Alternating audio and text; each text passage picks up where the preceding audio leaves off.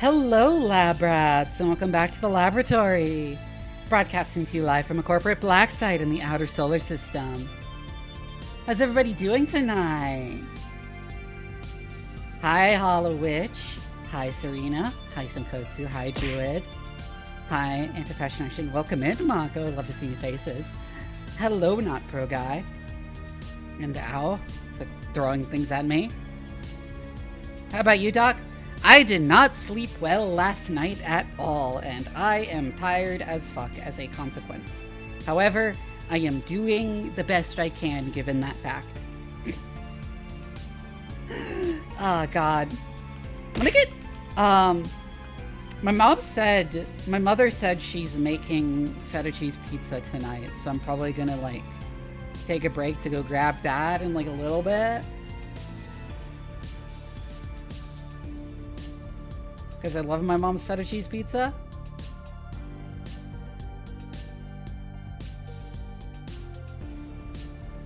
I gotta get better at making it myself.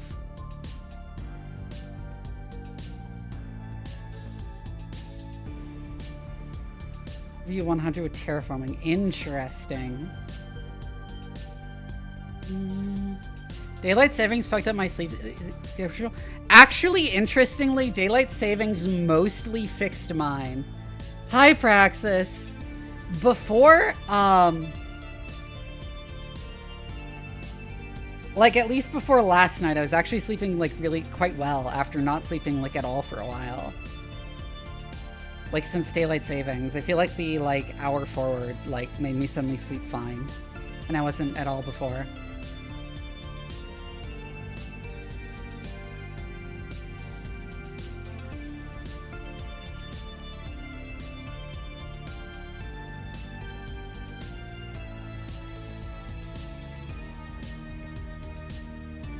New here, blame Comet, you directed me here. Hi, Lord Osmodius. Oh, we haven't seen Comet around in a while. Hope she's doing well. The Corpo and Pretty Nova.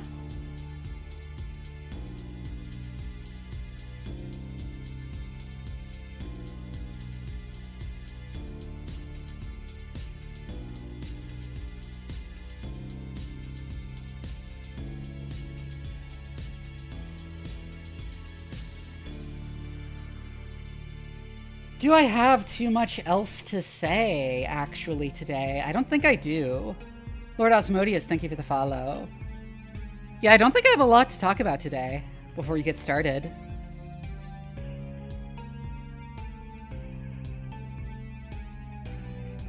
Let me set up my captures, because I forgot to.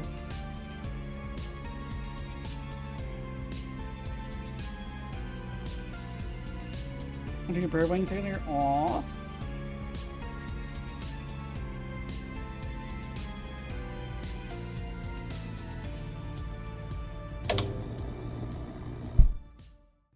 There we go.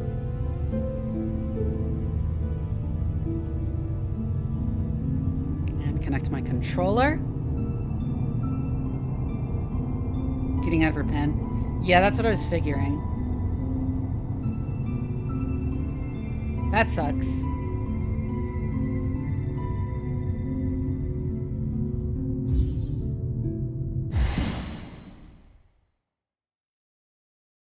So we are at the final boss.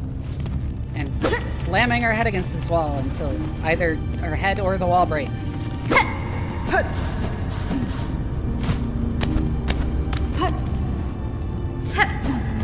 Wait a second.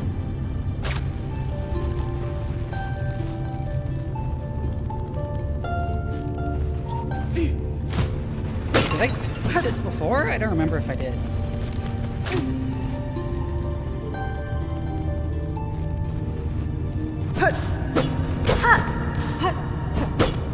You fuse Hornet's head to the wall. Oh yeah, I also forgot to do those squats. Is there Yuri in this game? There's a lot of implied Yuri.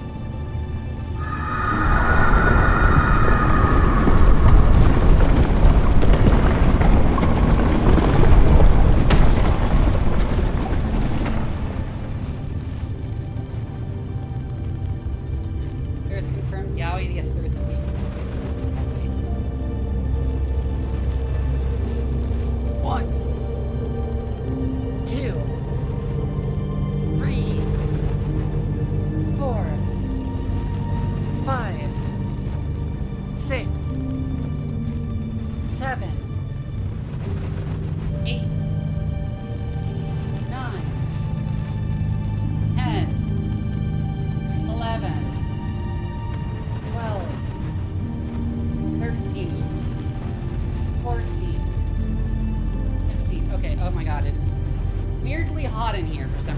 been hot in the rest of the house, so I'm gonna take my pants off and I'm gonna be like a tank top and panty streamer again.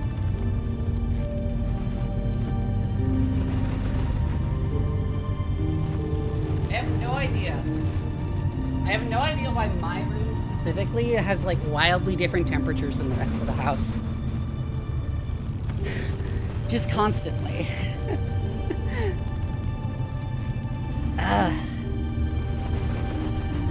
It's either really cold when the rest of the house is hot, or it's like really warm when the rest of the house is cool.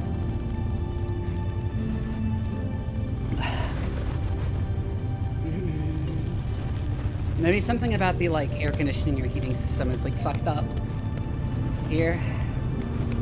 Anyways. Oh right, you have to like actually do that, not just jump in.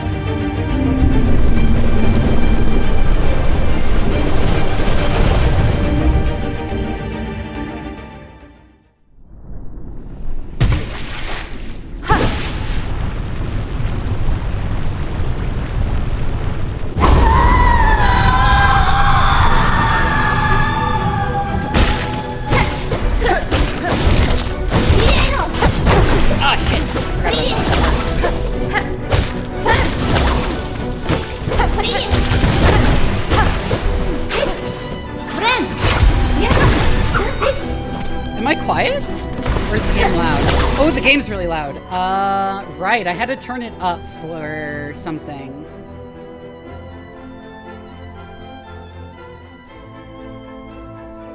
There's another game I was playing where I had to turn it up.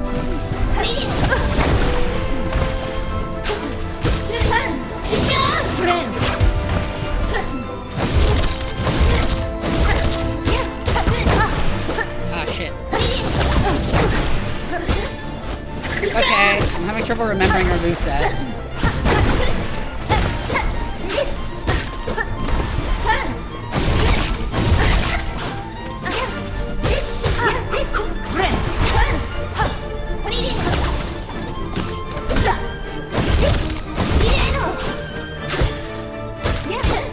Oh, that was such a good parry on my part.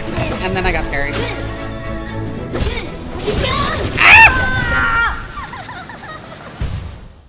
Yo, it was the new Resident Evil that I had to turn the volume up for on the capture.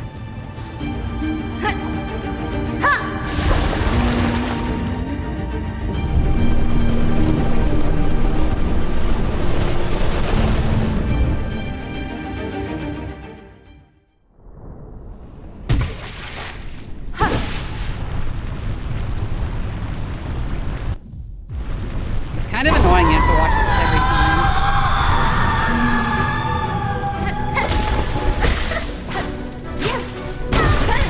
Oh, I bumped her.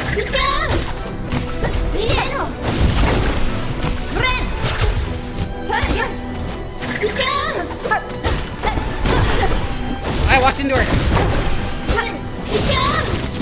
Oh, I totally fucked that up.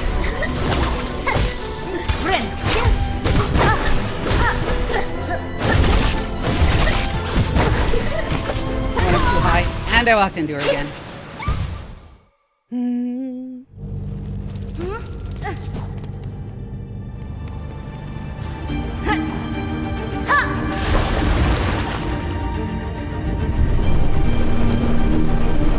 Let's try that again.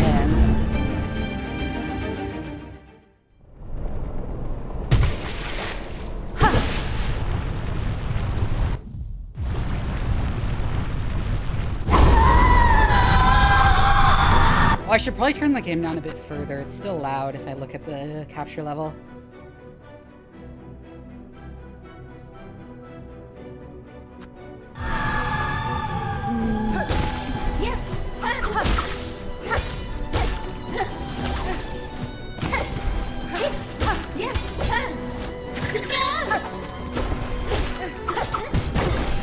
Oops, I jumped on.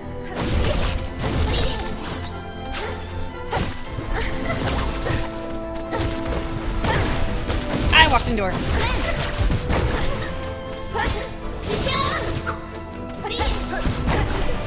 Ow, fuck you.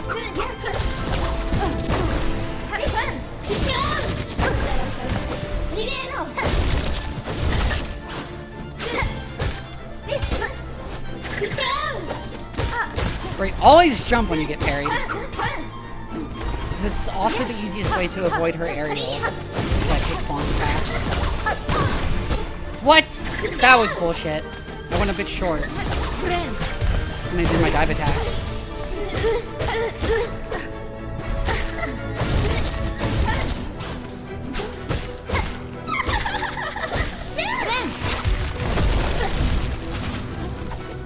God, I hate this face.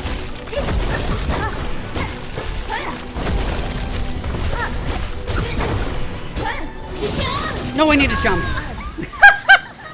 I moved away and I needed to jump. Fuck, I forgot.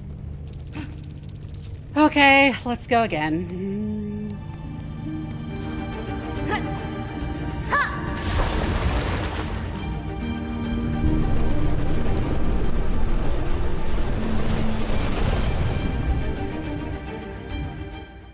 But yeah, I'm definitely getting back into it pretty fast if I can make it to state her second phase so quickly.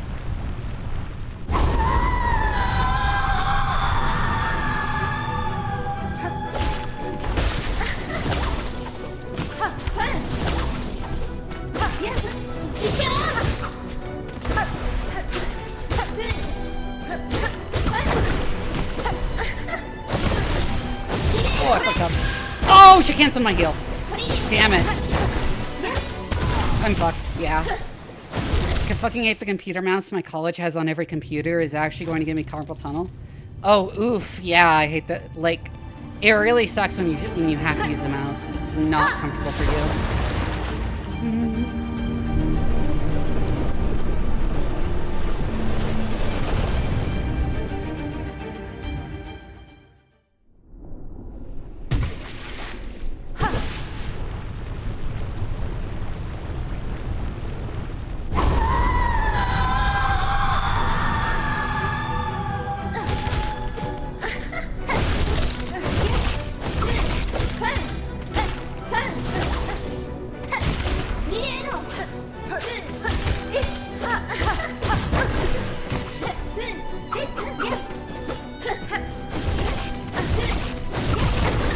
Ah, she just barely managed to go up far enough to get me.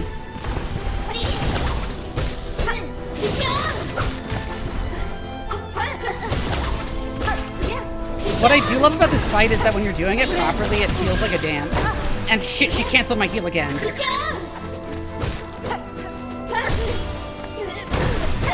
I walked into her while she was stunned. Fuck you, game. Oh my god. I hate combat. I hate contact damage. I am having fun despite cursing. Ah!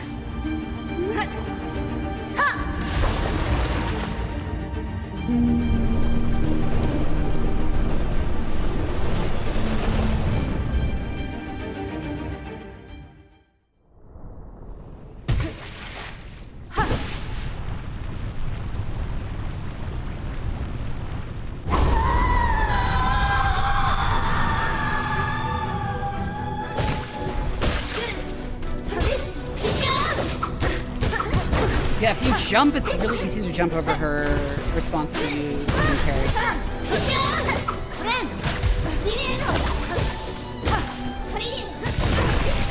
That's wrong response.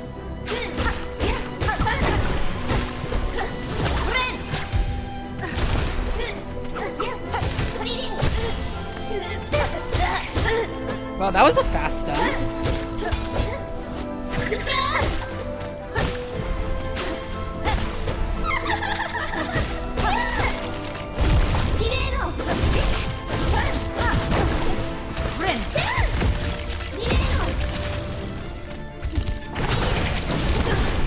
Oh, I got clipped by that.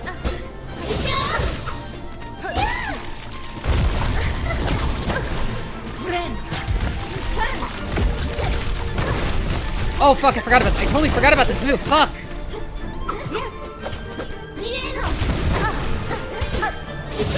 I didn't jump in time. I was doing so well at the beginning, and then I think I got overconfident because of it. Oh, okay. Phoenix, joke's on you thinking your tuition goes towards staff and facilities and equipment and not towards paying administrator salaries.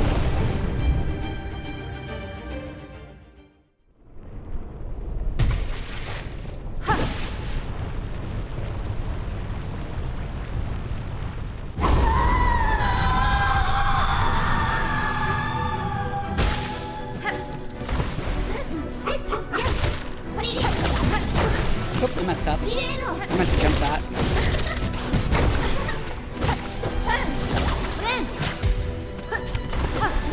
Oop, fell a little short.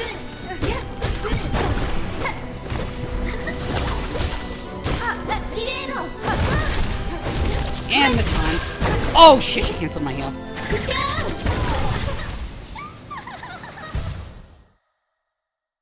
Getting your heal canceled is so punishing.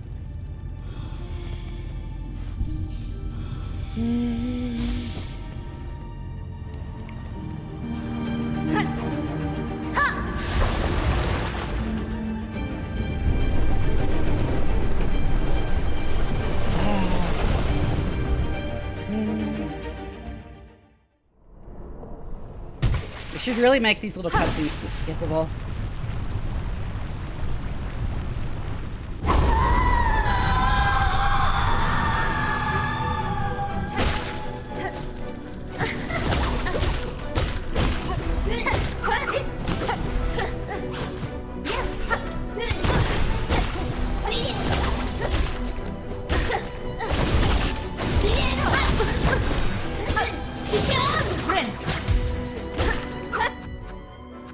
What? Did I hit start by accident? I need to stop trying to hit her during that. I always get fucked up when I do that.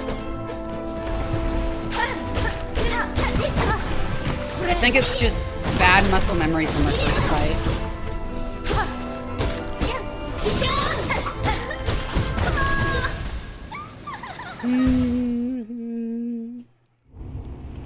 Where she didn't have the tentacles trailing her. So it was just kind of like a free hit if you hit her on the head when she was doing the slide.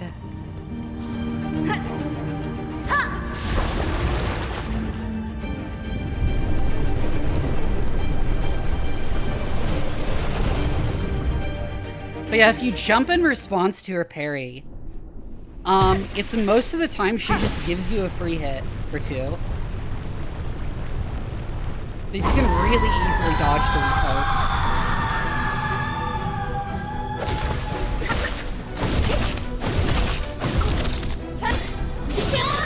See?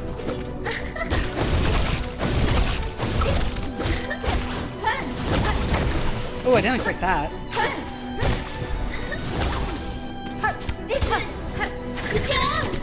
Oop, I messed that up.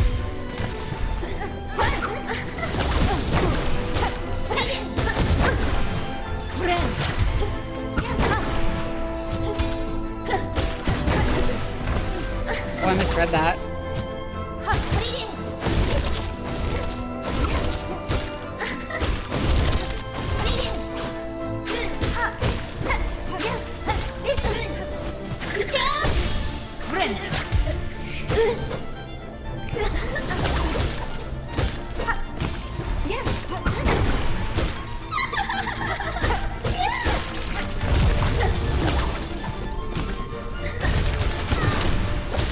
Oh, I got hit by the upward portion right now. I don't think I've ever gotten hit by that before.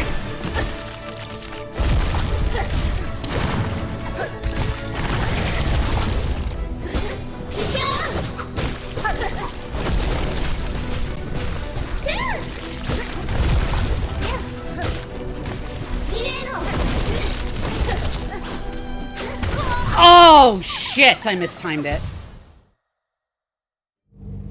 Damn it, I did so well at 1 health there. Thank you for reminding me to hydrate.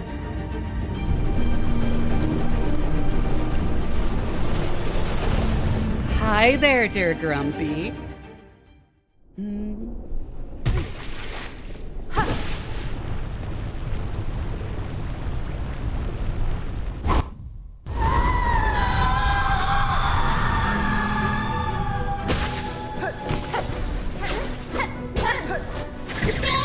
I totally fucked that up.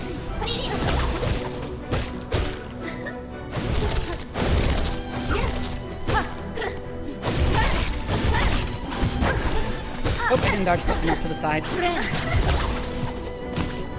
Also, that was extremely bad timing on the heal, and I'm lucky I didn't get punished for it.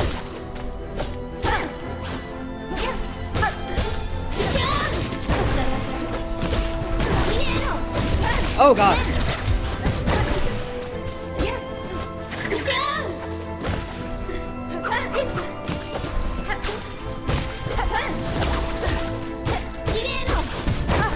Ooh, I didn't expect her to jump. I thought she was gonna slide. I misread that.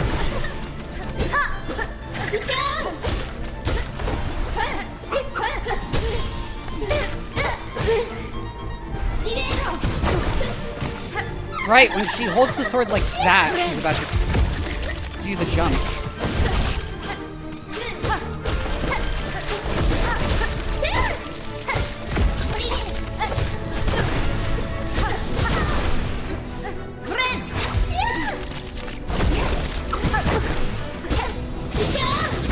Oh god, the parry got me. Okay.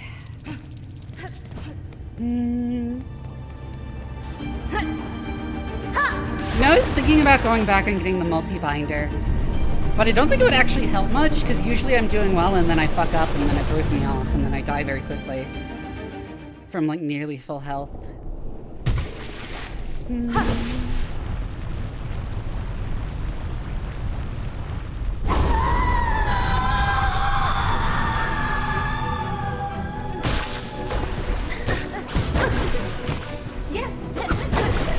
Oh my god.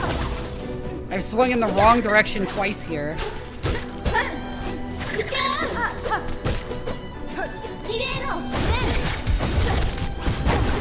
Yep, I thought I was far enough.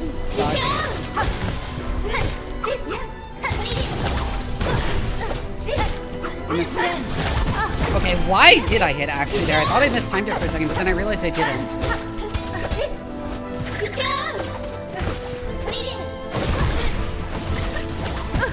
Oh! Okay. That is slightly longer range than the other possible things she can end that chain with. I didn't realize.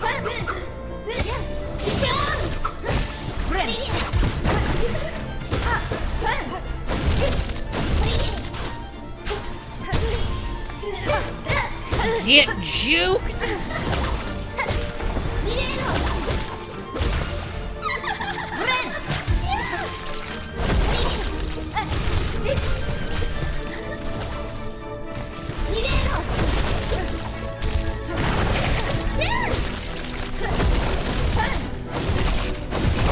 Ooh, I couldn't get far enough away from her fast enough.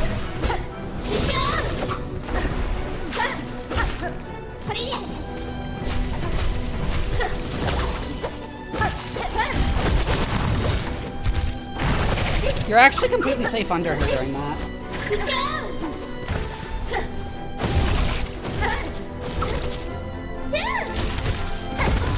No! Fuck!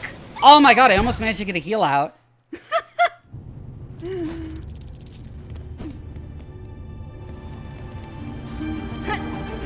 But yeah, when she shoots the stuff in the air, the safest place is actually underneath her, where you can also hit her.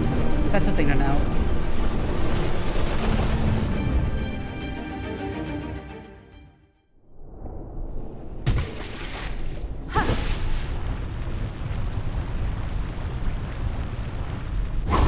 Oh, Monster Hunt time. Nah.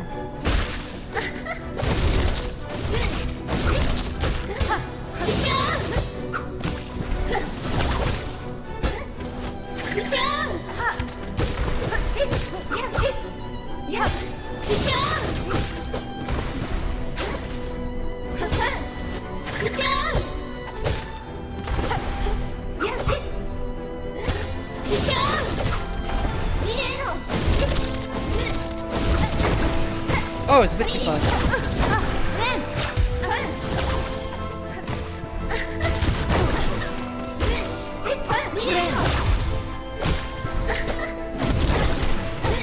Yeah, I messed up there.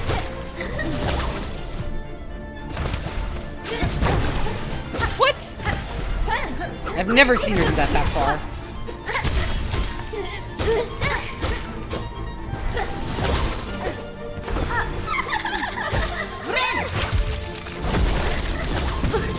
Oh, I didn't realize that was that far. Shit. Okay, I thought I was out of her range. I was not.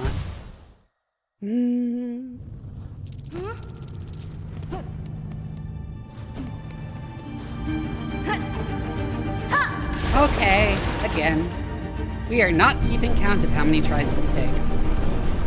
Because I'm sure anyone attempting to keep count will lose count by the end of this stream.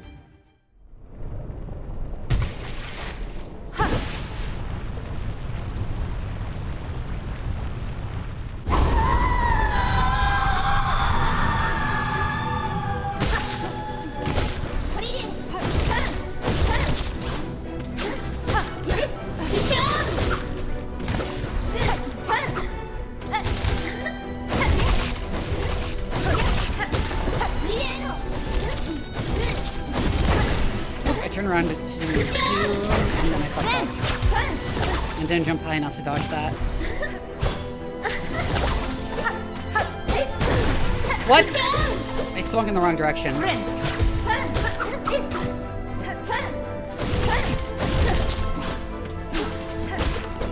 Okay, I'm getting better at identifying the up jump swing. The like big uppercut she does. What? Okay, so she can just go all the way across even with that. I thought it was not that far.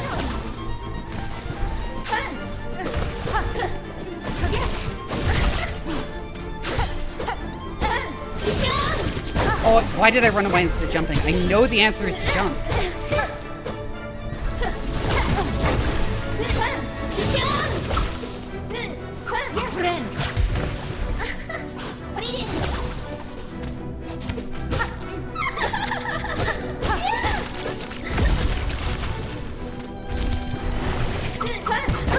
What? Oh, I didn't see her. She was concealed by her attacks. What? I feel like that changed directions. Did I, like, misread that horribly?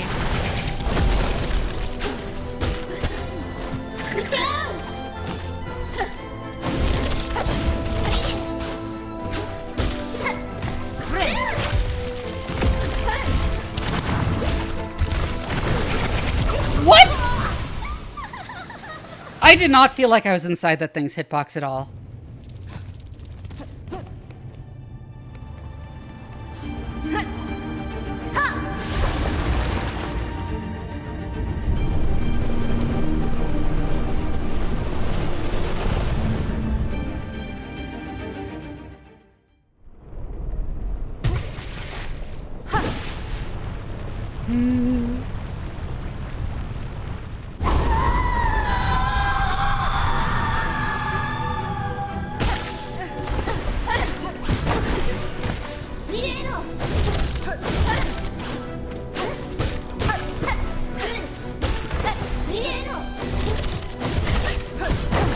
Oh, I didn't dodge far enough.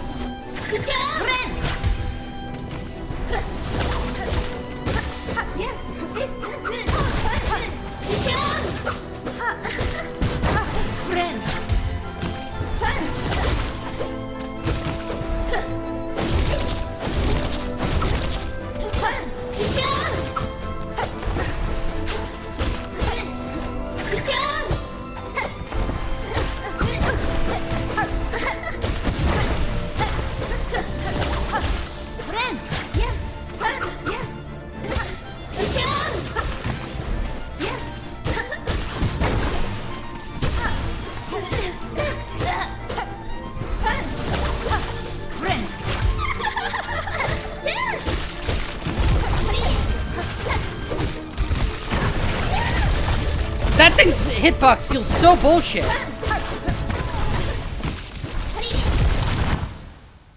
What? Oh, is pizza ready? Am I?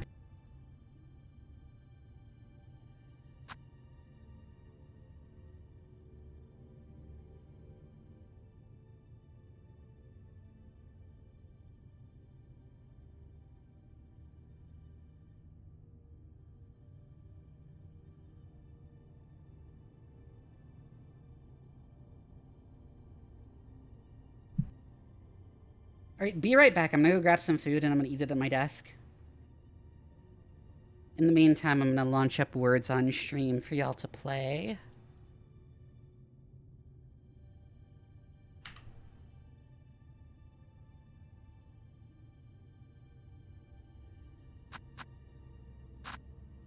Bringing it up.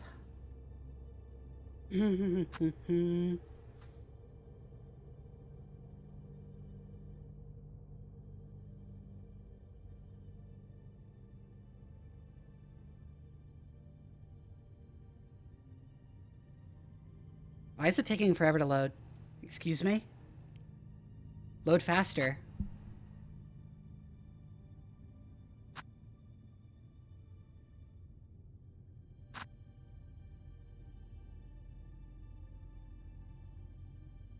There we go. Okay, words on stream. I'll go grab food.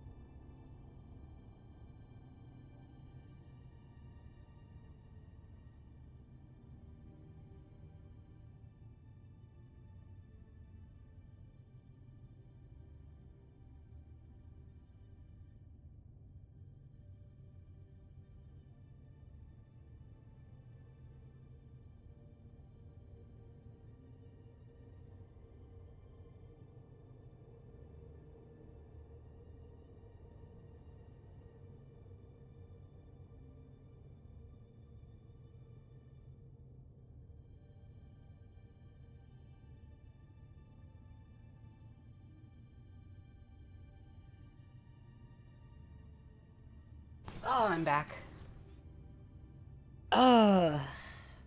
With my mother's homemade feta cheese pizza.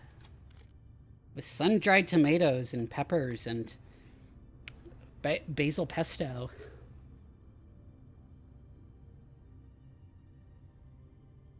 I'm gonna finish eating before I get back to the fight, so we'll just do one more words on stream.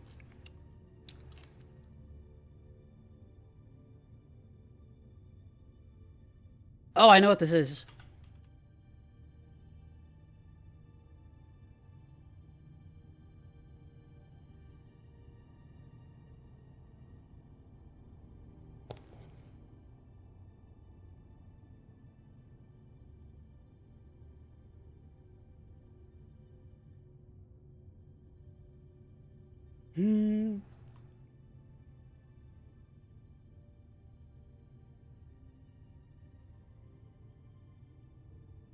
Mute is one.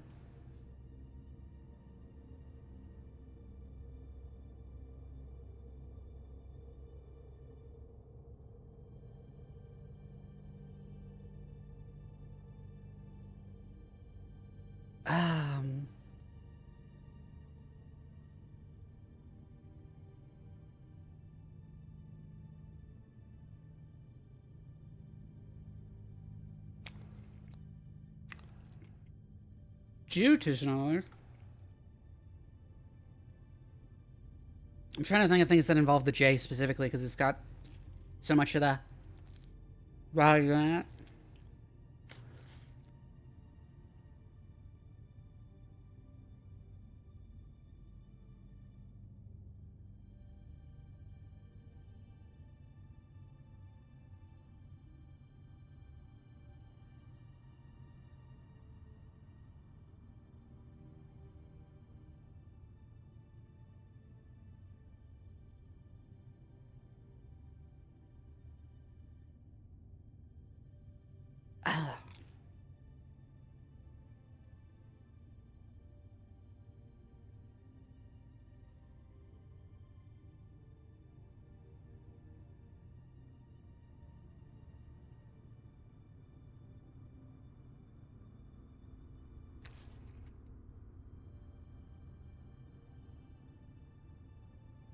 Hmm.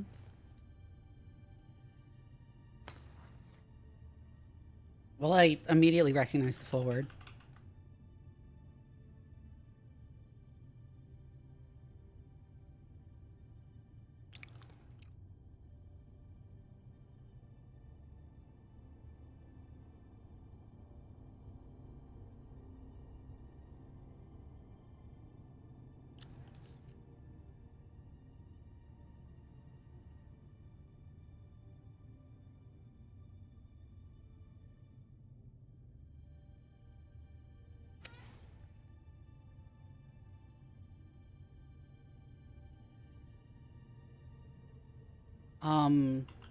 Alder? Yeah.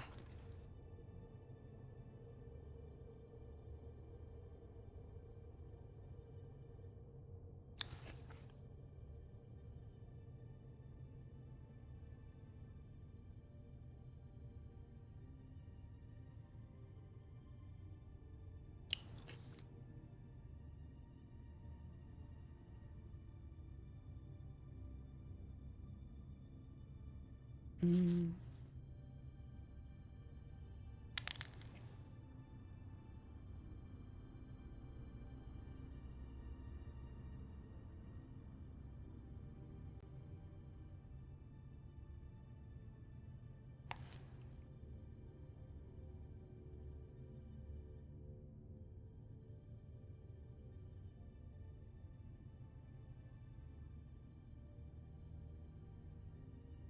We need one more.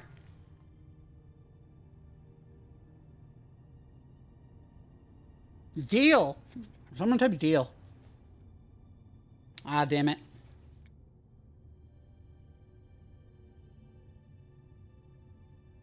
Not enough people playing because it's early in the stream. I had to take this break.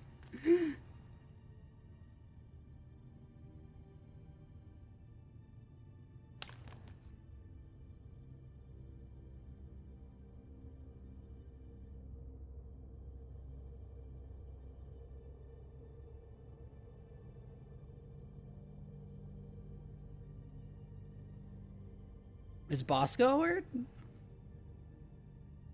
Hmm.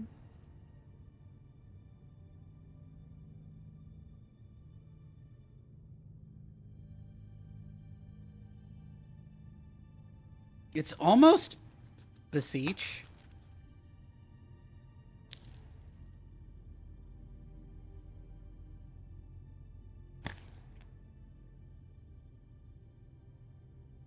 Oh.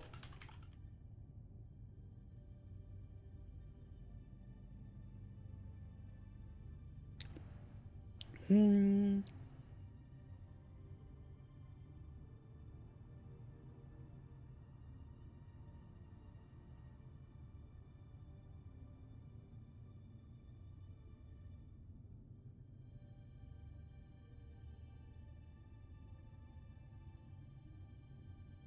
What, beam is spelled like that as a word?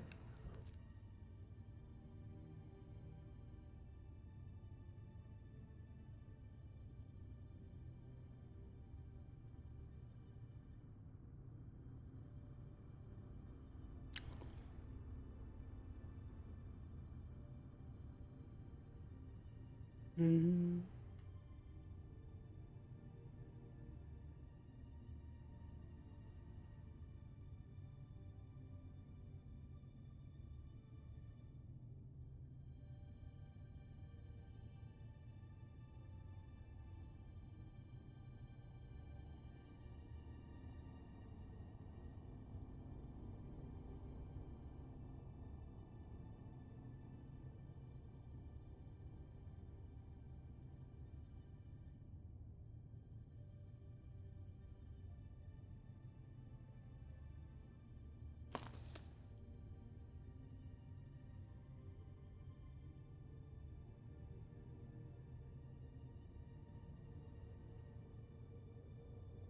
Finish eating. I still want more though.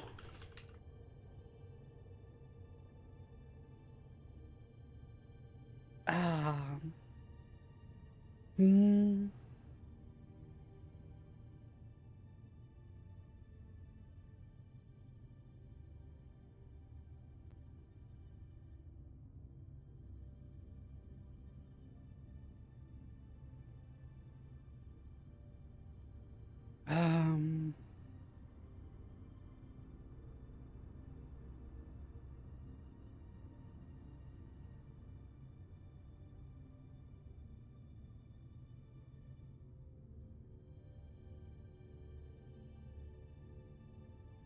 Oh, I misspelled.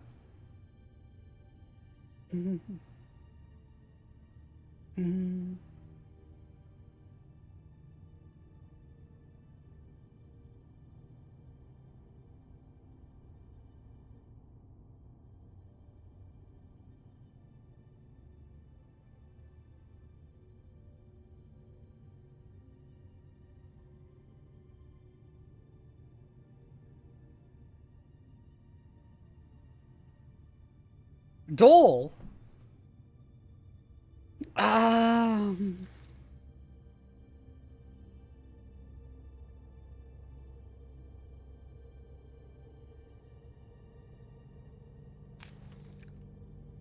Is this a word? I know it appears in compounds. No, it's not.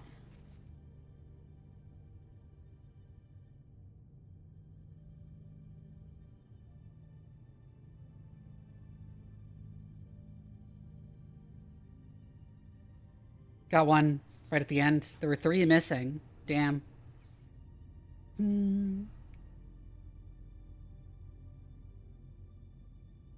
Okay, that one went so well, I'm tempted to do another, even though I really should get back to Silksong.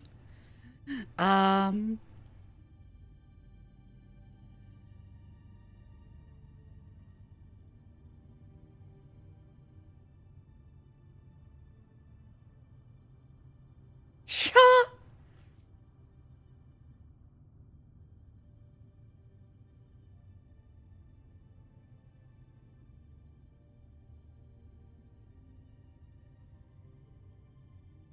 No.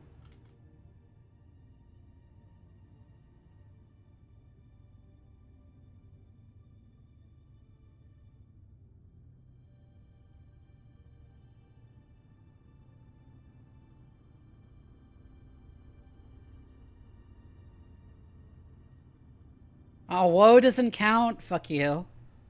That's a word. It's just an interjection.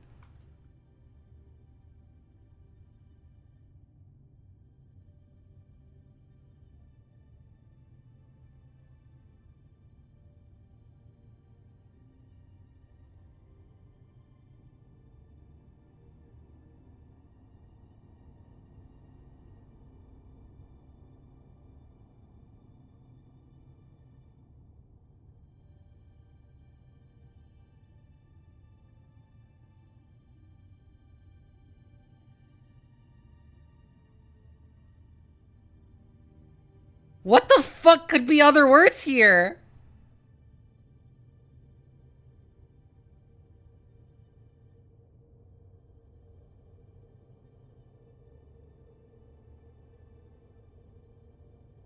Oh, shot did count. I thought I typed it before.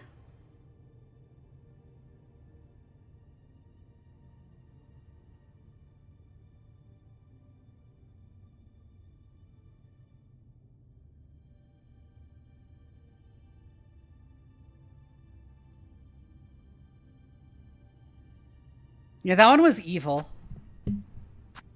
Anyways, back to Silksong.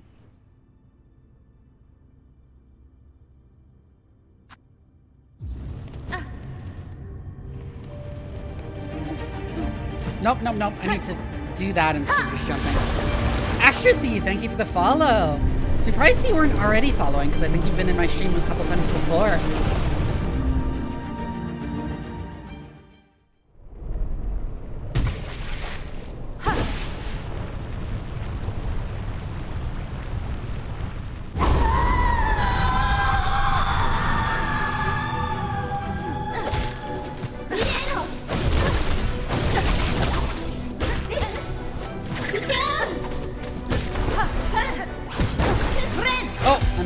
That again.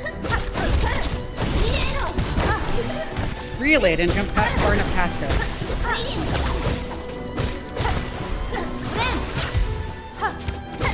Oh, that was a quick charge. And I jumped with her next time.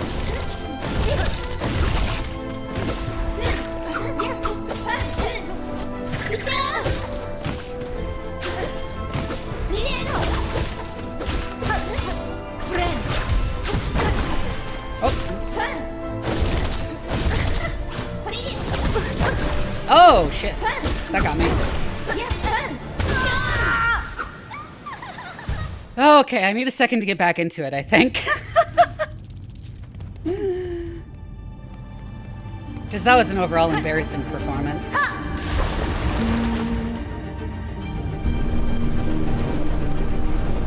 I wonder how my friend... I just saw Vivi launch Megabonk, and I always wonder how my friends feel launching a Megabonk and see my fucking 450,000 high score. That is 200,000 higher than my next highest friend.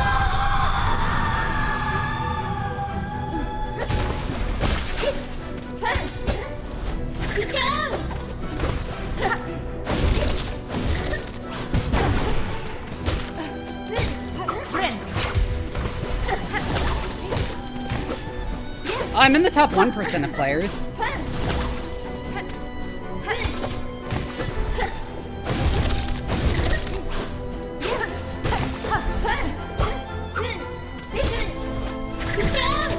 Oh, I didn't dodge that properly.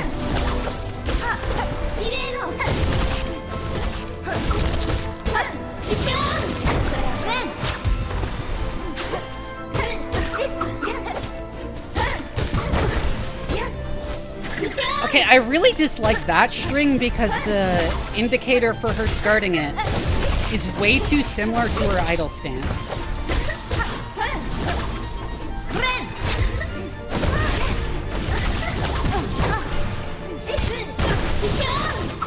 Oh my god, getting parried when you do claw line is the worst fucking feeling because it just pulls you into her and then you take contact damage.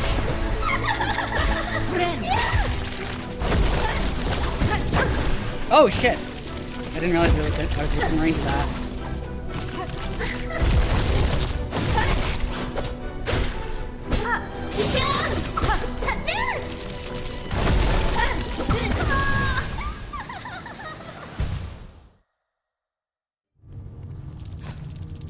Also, I'm beginning to see in that second phase, it's less that she's being physically concealed by the attacks while she does her thing, and it's more like the Trobio fight, actually, where she's disappearing and then reappearing with the attack resolving. Which is much easier to account for. And I retract a lot of my complaints about that. It's just not super clear what's going on at first. Oh, shit.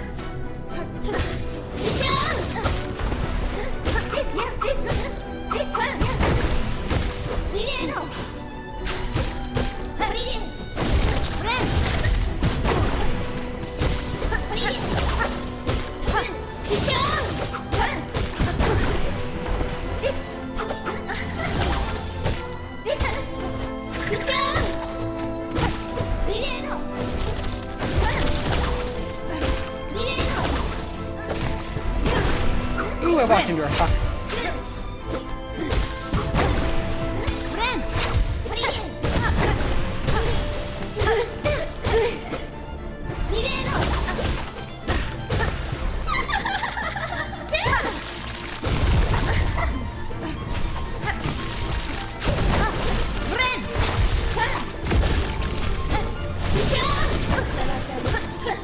I kind of forced myself into a corner there.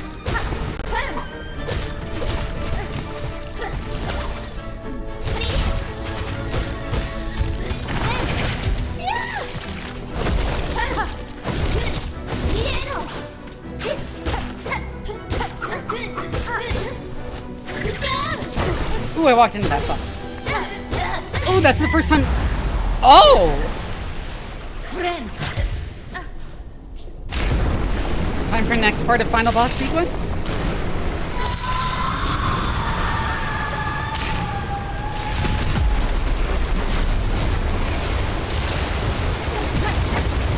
Yo!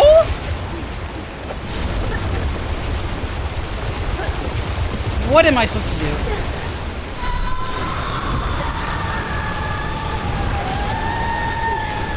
Hello! She's back. Oh, I walked into that.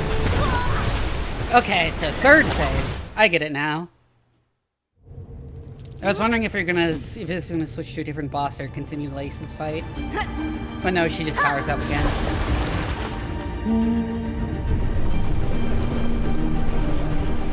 But I made it to the 3rd phase that time.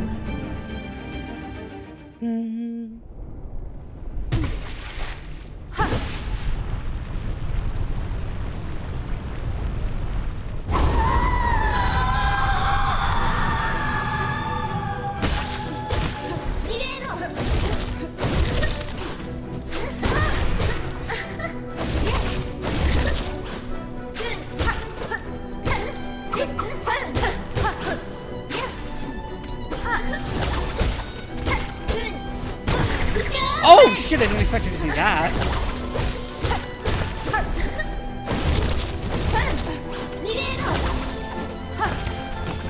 Ah, shit, I missed. I kinda hate how that wastes it if you miss with claw line.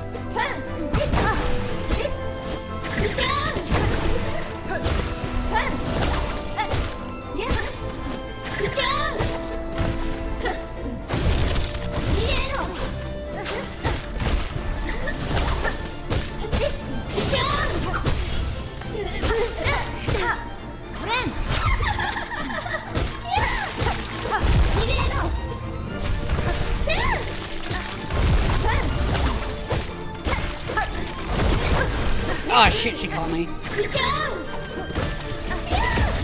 And ended my streak, too. Oh, fuck. Oh, shit. I forgot that she teleports with that. And I walked into that.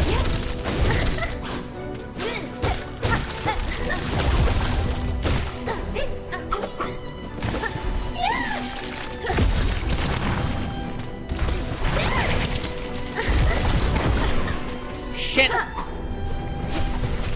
hate this attack, I hate this attack. Oh shit, I jumped wrong. I'm like getting the first stage like really down pat though.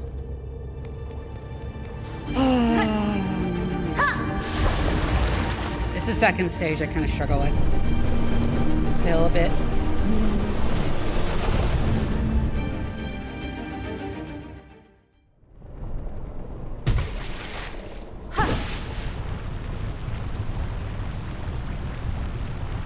You know, when I see the name Lost Lace, I think, like, you've lost a lace of your, like, fucking shoes, not, like, something scary or intimidating. Like, yeah, she's a lost shoelace.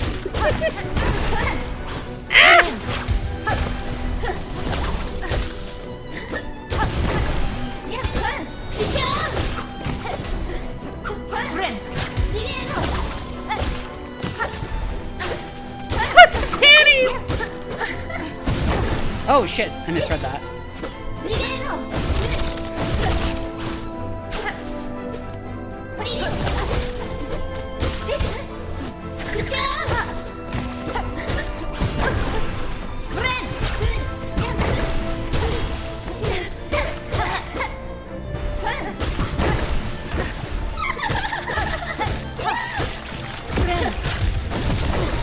Ow, fuck.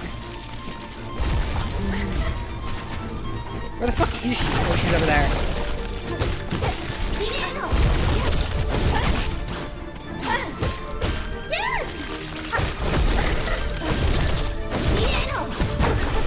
That was strong, fuck.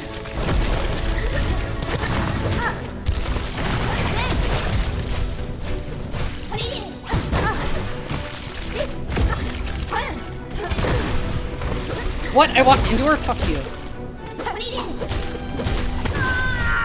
Oh, I hate it when you walk into her. It always disorients me. Like, in addition to doing damage, it's always like really disorienting when I specifically do that.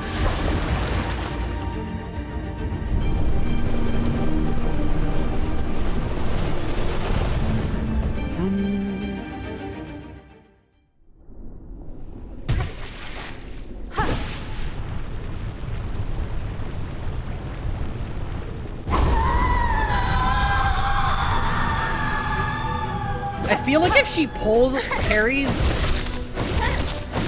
your claw line rather than it pulling you through her and making you take contact damage, it should just pull you up to her.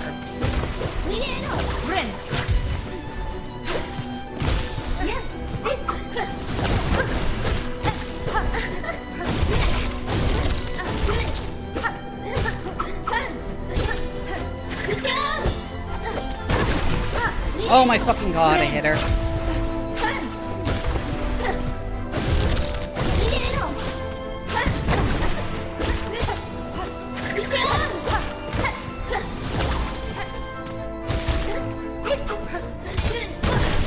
See? I fucking hate that! God damn it!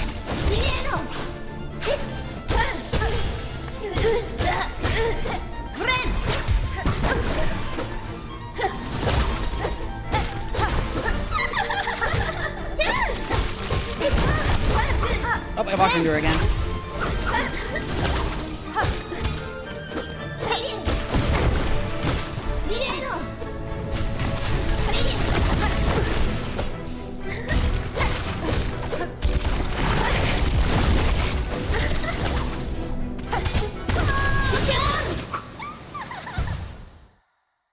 Hi, Lunchbox! Thanks and welcome in.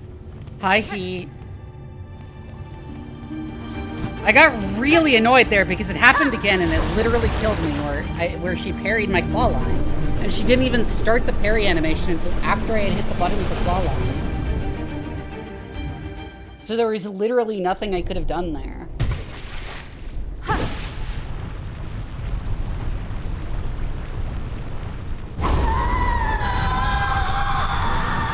You bring gift? That is having, like, actually come to understand how stage 2 works. My only real complaint with the fight. Thank you for the gift sub. It's the, way if you clawline her and she parries, it pulls you into her.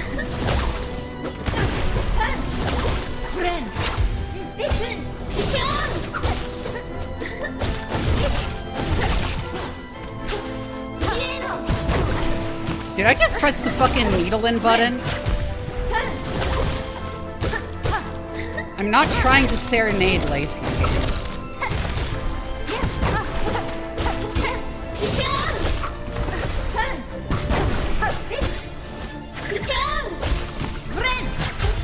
That and that one attack, the wind-up is too similar to her idle animation.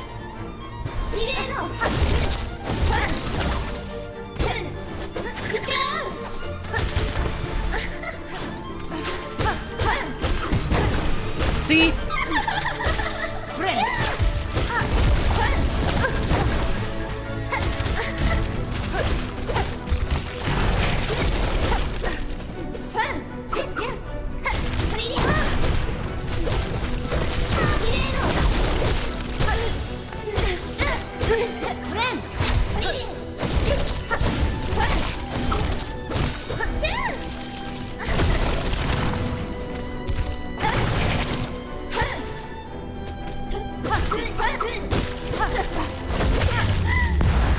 Oh, second phase 2.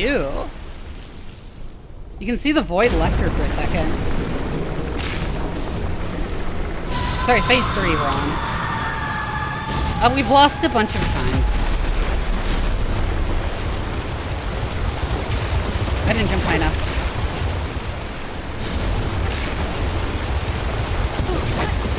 I did it again.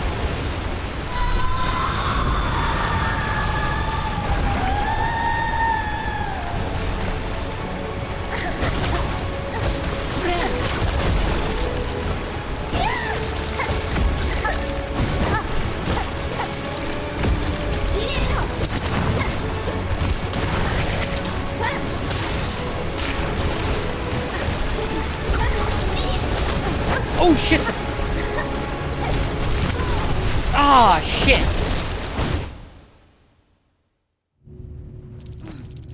I was doing decently well at first there.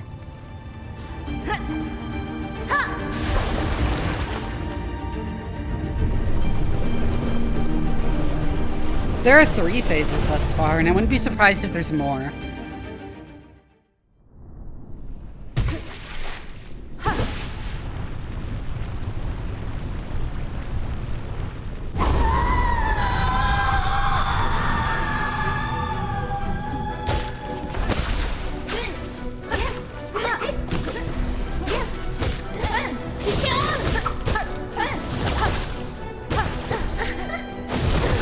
Oh, I jumped into that.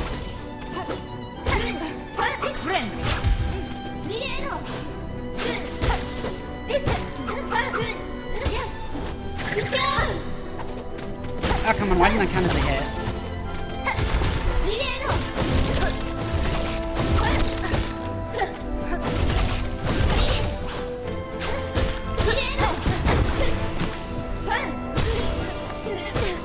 Oh, stunned her already.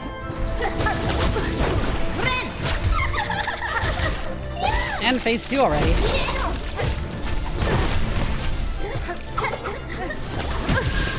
No, she canceled my heal. Fuck. I misheard what she was doing and I thought it was safe.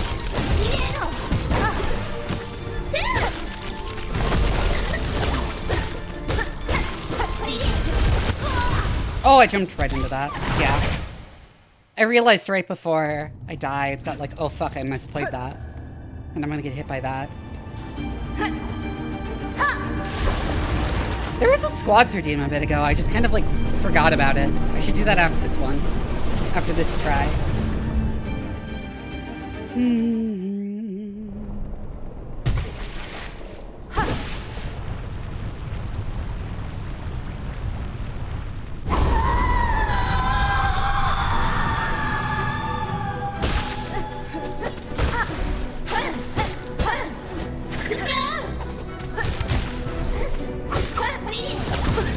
Oh fuck, I forgot she does that sometimes.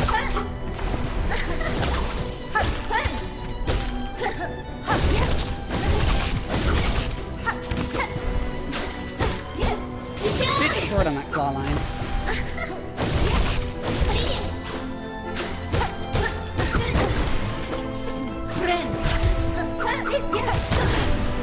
What? Why did I get pulled into her? She didn't even parry that time.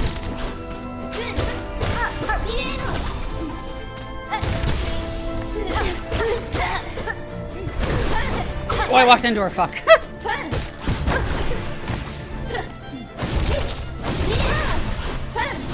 Why did I not realize she was going to go that way at this time? That was entirely my fault.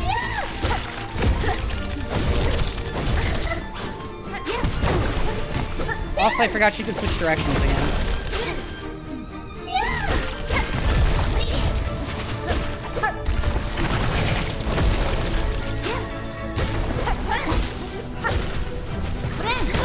No! Shit, why did I heal there? Fuck! Why did I heal there? I realized as soon as I hit the button, what the fuck am I doing?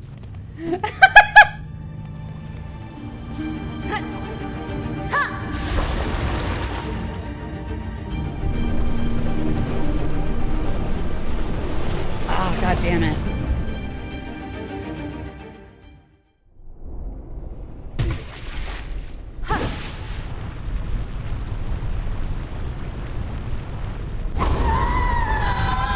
Yeah, I had a brain moment.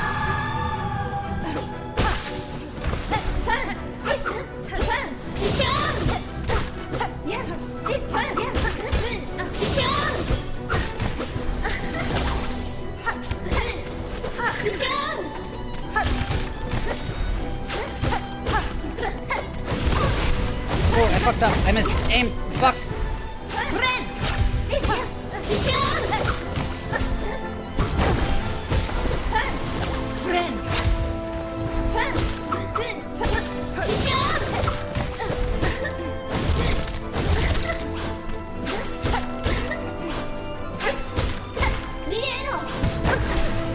I didn't realize she was jumping there, fuck.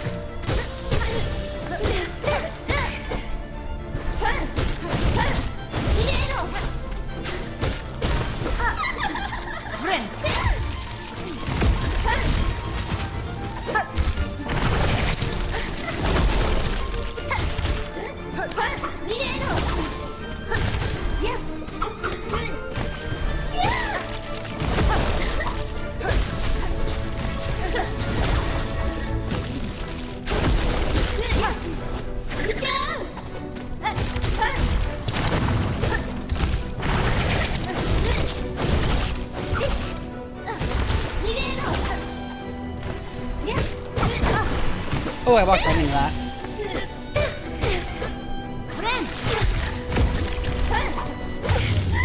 Ooh, I knew I was like only a couple hits away from stage 3. And at full health this time.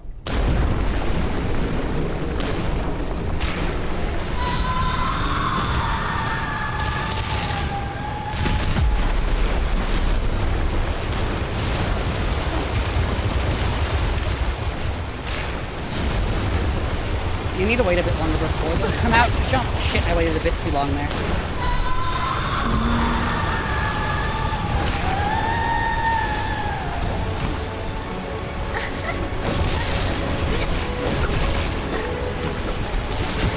Oh, she's faster now!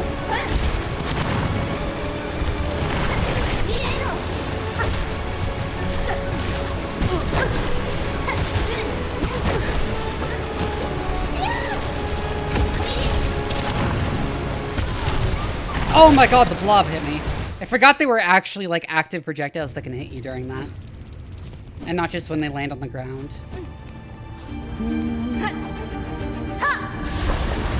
But yeah, I'm doing really well in phase 1 and phase 2 now. As long as I lock in.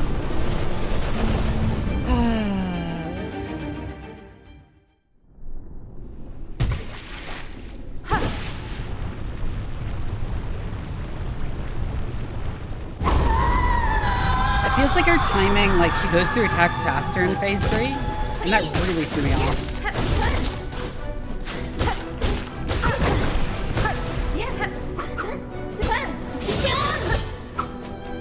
Come on, that deserves a hit.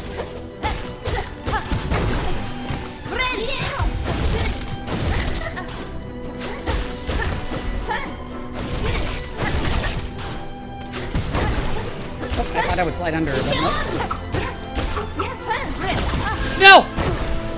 Shit. I forgot about how she sometimes follows that up. That was not a safe place to go.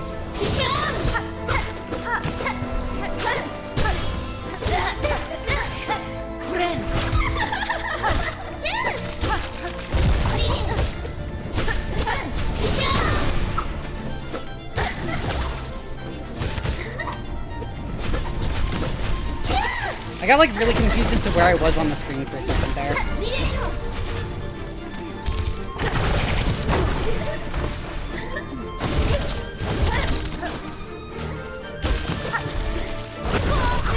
Oh fuck, I forgot about the tentacles. Okay. Okay, I got overconfident during that phase.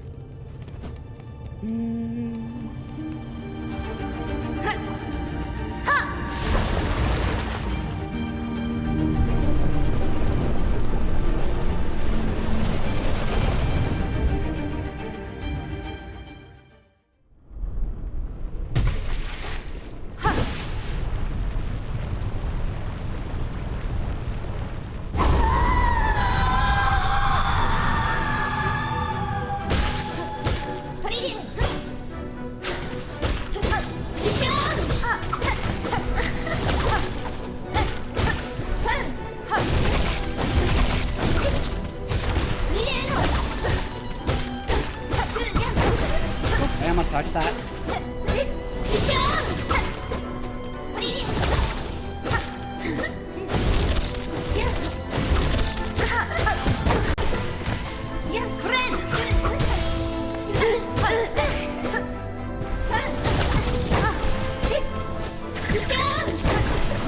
Kind of messed that up there.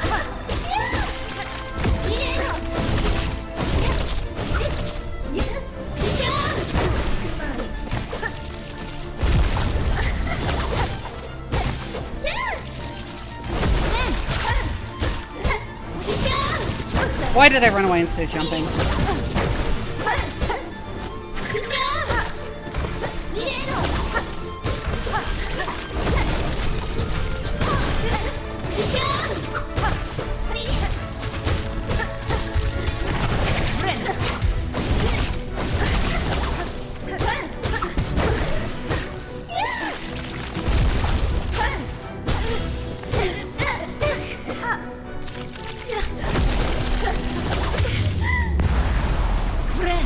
Okay, back to phase 3.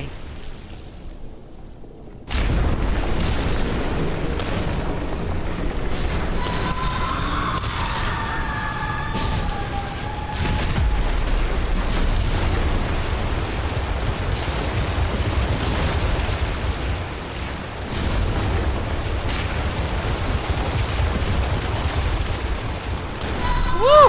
Dodged both of them this time.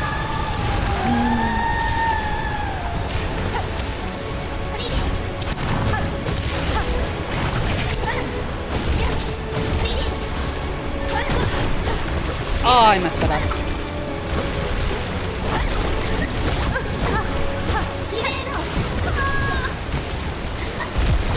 I panicked. I panicked at the end there. Fuck.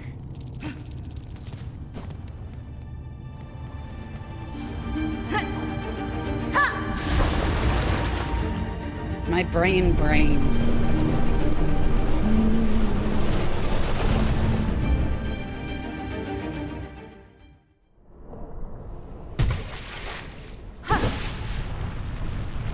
Here's to next week's scissors!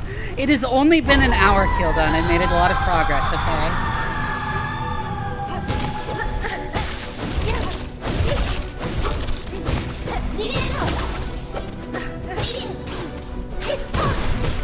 Oh, I was in far enough away.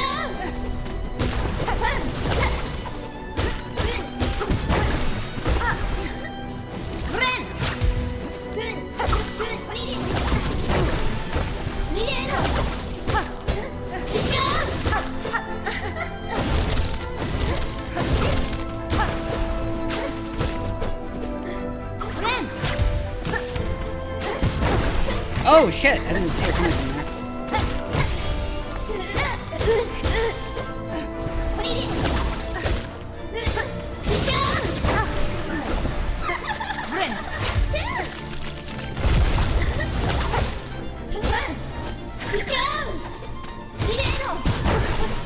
Shit.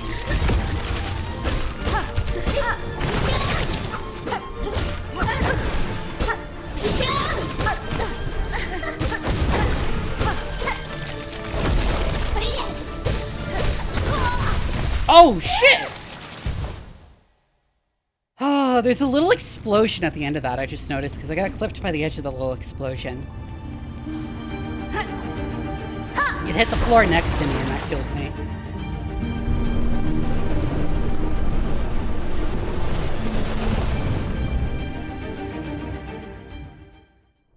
Either that or just, like, hit my foot or something.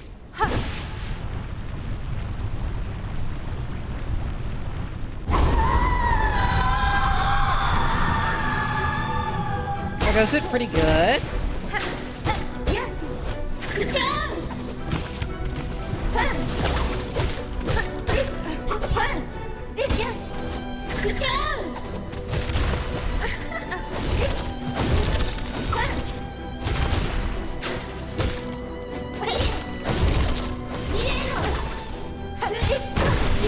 No, I hate that. I hate that so much when that happens.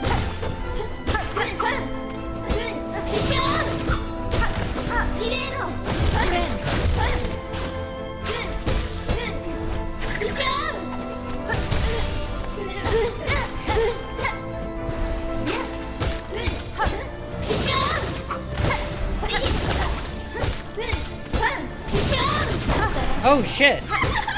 She can parry behind her?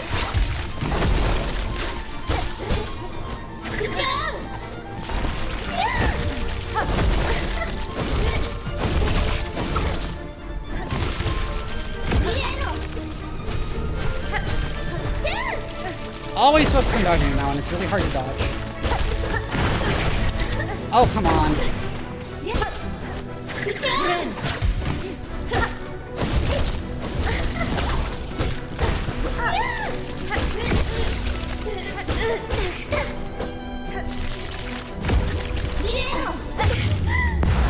Phase 3.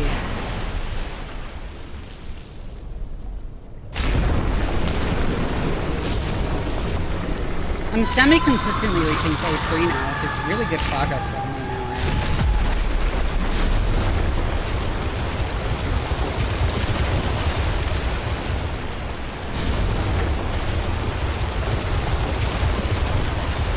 now. Almost got clipped by that.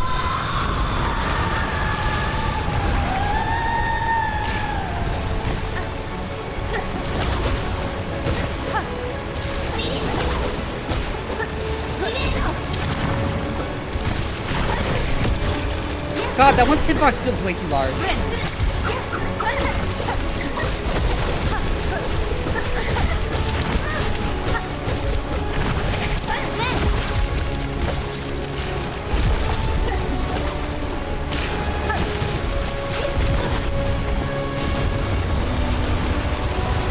there are more of these.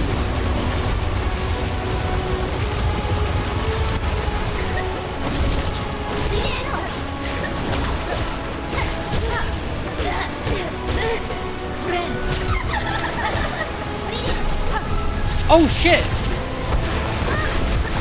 Oh! Okay.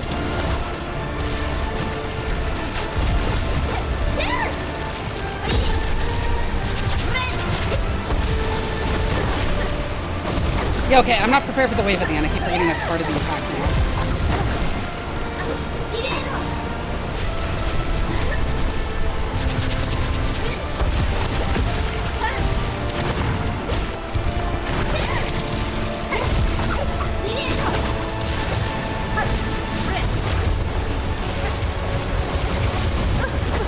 Oh shit, I didn't jump high enough.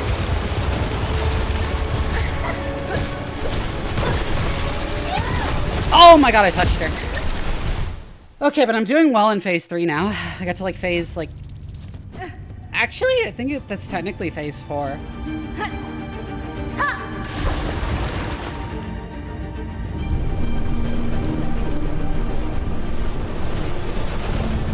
She did do the laugh thing and get some new attacks. Yeah, I really dislike contact damage as a mechanic. Hi, Looney. I've mentioned before that the reason I don't like contact damage is because it occasionally results in completely unpreventable damage. Where, like, a boss repositioning is part of their tell for an attack, but you, like, get moved into as part of the repositioning. And it just sucks. It's the worst.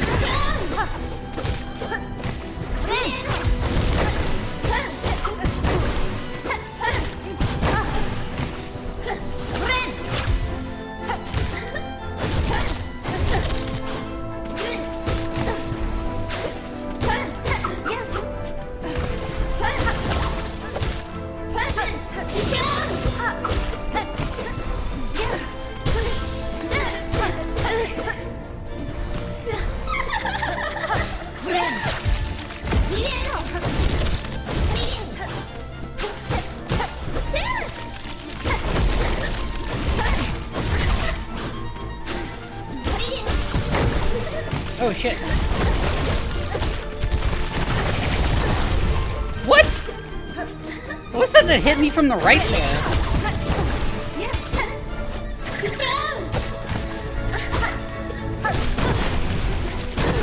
Oh my god, contact damage, fuck you.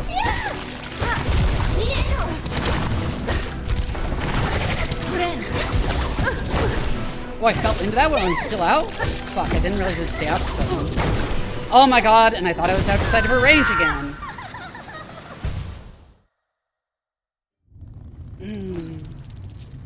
Yeah, usually when I die, it's because I misread something.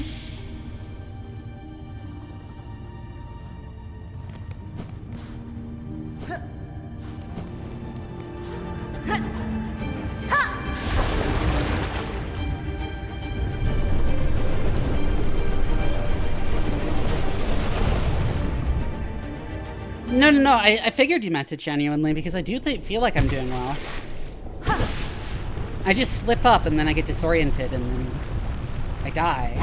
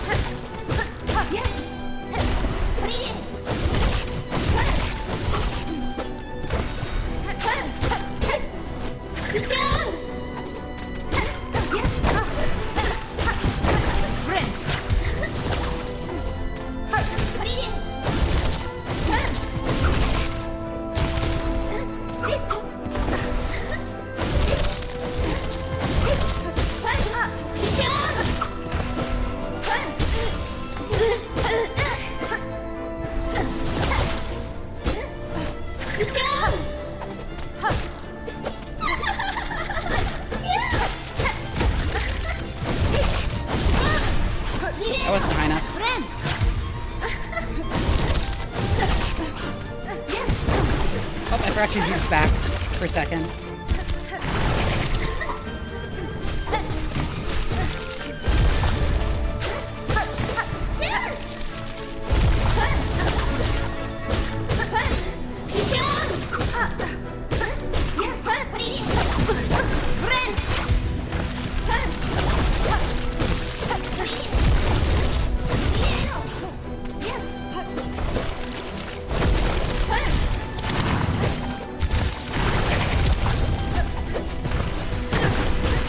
Fuck, I walked into her again. Phase 3, okay. I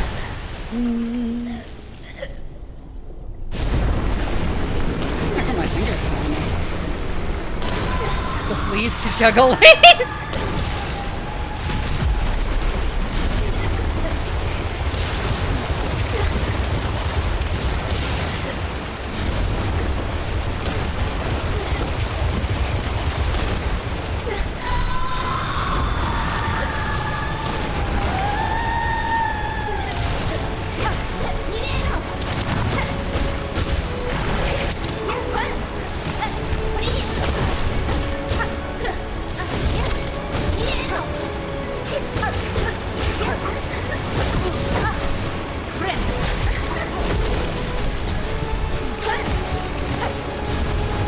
Where the hell is she? Oh, she's doing this. Also, it's easy. Also, I just realized it's easy to dodge if you actually leave.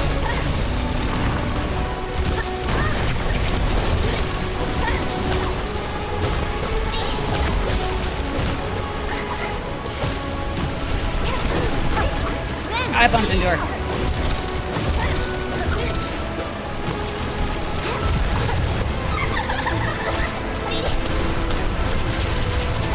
Almost got hit by that. I got hit by the wave again, fuck.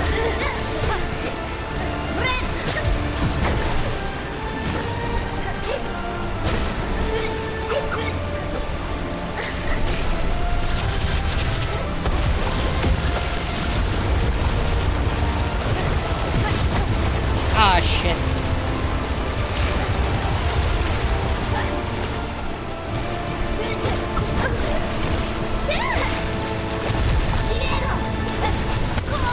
Oh god, she got me.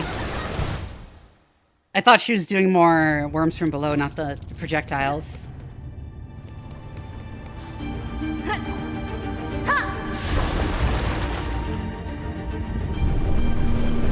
I think once I hit phase 3, I'm gonna throw out some of the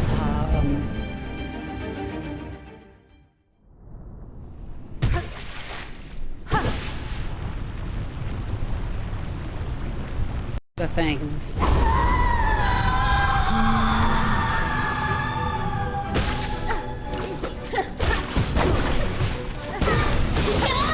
I got distracted. Fuck.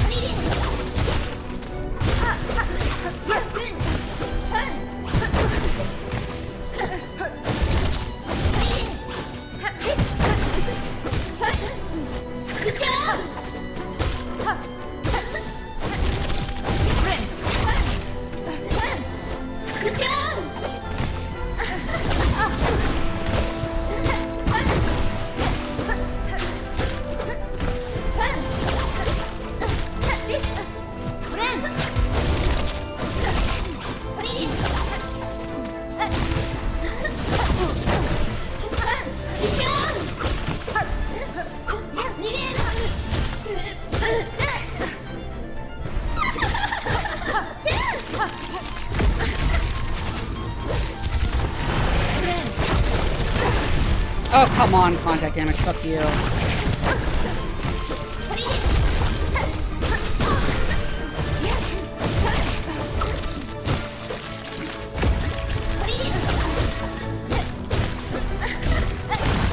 Oh, I jumped right in that fuck. See, it throws me off when she does the thing where she like shoots a bunch of balls up, because normally when she does that, she's like up in the air, but sometimes she does it when she's really low to the ground, and I totally misread the move when that happens.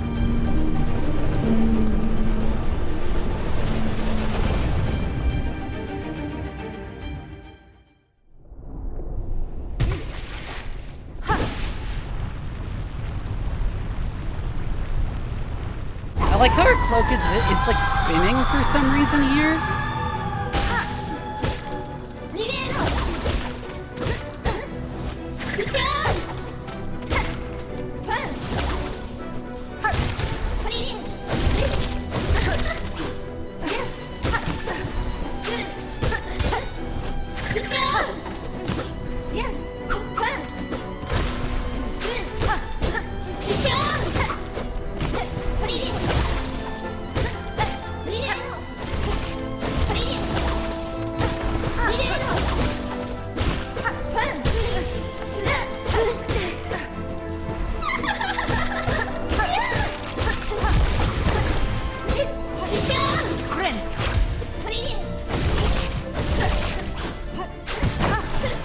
shit, I misread that. Why did I heal there? It worked out fine. I walked into her, fuck!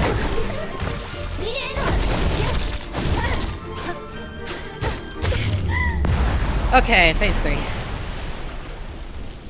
That was very sloppy.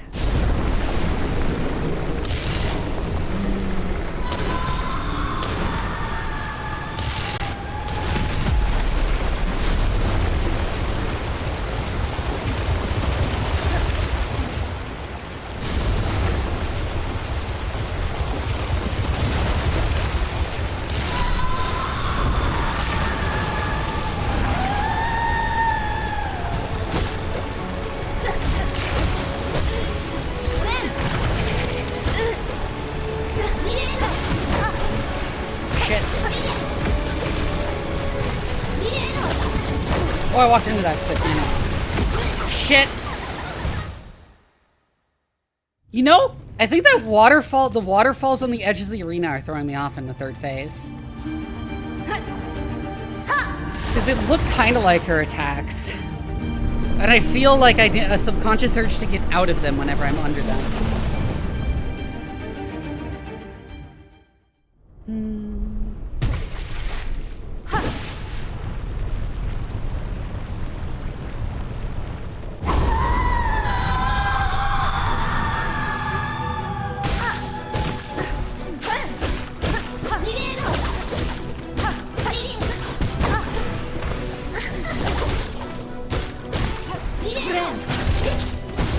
What? Why didn't I go in the other direction? Excuse me? That totally threw me off. Oh, just kill me at this point.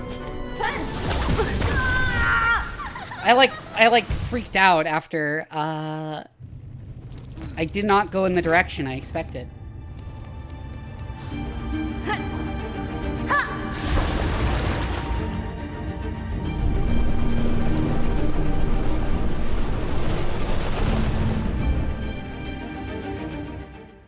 You got Baba on the brain, maybe.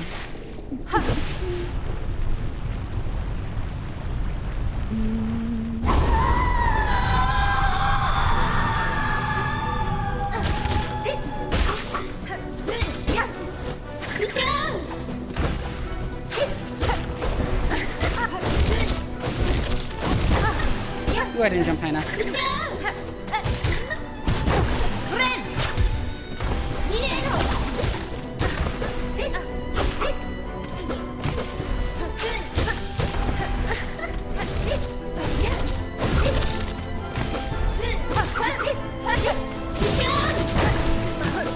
Okay, that felt bullshit. That did not look like I was within the hitbox at all.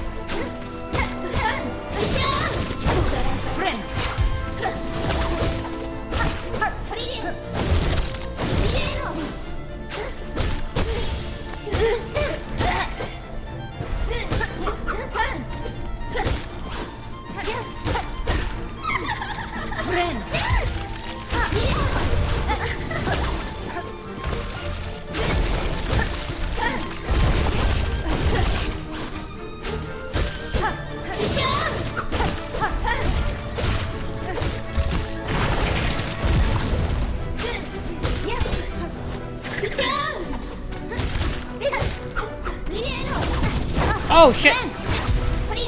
I zoned out for a second.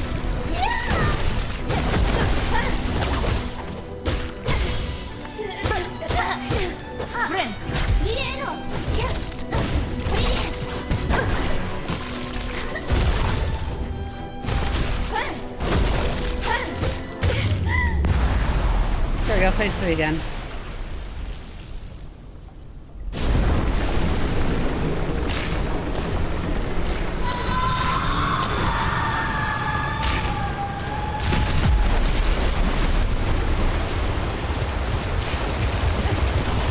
I almost forgot for a second.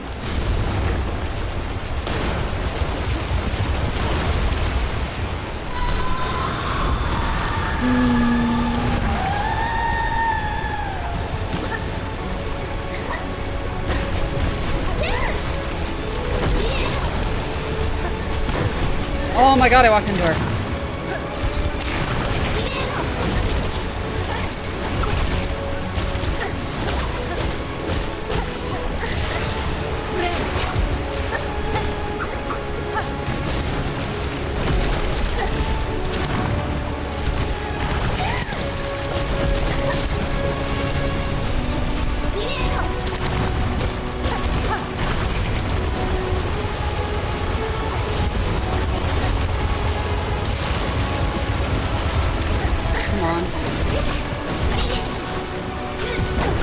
Oh, I walked into that, but...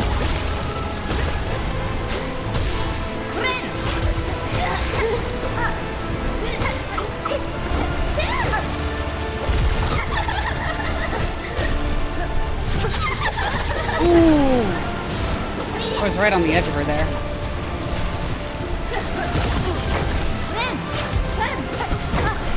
I panicked for a sec.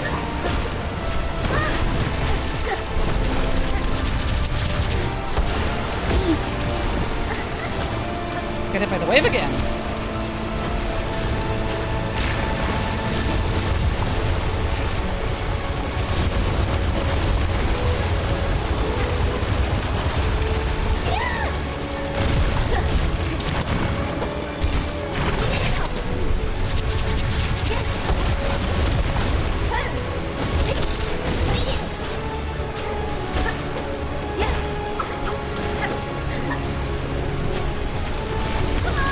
Oh my god, I died to contact damage because she telefragged me.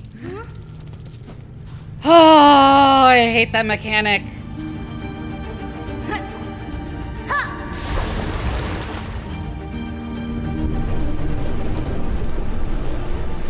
She teleported into me and I had no chance to respond.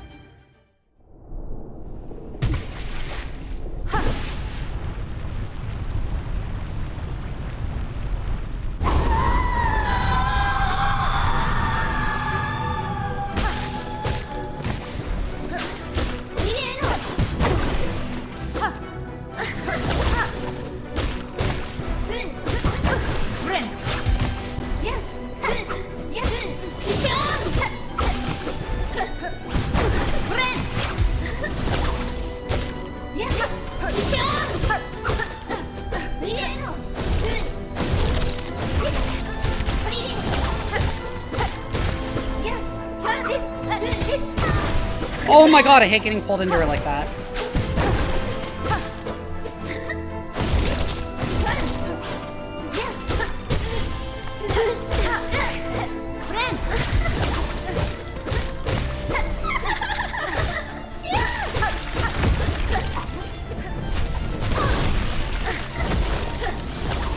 No, all my complaints about Lace's fight boil down to contact damage in one way or another.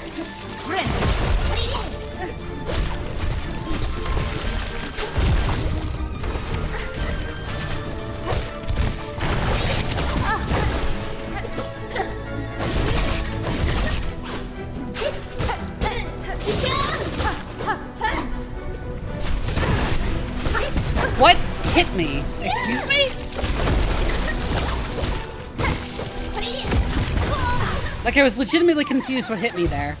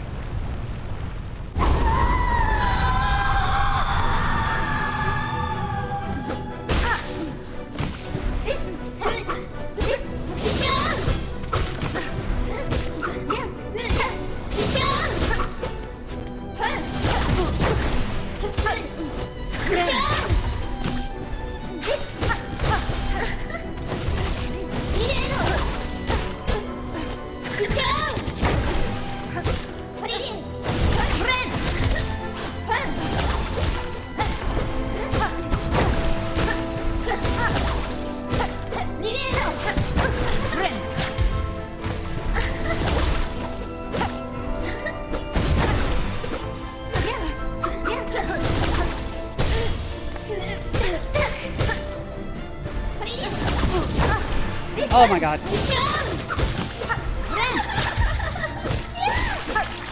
Come on.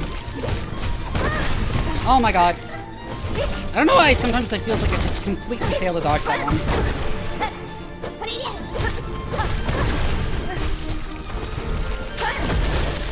I think it comes out at a weird timing.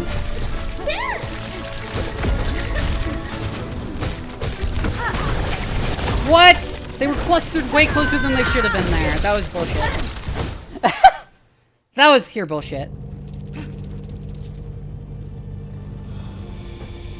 Ah, big stretch.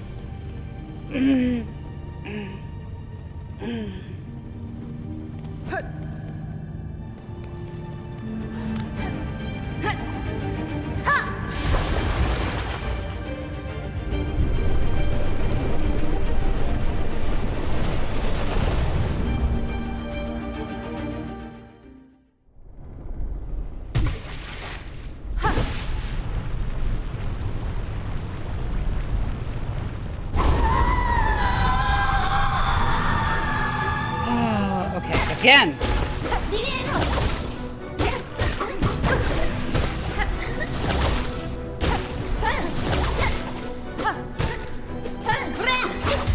Might as well steal this and pull myself.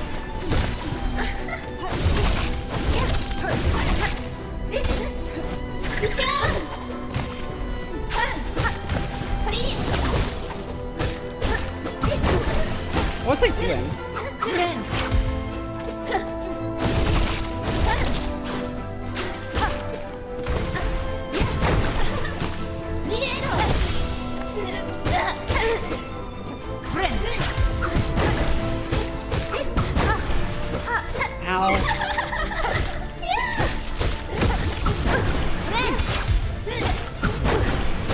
Oh my god, that attack!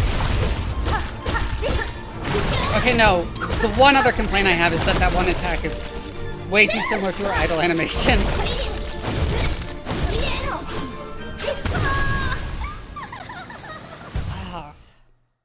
Wow, my wrists are cramping up really fast. What the hell? Why are they already this bad? I'm stretching my wrists right now. I might in a sec.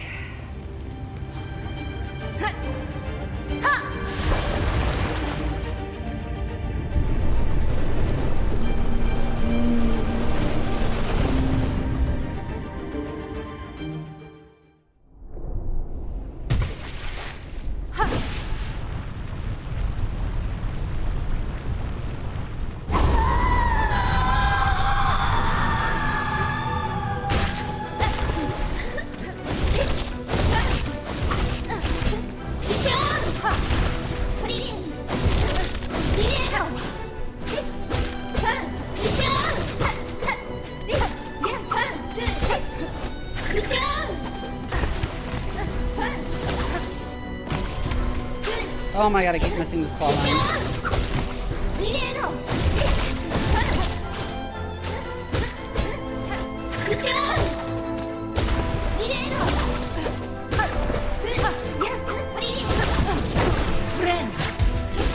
Just barely clipped by that.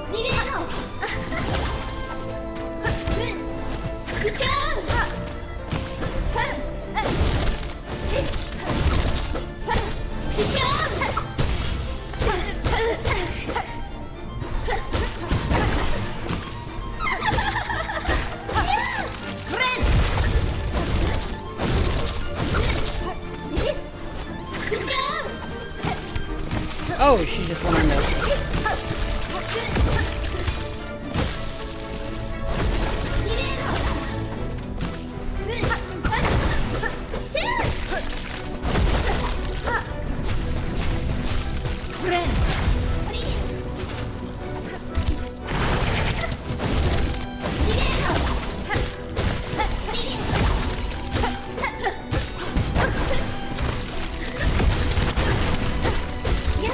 Excuse me?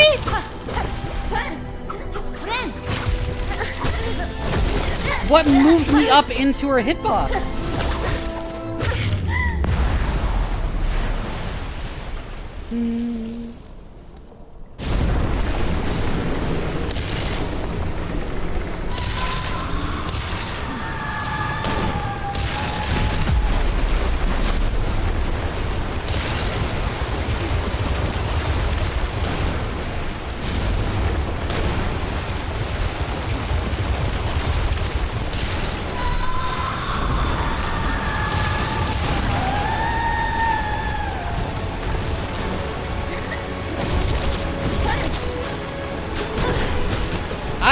froze for a second there.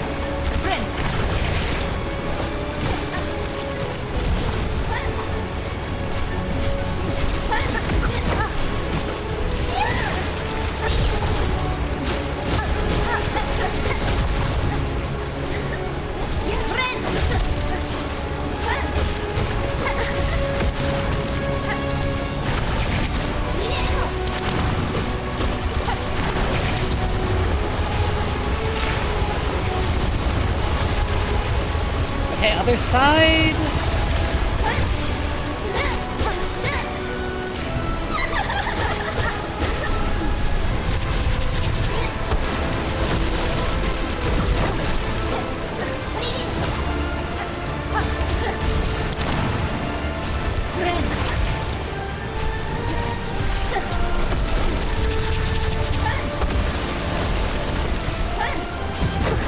Oh shit, I didn't realize she was jumping. I thought she was on the other side.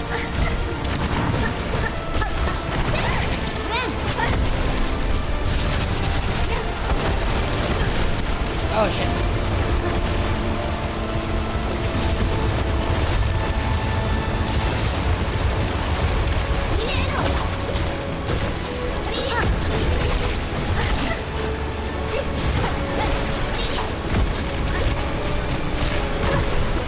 Oh, I walked into her. Fuck. Whoa, that almost hit me. I need to stop trying to go for her during that. It doesn't work.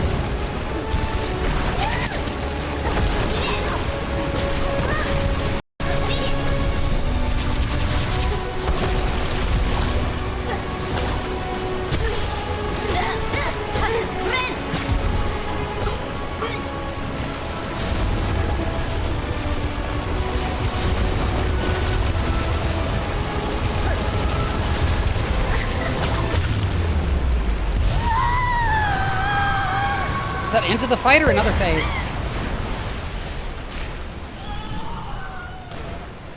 Feels like another phase.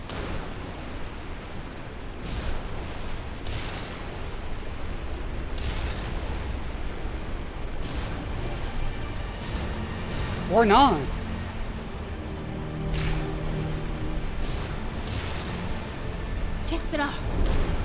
Take lace. Aww.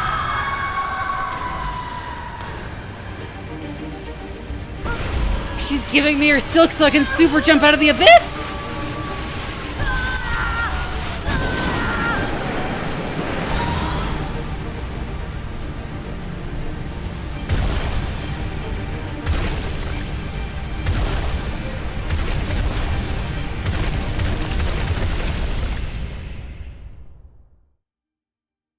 We did it!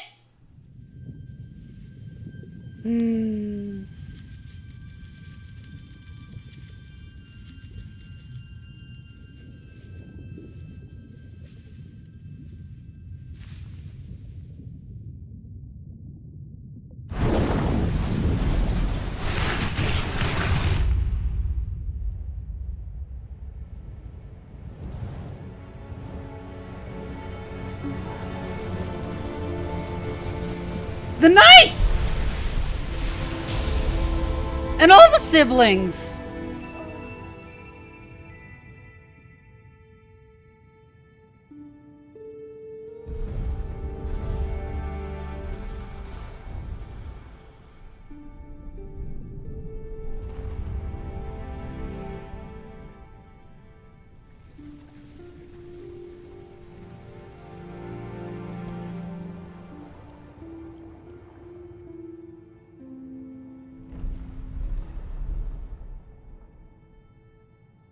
Not got enough blackmail to last themselves an eternity.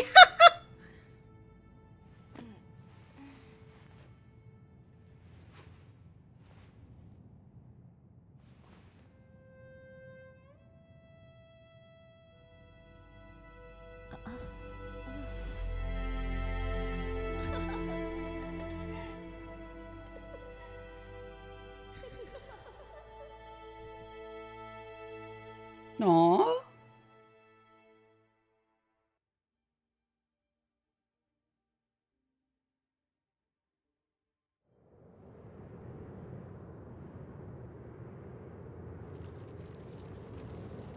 Oh, back on the surface.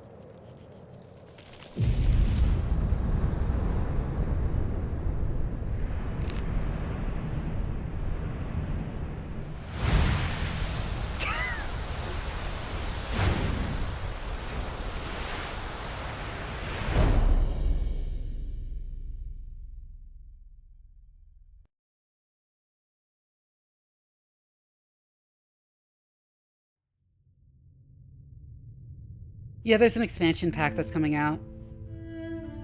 That was good. I expected the final boss fight to be a little longer than that, but it was good.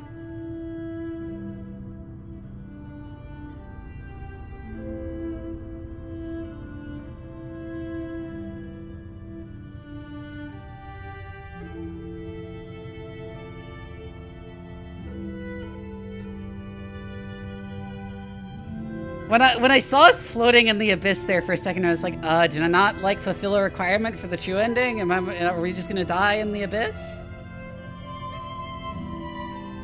But no. Hornet's siblings came to save us.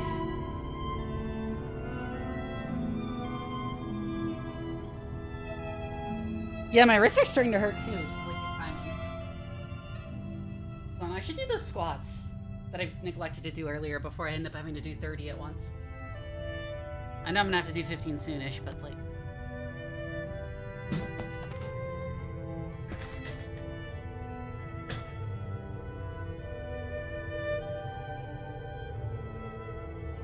One, 2, 3, 4, 5, 6, 7, 8, 9, 10, 11, 12, 13, 14, 15. So, closing thoughts on Silksong.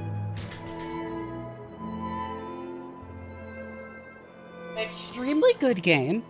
Has flaws. Contact damage is the big one.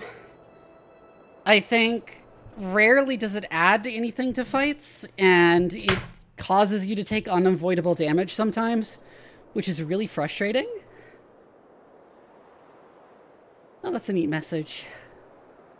Due to bosses basically telefragging you when they reposition to set up for an attack and they end up repositioning into you.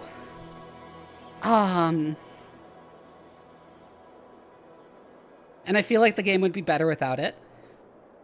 I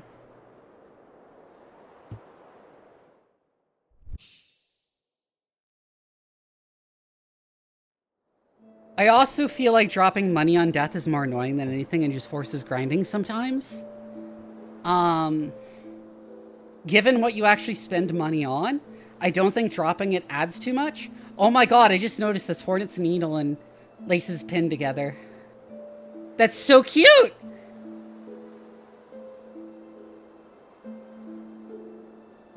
That's so eerie.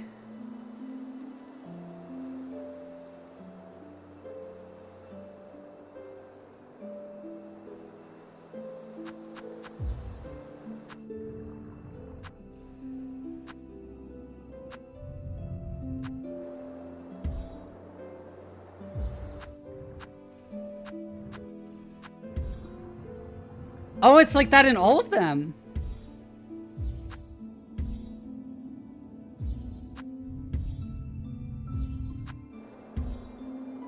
That's cute.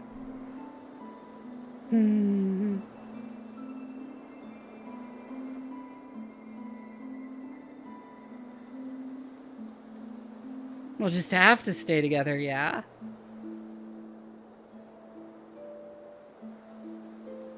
I don't know. First I'm gonna run some ads and I'm gonna take a bio break and I'll be right back.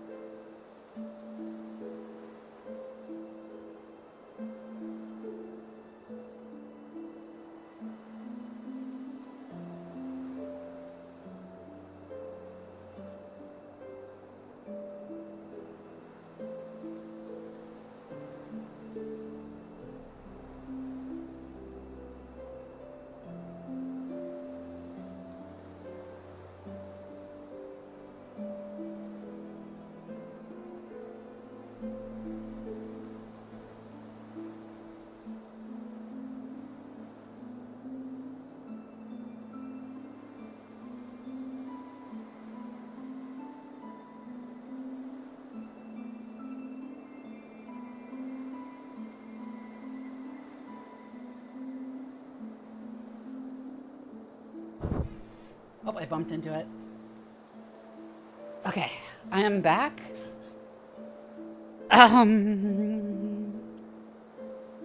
So I've sort of talked it. Well, I'm gonna wait until the ads end, of course.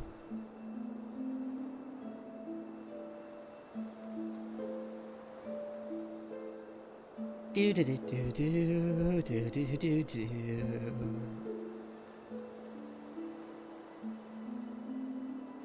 So I've sort of talked a bit at length before about why I think dropping souls on death works and why I don't think dropping money on death works in either Hollow Knight or this game. And I think it's worse than this game actually, because there's less repeated expenditures.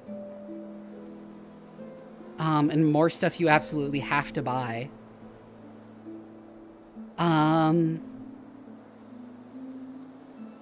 And a large part of that has to do with the fact that souls are a level up currency and not just something you spend in shops.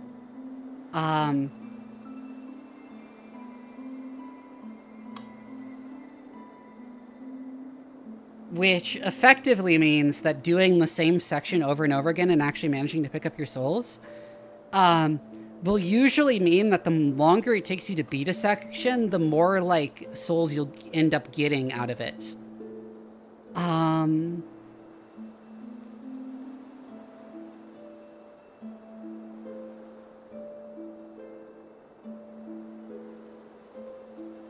Which generally serves as like a self-balancing mechanism, that the longer it takes you to beat sections, the more power you accrue to help you beat the next one. In this, however, it mostly serves to force you to grind. And, like, you should never really be forced to grind in a video game. Grinding is nice to have as an option, so that people who are overwhelmed with the difficulty can just grind up some extra strength to counterbalance it. I don't think that feels bad or is wrong. But the fact that there's like a lot of times in Silksong where I've had to grind just to afford like some essential item or other, it really sucked.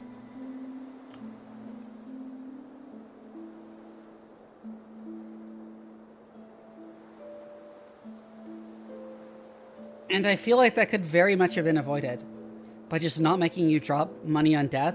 I feel like the lesson Team Cherry took from that is that it adds like a punishment to death or whatever, and that somehow adds meaning to the experience. But that's not really why it works in Dark Souls, I think. And it doesn't really work here. Aside from that, the combat, as usual, is incredible. It's even better than in the original Hollow Knight.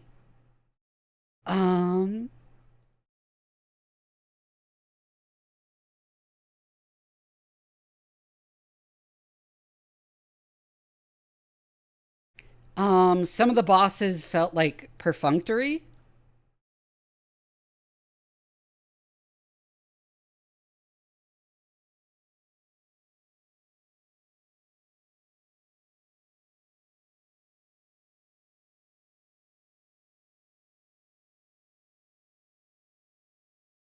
Like I said, I think it works in Souls because it essentially...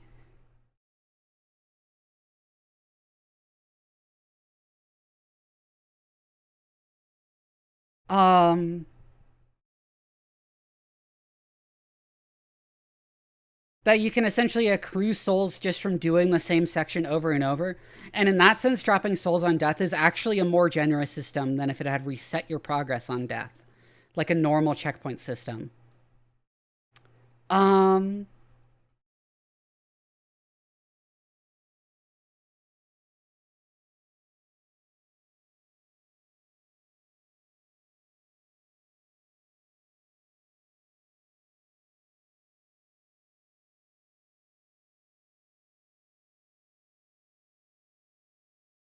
I think that's what allows it.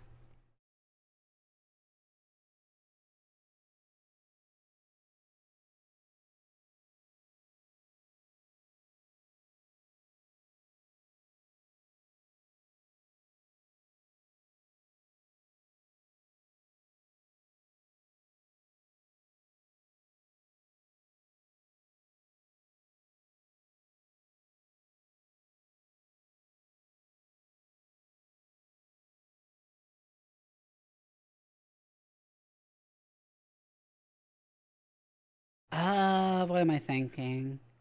But yeah, I really enjoyed Silksong. I highly recommend it. Just in general, it's really good.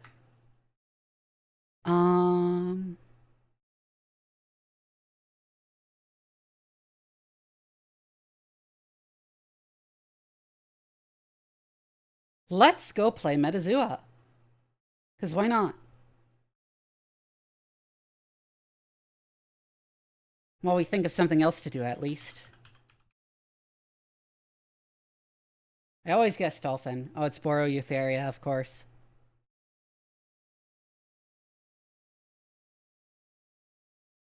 Oh, wait, no. For a second, I got confused with Laurasia That means it's going to be Euarchontic which I know exactly how to navigate.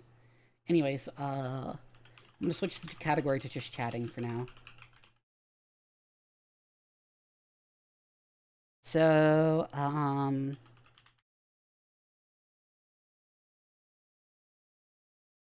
simians. God, it's got to be a monkey then. And specifically a New World monkey. I don't think do I know any New World monkeys? Holy shit! That was pure luck! That was like the only New World monkey I could think of.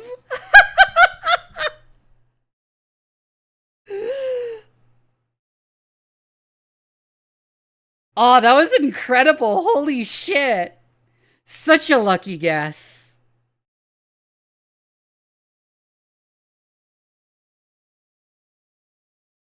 If it wasn't that one, I would have just been like, okay, I have no idea where to go from here. Anyways, let's do the plant one too. Is it gonna be a rosid then? It is a rosid. Is it a bean? It is not a bean. What other groups of rosids are there? I don't remember.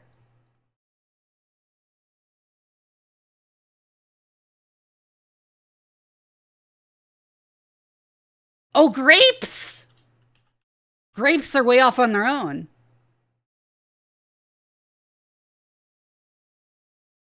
Oh no, we're in fabids. Fuck, I didn't realize. I didn't realize we were in fabids. Fuck.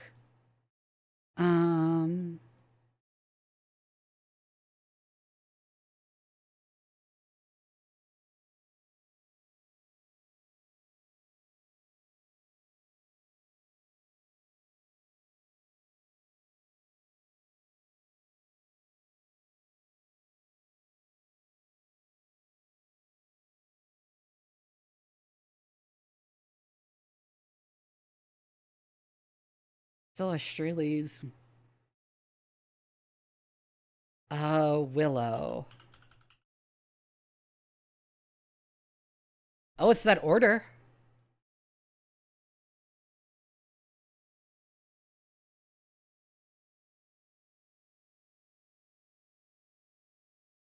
Oh, it's cassava.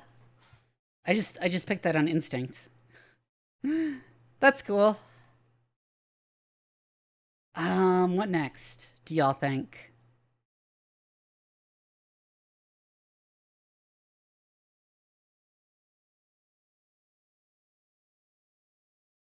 Hmm.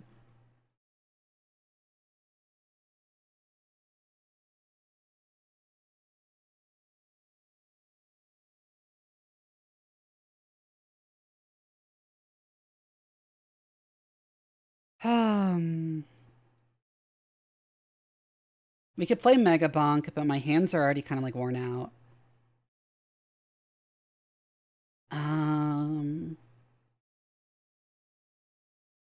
I could look at videos. Are there any suggested videos? People have like not been posting video suggestions very much.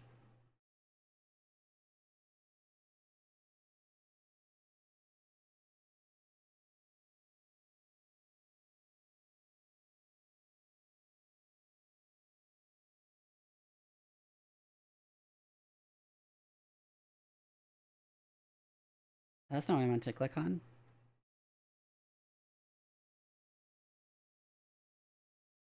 Something science related. I don't know what science related I would do right now.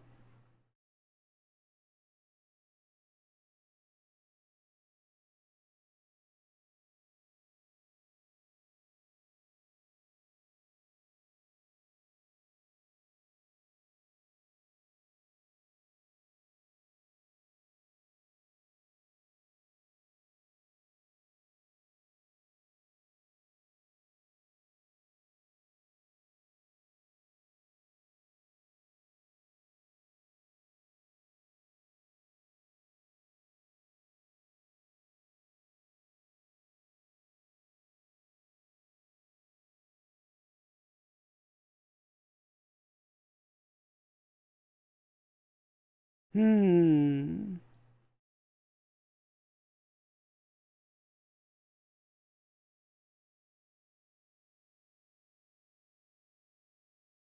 think I might just play Megabonk.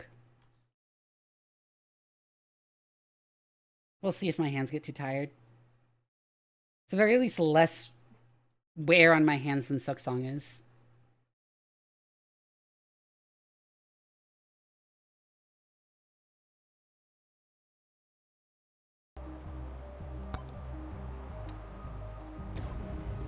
Oh, I'm controlling the game with my typing.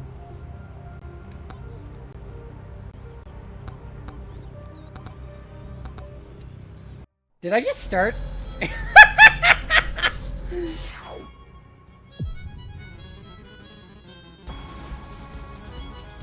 Also, why is my resolution fucked up? Excuse me?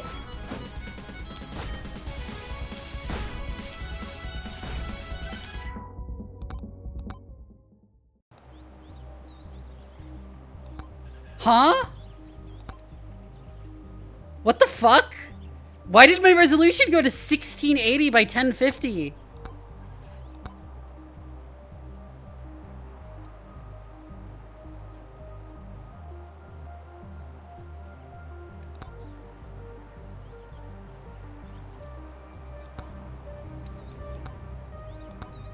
Anyways, yeah. Oh, Yarny is like catching up-ish. with that 300,000. But yeah, 461,000 kills.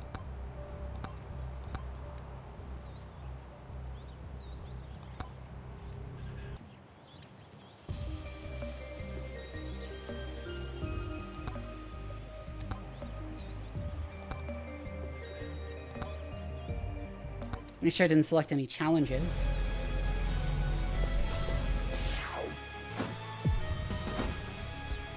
Megabonk is a good game to play whenever I just like want to sort of turn my brain off just because I know it so well. I'll take the attack speed.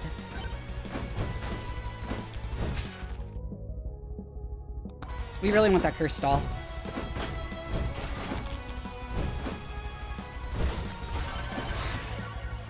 Oh, there's my flame walker.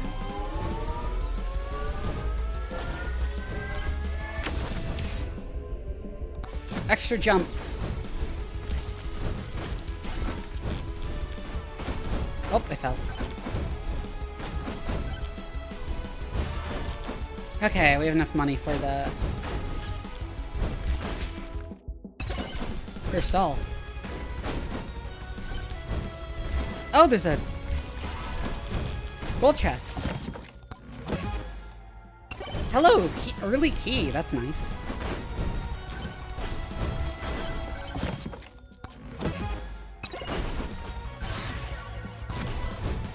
Chaos Tome. I'll just tag this sucky shrine.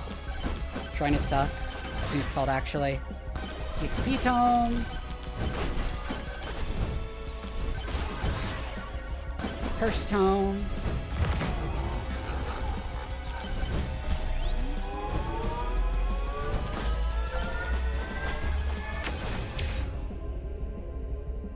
Size.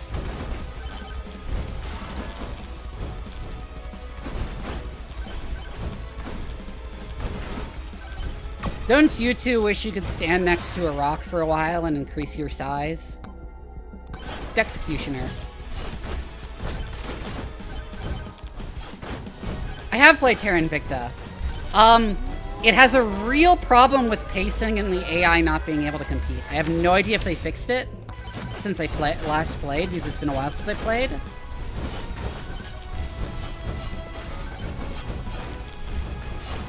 And with the campaign being oddly linear for the type of game it is, such that it feels like it doesn't have nearly as much replayability as something in the genre really should.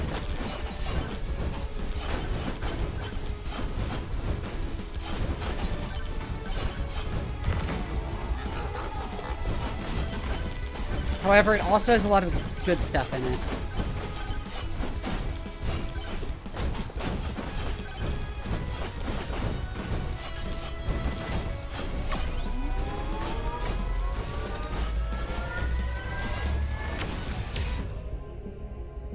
Crit chance.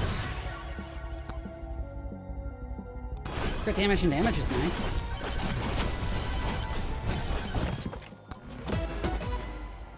Ooh, backpack. That's a really good find early. Not so much late, but early, definitely.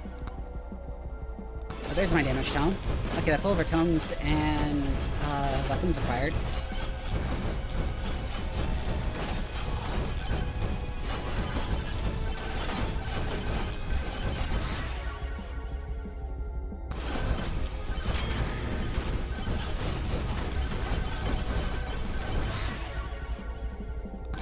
Projectile count and damage, that's good. XP tome. Bosses, and we actually have quite a bit of damage here, so I'm confident actually just staying here to fight them instead of avoiding them.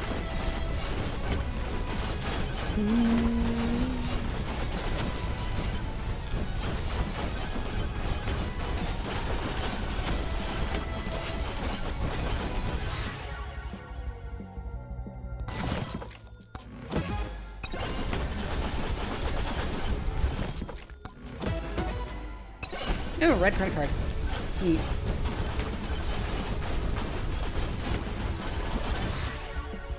Oh, projectile cannon damage.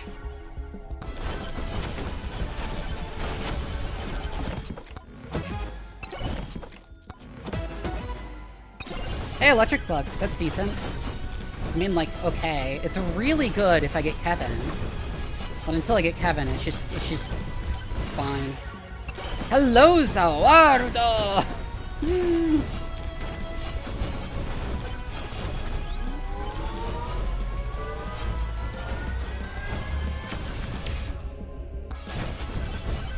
Get a bit of extra luck. I'll get a wrench.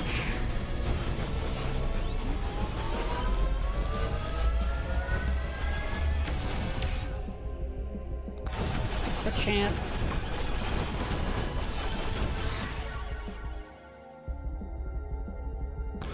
Sure, I'll take the good chance and projectile count there. A big duration upgrade. That's nice. Oh, hey!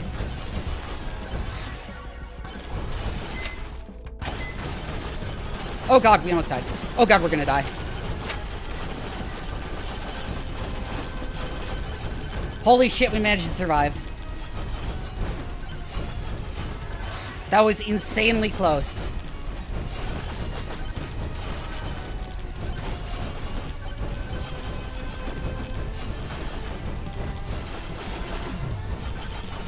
Oh, well, there goes our Zawardo. Because I was not looking at the game. That was 100% inattentiveness right there. Oh, thank God we have at least a source of healing.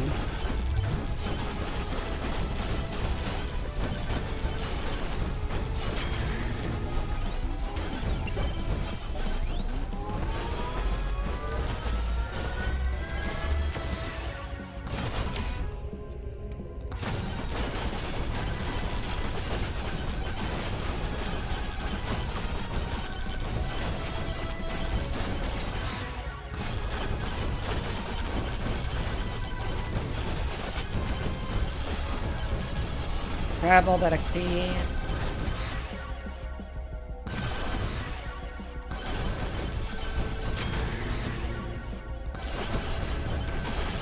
Oh god! fuck, I walked right into them because I was looking at chat. I need to stop looking at chat so often.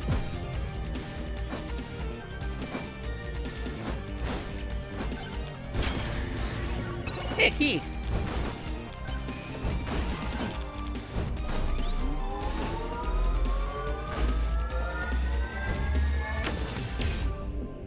Hey, shield. It's true. That's why you're so distracting.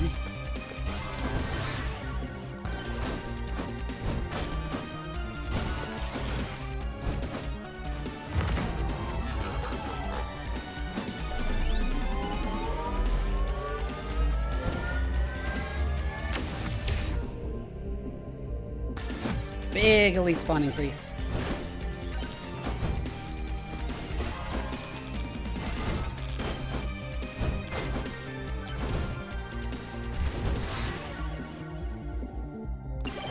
I'll take feathers. The extra jump is, like, mandatory if you want to survive. Early on. Oh, hey, that's 2 extra jumps. I can probably, like, traverse a lot of walls now.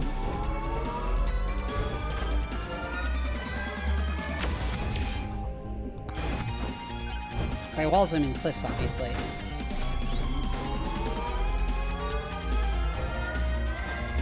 Is that a gold hat shady guy?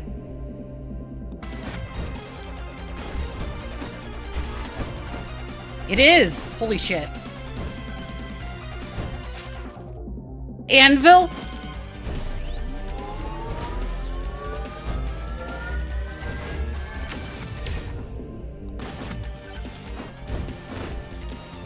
Well, that's incredibly important.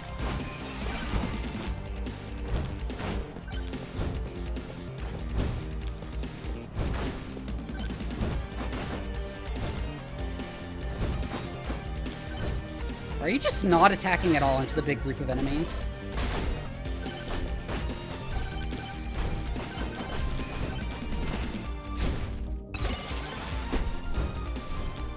First stage anvil, let's go!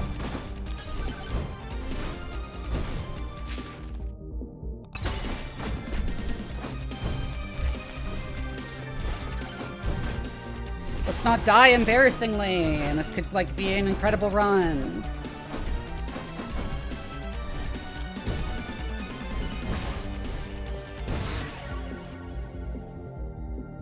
I'll take moldy cheese into the crystal since we have the anvil.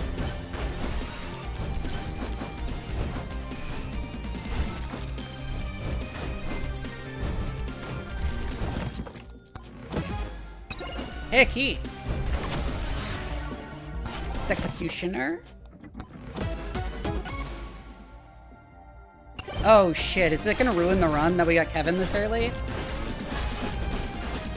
It really sucks to get an early Kevin. Because he's like pure downside right now, but I can't afford to throw him out.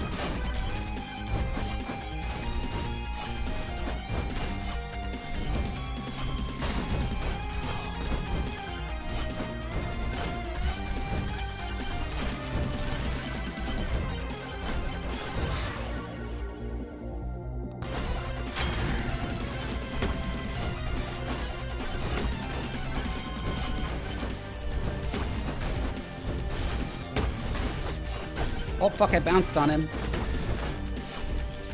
I think the shield is doing a lot of work to help us stay alive despite the Kevin.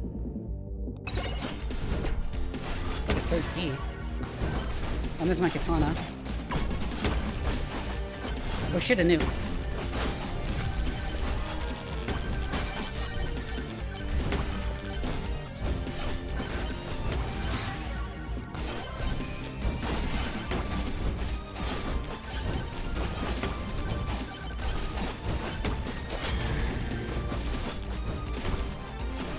We've really got to hope to get some lifesteal. I feel comfortable opening random chests with 3 keys.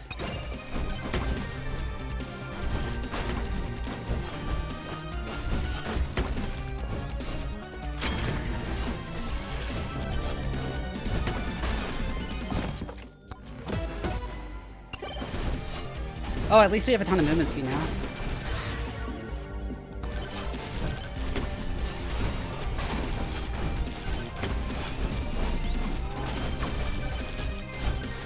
Yikes!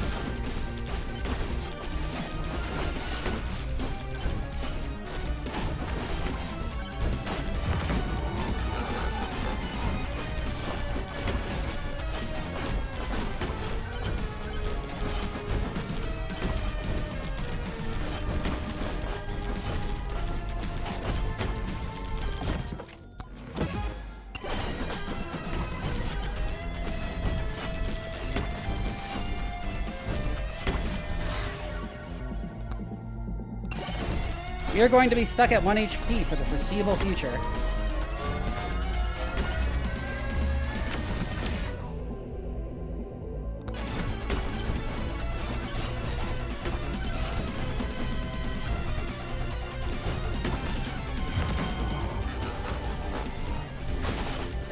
Oh god, there goes my shield, my like 1 buffer of safety. Oh, there's a shield power up.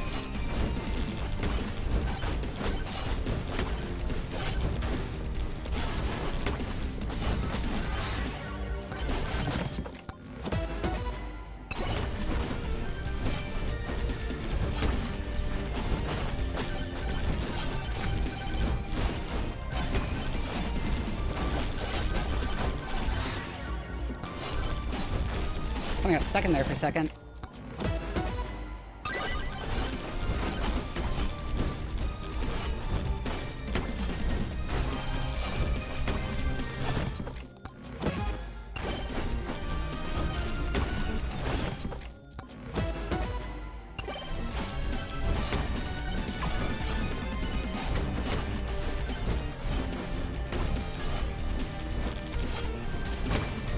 God!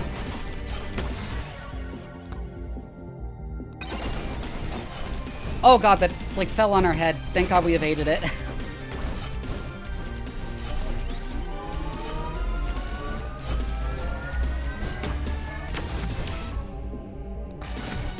Fine, I'll take some HP regen. Fuck. We need lifesteal. Fuck you.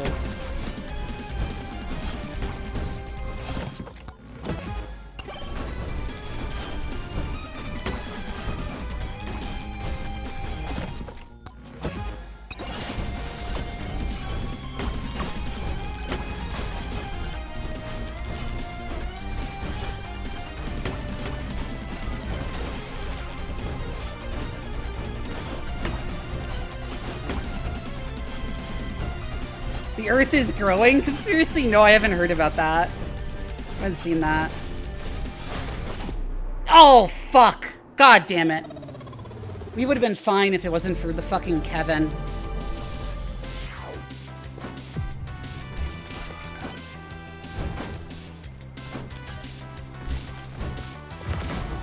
I really wish you could skip items instead of only taking or banishing them.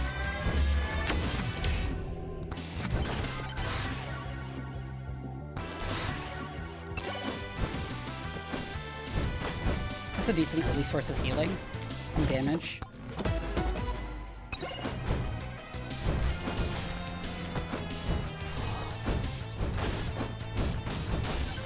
Damn it, and that was one where we got Anvil right away too, which could have been crazy.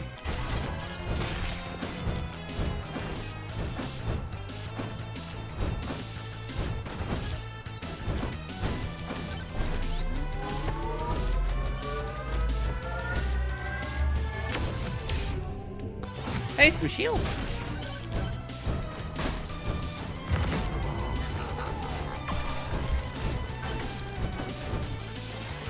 Oh, I fucked up.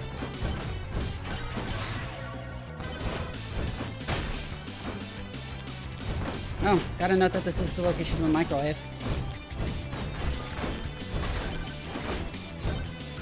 Oh my god, I hate the fast zombies. Oh, that's a really awkward position for the boss portal to be in.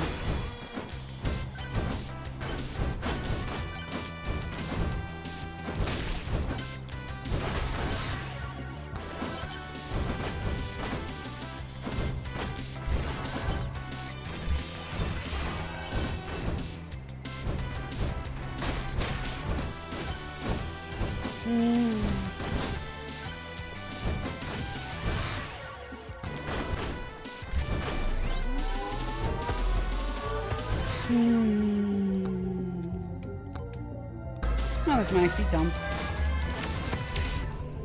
Ooh, big projectile count.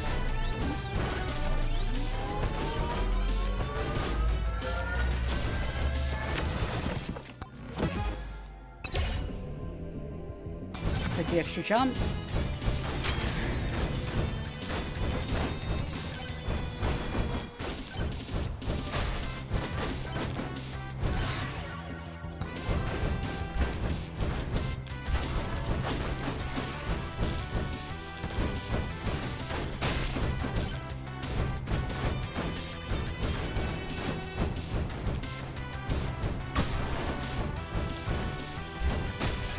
This also.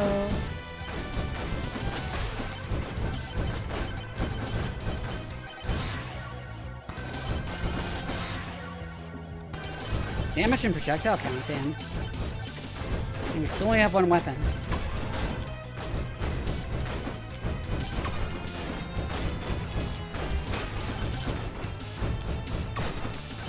Lots of charge shrines here.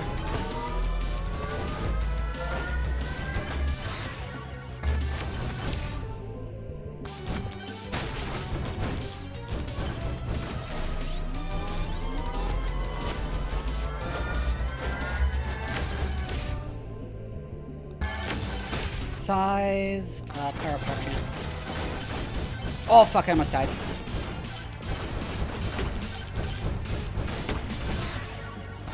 Executioner. Thank God, another weapon finally.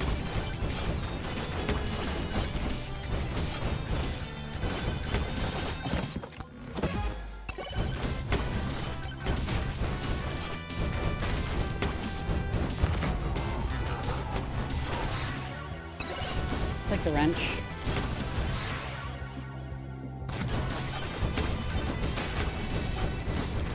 Well, let me get the... Oh my god, I couldn't get the blue skeleton.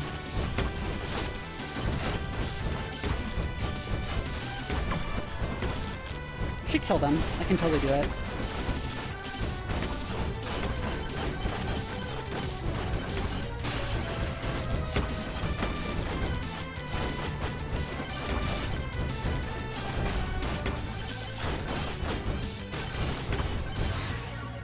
Flamewalkers, finally.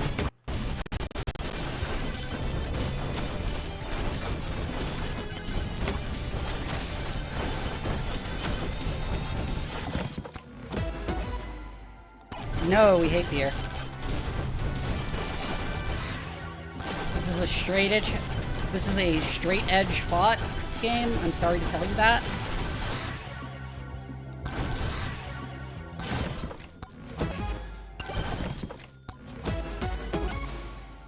Hey, green credit card.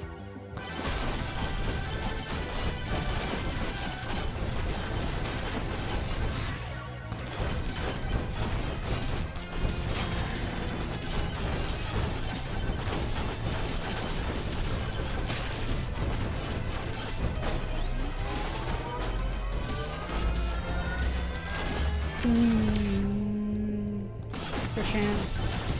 Why did I steal someone's credit card?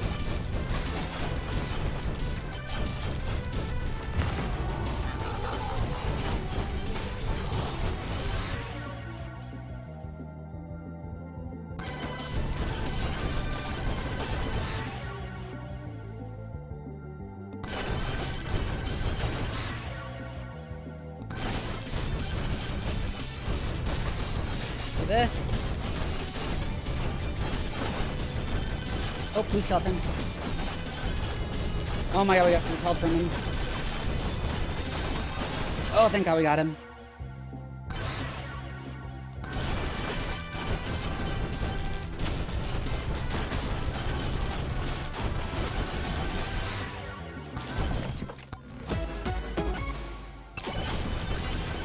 Hey, beefy ring.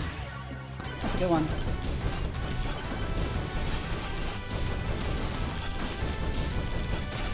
Oh, I turned the other, like, opposite direction of where I should be going. Fuck. Yeah, at least there's a gold chest here.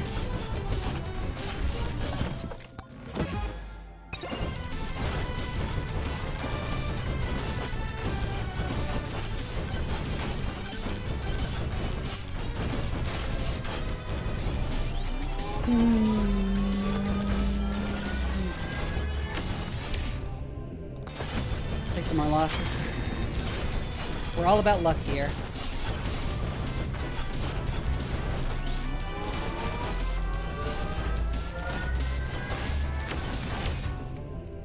There's some nice deal. If we could get that in our previous run.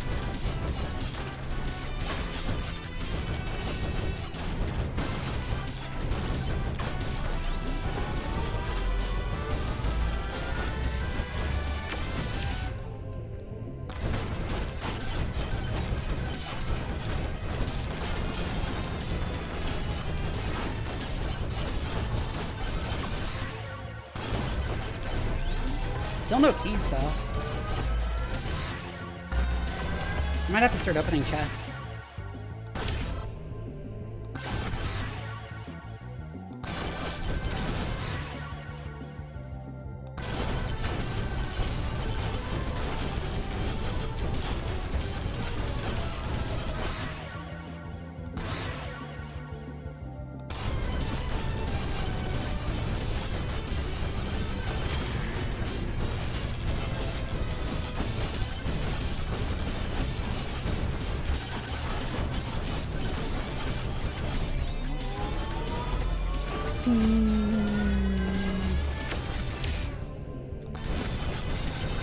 Okay, second swarm.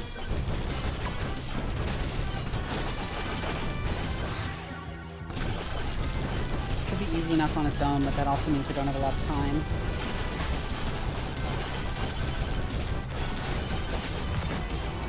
Delaying charging through snow to work. Understandable.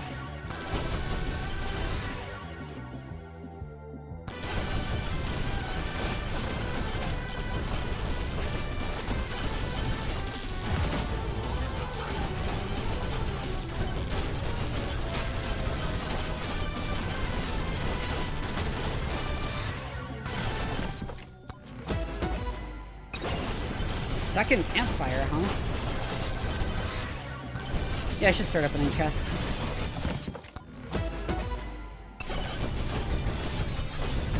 Even without keys at this point. Damn, the Kevin really ruined that last start we had. It would have been fantastic if not for that.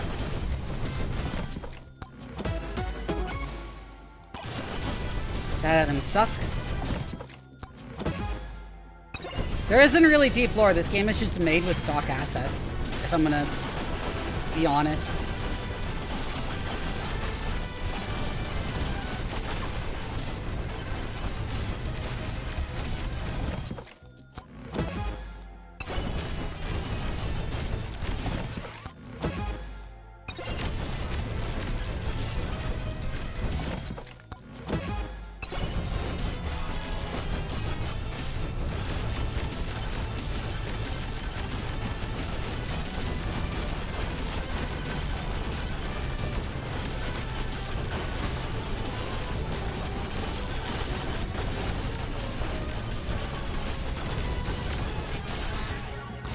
Oh, it's bad.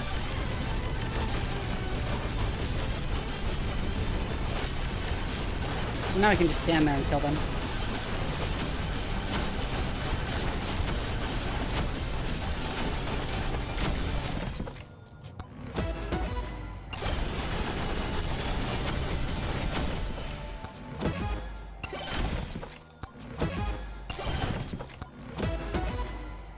Hey, Echo Shard, that's a really good pickup.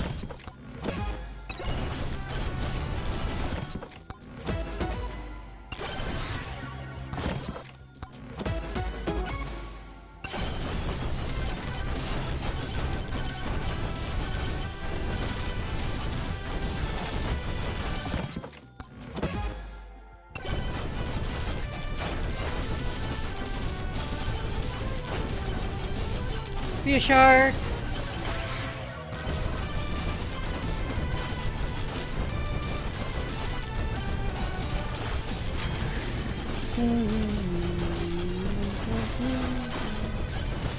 We're going for the boss now. We actually kind of waited too long.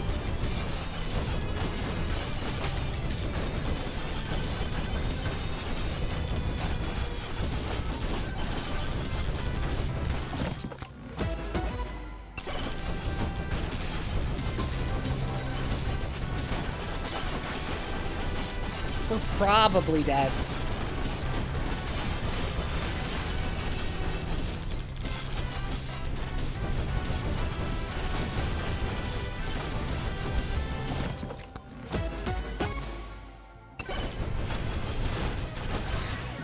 I think 2 green credit cards is probably overkill, actually.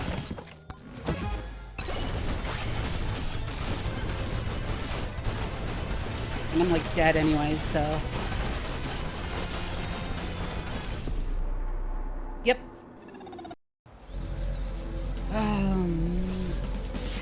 Hey, gold chest.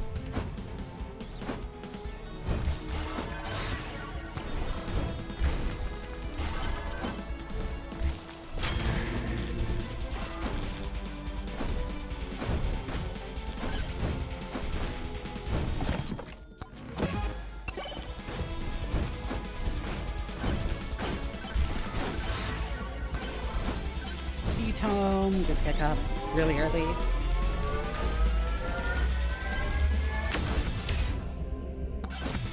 Big damage.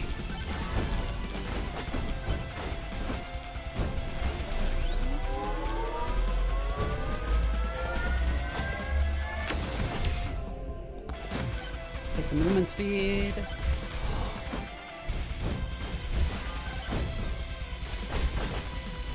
Ow. Unnecessary amount of damage there.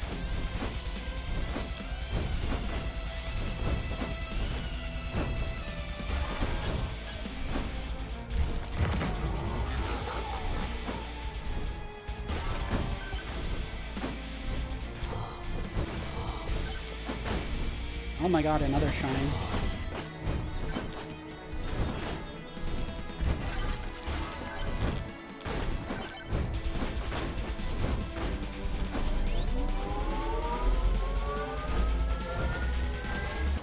Once again, I hate the fast zombies. Jesus Christ. How did he get stuck on my head like that and just kill me?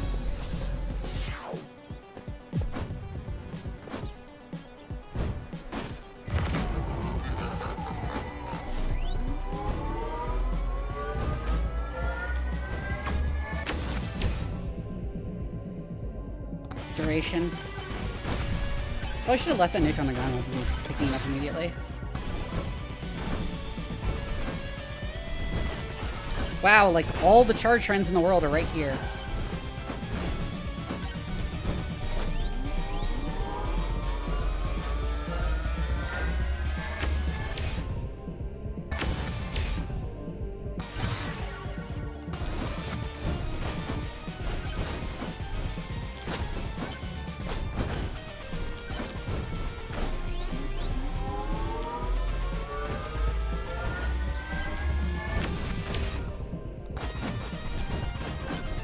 Chance. Wrench is nice. Hey, there's a microwave.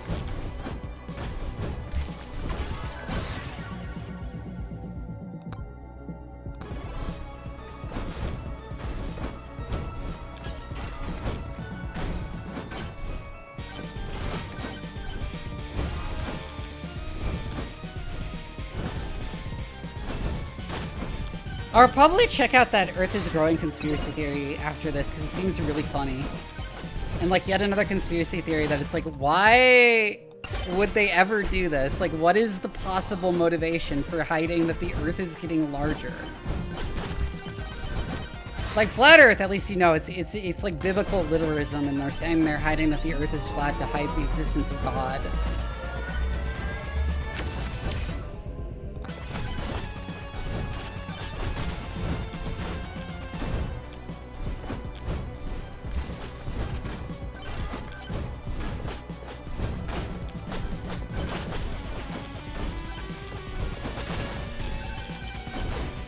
I didn't get to kill him, I didn't have enough damage.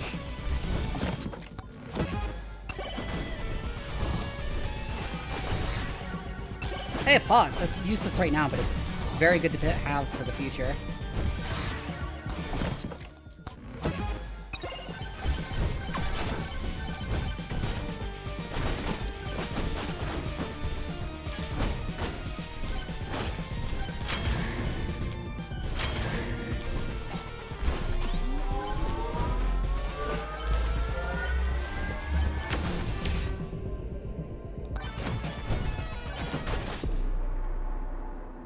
Yeah, I'm gonna check out that video.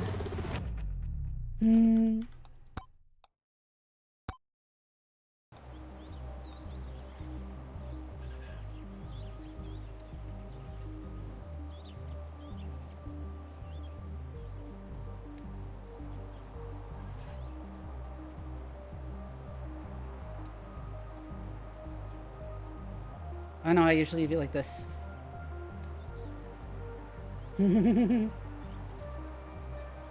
Oh shit, they're adding procedural magic to Dwarf Fortress? That's crazy, I've been hoping for that for a while.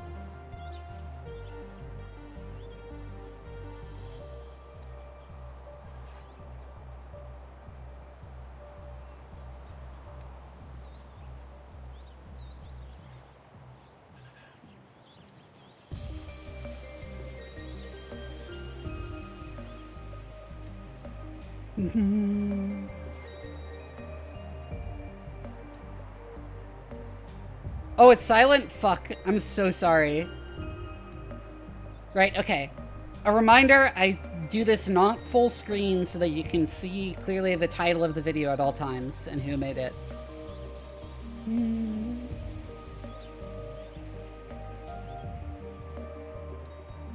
Wait, why is it not getting picked up? Excuse me? Why is it still not getting picked up?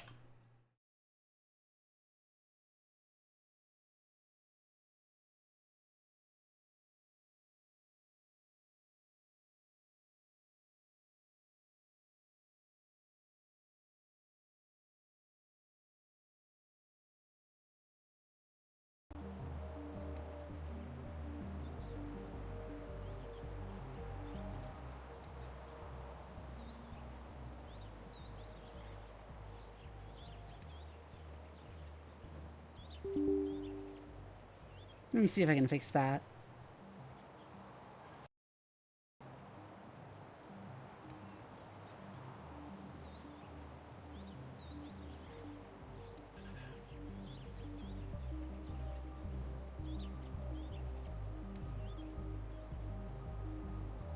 Animator sent me a video, and it is, without any exaggeration, one of the most baffling, poorly supported conspiracy theories I have ever heard of in my entire life. I think I've had like a low-grade migraine since I first watched this video, which was like a week and a half ago. So today, I'm gonna subject all of you to it as well. Oh, what's that? Yeah, you're welcome. So what we're gonna do is we're gonna watch this whole video through first, let him make all of his points, I'll pop in, make some comments along the way, and after that, I'll go through just a few of the immense holes this theory has. Now, I know I haven't said what the theory actually is called, though you probably could read the title of this video, because I think the best thing we can do to get you acquainted with it is just let you watch the beginning for yourself.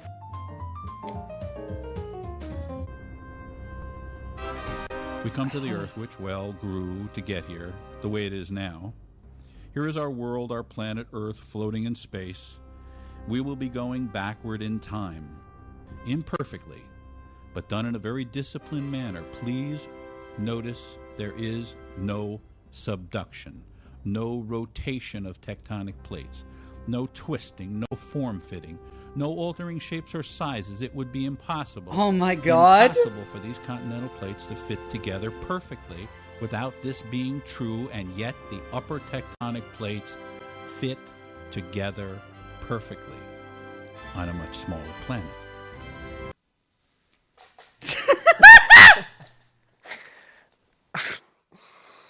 Oh, man. I've watched that part of this video so many times now that you think I'd be used to it. Is this like Time Cube where it's just one crazy guy? I can't even think of a joke. It's just, it just is a joke. So this video is called Neil Adams, Science 01, The Earth is Growing. As you probably gathered from that intro, it's a theory that plate tectonics don't exist. So what's their explanation for why the planet looks the way it does and why the continents are the way they are? Well, the Earth grew. Like, imagine if you had a partly inflated balloon and you painted it with acrylic paint, let it dry, and then blew it up the rest of the way. And all the paint would kind of like crack around it. Now, before we get too deep into this video, I think I need to give a tiny bit of background. This is actually a really, really old theory. And believe it or not, it actually started as a scientific theory. Plate tectonics as we know it today wasn't actually discovered until the mid-1960s, which I find absolutely fucking hilarious. Like, if a young version of my dad in 1965 had looked at a globe and been like, hey, those kind of look like they fit together, people would have just been like, no, Johnny, that's totally wrong. Here, have another cigarette. That's a little bit hyperbole because even before they discovered plate tectonics, scientists were aware that continents moved somehow. The world is littered with evidence of tectonic activity, from mountain ranges to where animals are dispersed to, you know, different parent rock being found in 2 different continents separated by an ocean. So scientists Earth knew was on something had happened, progesterone. but they didn't exactly know what or how. Sort of the grandfather of plate tectonics was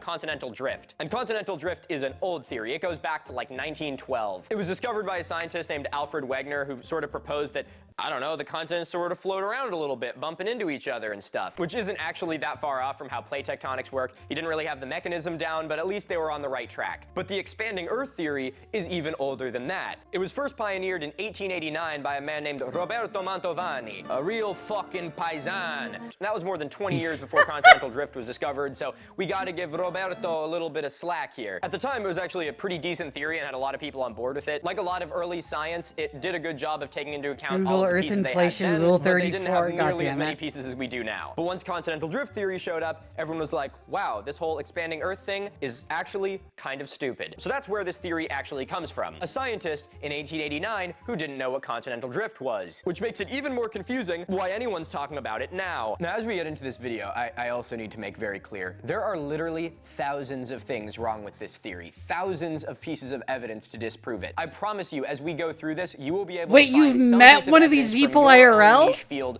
that disproves everything about expanding Earth. I'm coming at this from sort of an environmental science and geology standpoint, so that's going to be my expertise that I'll apply. So as we go through this, if you think of anything that I don't mention, please mention it in the comments, because I mean when I say we could have like a full catalog of hundreds of things that are wrong with this theory. Okay, now you may have a lot of questions, like how and why. Serena, I think that's a common explanation for conspiracy theories, and I think it's part of an urge to depoliticize conspiracy theories. Because the real origin of most conspiracy theories is very political. They're like, here's why I'm right about politics and the people I hate or not. And in particular, a lot of them are like this is irrefutable evidence of God's existence that the Satanists who control science are trying to hide from you. That's like half or more of all conspiracy theories is like, am I winning? We beat Silksong like an hour ago.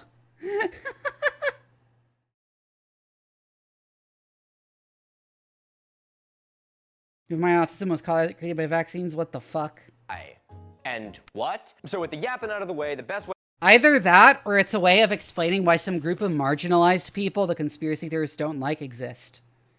Way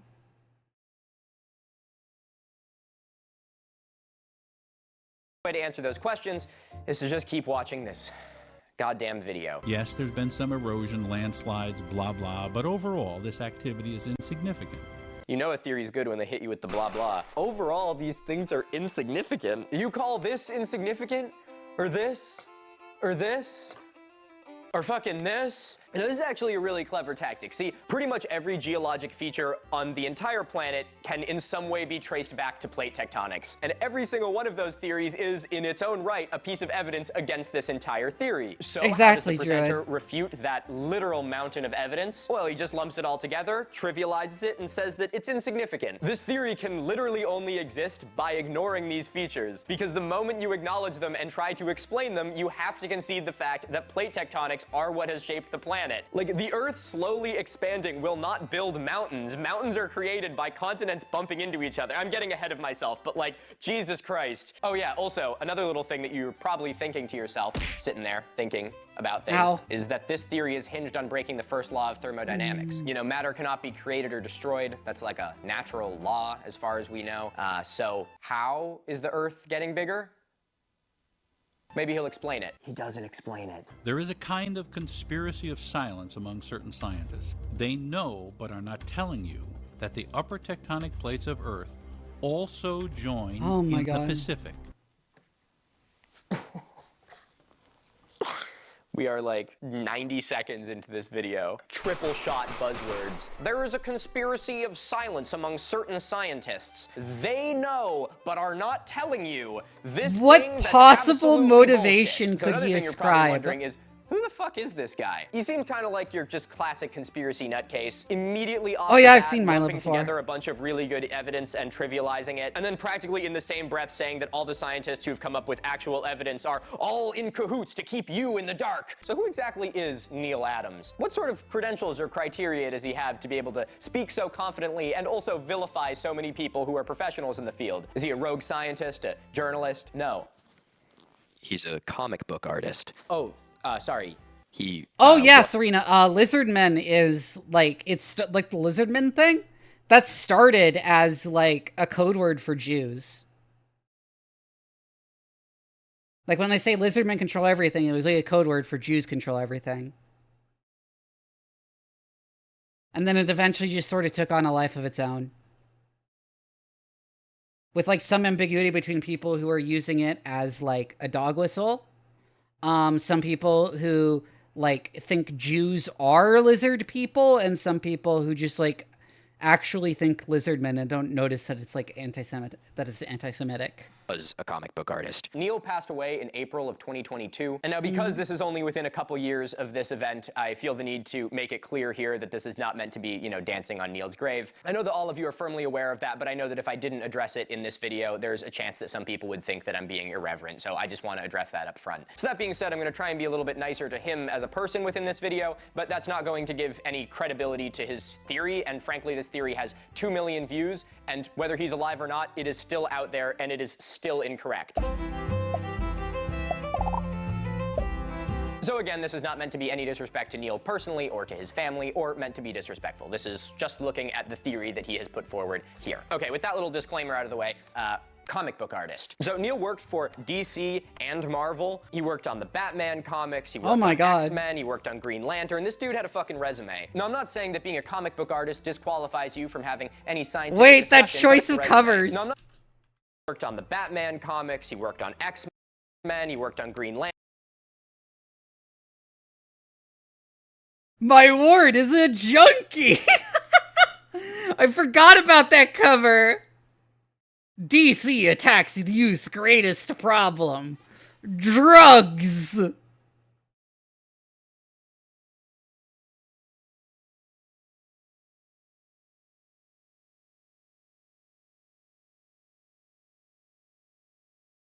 It's not even that out of character for that Green Lantern and Green Arrow, because the Green Lantern and Green Arrow comic run was like all about addressing contemporaneous social issues.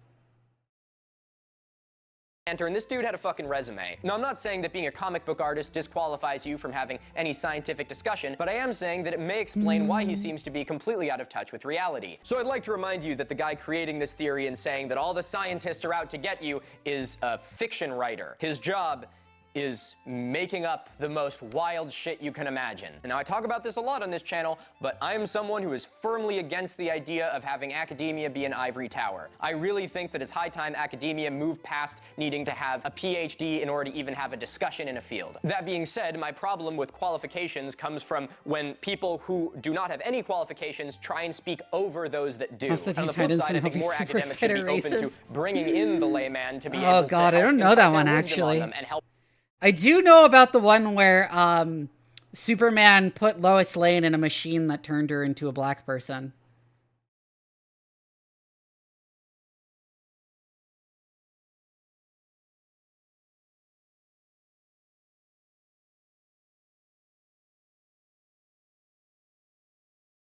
That can't be real. It is so real. Hold on. Okay, pink kryptonite was like literally a gag, by the way. Making fun of like the weird kinds of kryptonite in like old Silver Age comics. But yes, there was a real comic. I'm gonna find it where the Superman turns Lois Lane black.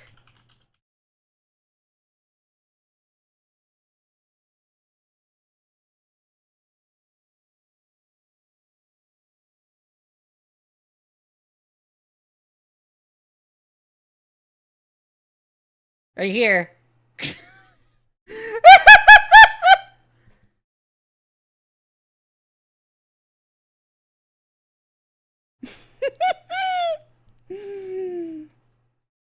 I like how she dressed up in like what would have been a more or less stereotypically black woman outfit.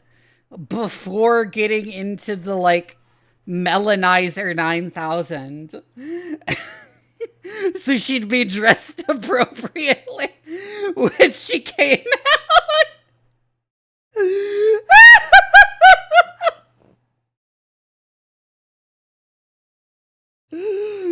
Oh, this is one of my favorite, like, terrible old comics things to share with people.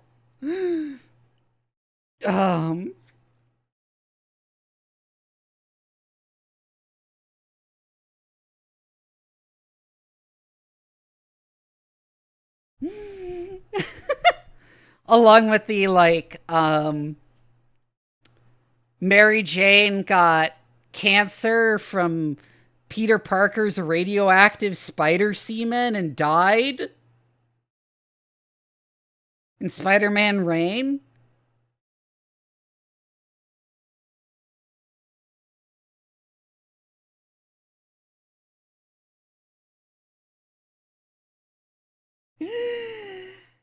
Oh my god.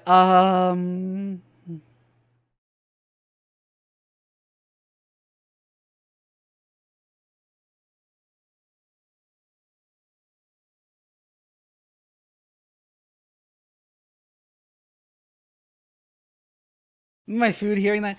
Oh, you hadn't heard about his radioactive spider semen? Lay off the coke. Speaking of coke, there's a DC villain who is powered by cocaine, and he worships cocaine as a deity. And he considers himself the prophet of cocaine. Yes, no flame. They brought him back, actually, which is crazy.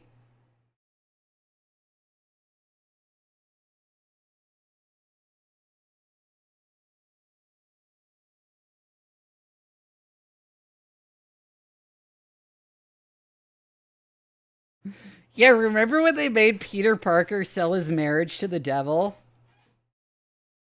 For unclear reasons?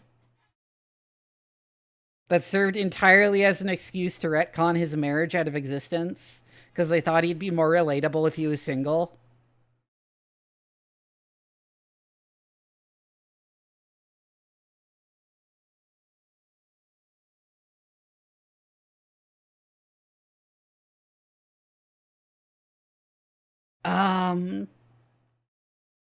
There's also the Hemo Goblin from the same original comic run as Snowflame, who is a monster created by the KKK to kill minorities by giving them AIDS with his powers to give people AIDS.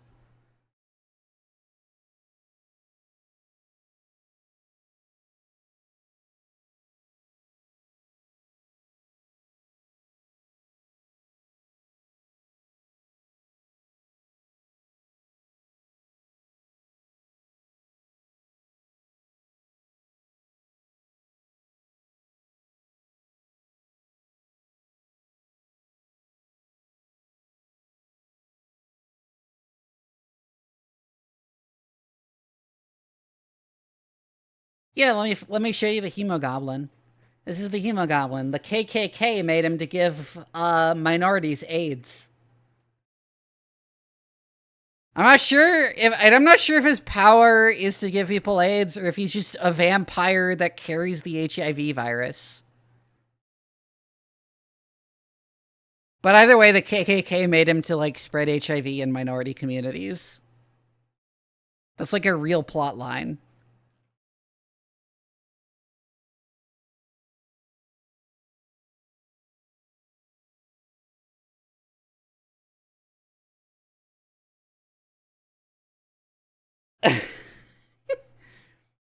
Oh, and of course he kills the one gay guy on the superhero team he ends up against. Because of course.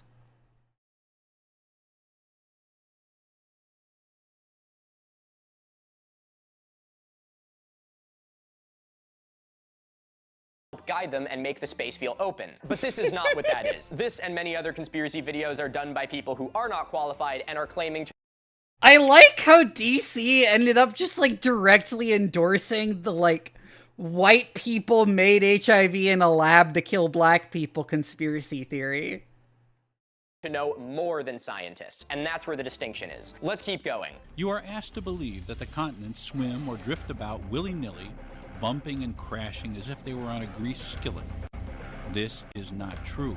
Yes, the fuck it is. You are asked to believe. I really need that conspiracy, like, buzzword bingo board. Someone make a thread of that in the comments and just add any buzzwords that you can think of to it and I'll compile it into something. So ironically, even though Neil is using a smug-ass voice here, what he said in that smug-ass voice is actually a decent explanation of plate tectonics. Now, it's not great. It's a little bit closer to continental drift than plate I mean, yeah, they did deliberately give a bunch of black men syphilis. tectonics, but the idea of the continents sliding on the grease skillet is, in essence, how it works. The Earth has two kinds of crust. There's continental crust and oceanic crust. Oceanic crust is thinner and replenished from the Earth's mantle, and it slides underneath the much thicker continental crust. And a majority of the mass of the Earth, as you well know, is like a giant water balloon, full of liquid hot magma that comes out to create crust in one place, and then melts the crust as it subducts down in other places. And it's on top of this giant liquid ball that all of the plates are Or should I believe that the laws of physics are broken? Yeah, exactly. To each other and slipping down into the mantle. I assume the logic there is like, no, it's rock. Rock doesn't move like grease. Rock doesn't slide. It's rock.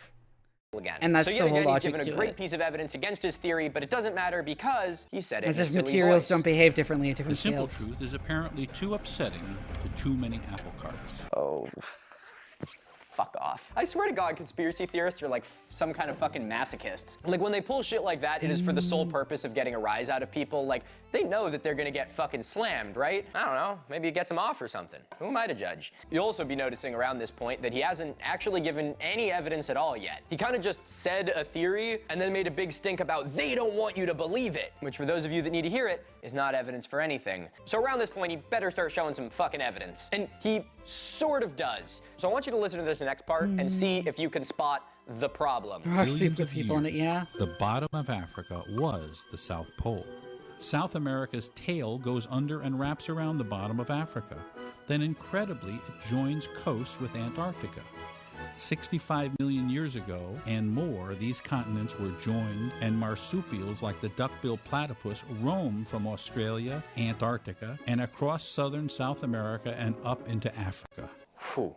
Wow, okay, there's a lot to unpack there. Let me just break this stuff down first. So firstly, Antarctica was subtropical. About 200 million years ago, what is now Antarctica was much closer to the equator. So Oh yeah, that wouldn't explain all the obvious fossils of fucking tropical plants warmer climate that but we this map found he's in showing Antarctica. is just flat out wrong. In that 200 million years ago span, Antarctica would have been nestled between East Africa, Madagascar, India, and Australia. And as recently as 80 million years ago, Antarctica also supported a lush tropical ecosystem. It was during the Cretaceous period, so the climate was a lot warmer. But here's the error that you may have spotted. Almost everything that he says that's actually true is just evidence of plate tectonics. Antarctica being subtropical does not make any goddamn sense with this theory because according to his own map, it looks like it's still on the bottom of the planet, whereas when it was part of Pangaea and later Gondwana, it was much farther north, and so it was closer to the equator. And then he also says this: Africa was the South Pole, South America wrapped around Africa, and South America joins with Antarctica, which is sort of true, not true, and barely true. The last time that Antarctica was connected to any other land was 180 million years ago. Again, it was Africa, Australia, Madagascar. Also, where did the water go? Assuming this guy like thinks about all the life in the oceans or their importance to life and doesn't just think of them as like empty space. Once again, we have geologic evidence of this. Because I think he just thinks of them as empty space. All of these different land masses that all line up with one another, meaning that at some point they were connected. His big evidence that is the same for many conspiracy theorists is it looks like. But the hilarious thing is have a look at Gondwana and how all the continents fit together. It looks even better. In his own map, he shows things like South America like stretching to get longer to get underneath Africa, and like the continents sort of like morph shape a little bit, which I wouldn't have a problem with because that is something that can happen, but it's something that he says later in the video as being impossible. No twisting, no form fitting, no altering shapes or sizes. It would be impossible. Impossible for these continental plates to fit together perfectly without this being true, and yet the upper tectonic plates fit together perfectly. So not only is there Water is geologic like evidence flies debunking that this just entire map, materialize. but this map doesn't even make sense within his own theory. So he also says that the joining of these continents is what allowed marsupials to cross them, which is actually true. But that's because of Gondwana, not because of whatever the fuck this is. And that highlights the thing I wanted you to keep an eye out for earlier, is the big problem with this entire part, is that everything he brings up that's real is evidence for Pangea. Like, there are orogenies, or mountain ranges, that go from Antarctica into Australia and from like India into Africa and shit like that. Which is also interesting because, again, I'd like to remind you, he hasn't explained how fucking mountains are built. The platypus. Dinosaurs roamed all over this world on the upper tectonic plate because there were no oceans, just shallow seas. What? Oh, there were no oceans? What the fuck? Yeah, he's just outright Oh saying my that God. there are no Wow. oceans. I'm glad this guy became a comic book artist and not a scientist. Okay, so most importantly, oceans did exist. We have had oceans for a very long time. We have evidence to suggest that within the first 150 million years of the Earth existing was when the first oceans formed. Scientists have found zircon crystals, a crystal that's super resistant to heat and is formed in a wet environment. Scientists can date these crystals, and because they are so resistant to heat, they have been able to survive being recycled into other rock. The zircon crystals that scientists found in Australia date back 4.4 billion years, and it's believed that they originate from one of the oldest oceans on the planet, 4.4 billion years ago. Oh, I'm sorry, what was that? Was that actual evidence for something? Oh no, sorry, I'm gonna just pull something out of my ass. Also, he says this weird thing about how there was only shallow seas and no oceans. The reason we hear about shallow seas so much in history is because that's where we find a lot of our fossils. Many shallow seas will form over like continental crust that's been pushed down, like the Western Interior Seaway in North America. And so then when that continent rebounds and comes back up, it brings with it all of the fossils from the shallow sea. Whereas deep ocean is normally over oceanic crust, which is not only miles deep under the fucking ocean, but is actively a conveyor belt that is recycling itself into the mantle of the Earth. So the reason we don't have many fossils from the deep ocean is because it's a little bit fucking hard to do a dig there. The oldest oceanic crust that we know of on the planet is a little more than 200 million years old. That doesn't mean there was no oceans before it, it just means that the crust has sank back into the mantle and has been replenished. Yeah, oceanic Again, crust conveyor belt. is denser than continental crust. That's actually the difference. Oceanic crust is primarily made out of like basaltic minerals, and continental crust is primarily made out of like granitic and andesitic minerals, and basalt is much denser and heavier. So whenever your oceanic plates collide with your continental plates, the oceanic plate always goes underneath the continental one. Here today, Antarctica is frozen over, and Australia and its surrounding islands are the remaining home of marsupials. Again, that is evidence of Gondwana. Placental mammals did a really good job of pretty much taking over the whole world, but the fact that Australia was one of the last holdouts of marsupials is actually a great example of how plate tectonics affects not only the way that the Earth is formed, but also the biology of the planet. Australia was able to break away from the rest of the continents before placental mammals managed to invade and outcompete all of the marsupials, and so its population evolved in a vacuum for millions of years. I'm not going to go too deep into this, but if you're interested in mammalian history or think it's something that you'd be interested in, you should really read The Rise and Reign of Mammals by Steve Brusette. It is incredible. I could not recommend it more, and I couldn't put it down until it was done. Steve, love your work, dude. Do you see how broadly the Pacific is opening compared to the Atlantic? This is exactly why the knee-jerk Pangea theory exists. Knee-jerk? The Pacific spread is too difficult to easily visualize because it's so big. I want a t-shirt that says that. Damn it, I should have done merch for this video. What, are you kidding me? Of course I made a shirt out of it. Knee-jerk Pangea theory? Come on, guys. Shit's hilarious. They might be wondering, Milo, why aren't you wearing one right now? Well, I am on vacation, thank you very much. So for now, you're gonna have to look at this guy wearing it instead of me.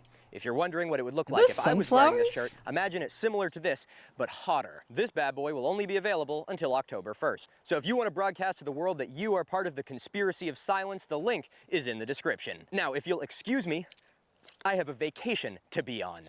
The leaves are Okay, suggestive of dicots, but oh yeah, the spread of the Pacific.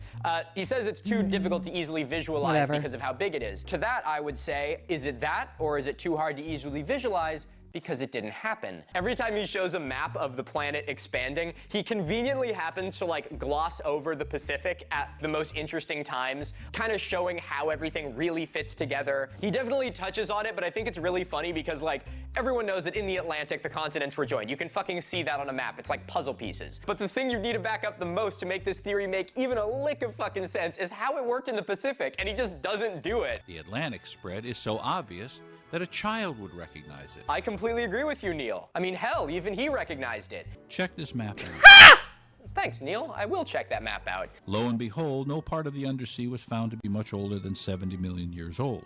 Dude tells me to check the fucking map out and then immediately just starts talking over me while I'm trying to check the fucking map out. Okay, so that's not true. Now, I give a little bit of a slack for this because this video came out a little while ago. When did this video come out? What the fuck is this thing called? The knee-jerk Pangea theory? Okay, so to give the guy a little bit of slack, this video did come out March 2nd, 2007. I didn't even know that YouTube fucking existed. Actually, I had to have because I remember watching YouTube when I was 7. So assuming that this video was made even a little bit before He's younger than me. He's younger than me. Did he just imply he was born in 2000? Oh no, he's younger than me. YouTube, maybe he didn't have the information at his disposal. That being said, I'm gonna correct it anyway. The oldest oceanic crust that we know of is around 200 million years old. I mentioned this earlier, so this is wrong.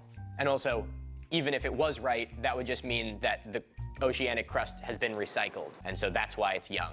So you're not gonna find oceanic crust that's the same age as the planet. Hope that helps, thanks. Where do they get ancient fish fossils from?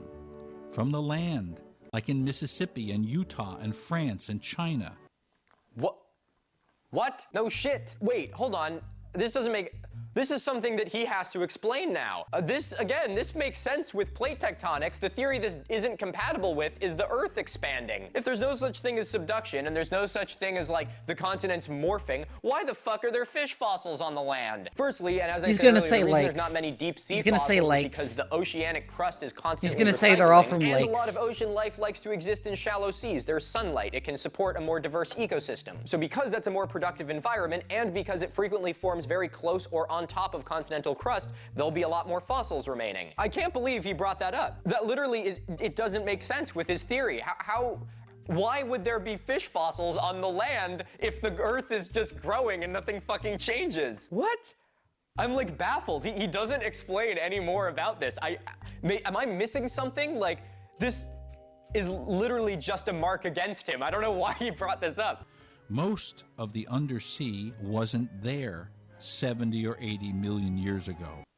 Wait, what? No. The undersea was definitely there 70 or 80 million years ago. Just there's 70 or 80 million years worth of plate that has been grown and recycled. Man, this is a grown man. How'd you think this? This isn't like a representation of how he thought a long time ago. Again, Neil passed away in 2022, but 4 years ago, 2 years before his passing, he left a pinned comment on this video that is, it looks, it's not very well organized, and it is another very poor defense of this theory. So I know that he believed this pretty much through his entire life. I'll get into this comment in a little bit because it's just fucking crazy, but for now, let's actually finish this video. 10 million years back, these are the ages of the seafloor as measured by science, and they're generally true. Earth grew. 20 million? I'm not making this information up. No, Neil, I don't think you are making this information up. I just think you're really terrible at interpreting it. All right, let's watch Neil's time lapse of, well, you'll see.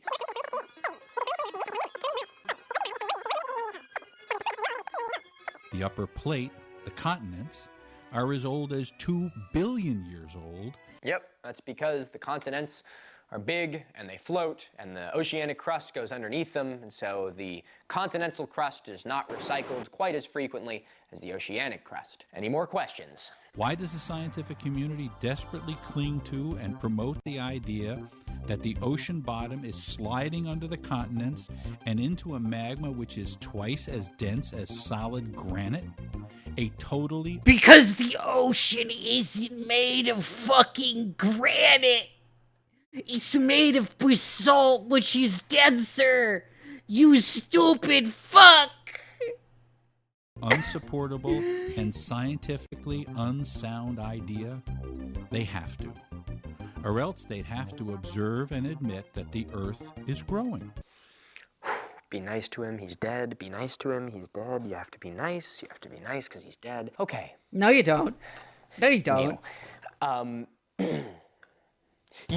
So, other than the snide, asinine fucking bullshit, this just shows that he just doesn't know what he's talking about. I don't know how else to say it. I don't want to sound like a fucking pretentious asshole, but like, I don't know how else to put it. The fucking oceanic crust is subducting down, and yeah, the mantle's really thick, but do you have any idea what the force behind the fucking crust is? It has the force of an entire tectonic plate behind it. This is like a force that is on such a scale that our human minds are completely incapable of wrapping our heads around it. This and many other conspiracies boil down to, I just don't get it, and so I'm going. Yeah, the reason why you get big, the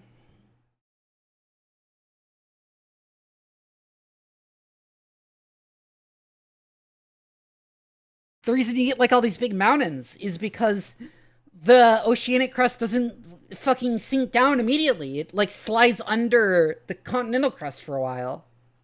And, like, it's slowly eaten away at by the magma, by the heat. Enough that my human mind can easily grasp and digest it, which is not the way the world fucking works. We are a bunch of goddamn primates who got lucky enough to be able to interpret the world around us. We were not made to do this. We are running human software on fucking animal hardware. I totally get that concepts like this are really hard to grasp because they're so big. That's how I feel about fucking space. And anytime someone who knows shit about it talks to me about it, I'm just like, I just can't wrap my fucking head around it because I'm a monkey. So we know for a fact that the oceanic crust subducts. It's one of the things that causes earthquakes. It's what causes volcanoes. You ever wonder why there's a bunch of volcanoes all along the Pacific coast? You learned it in your fucking high school science class. It's the goddamn ring of fire, and that's the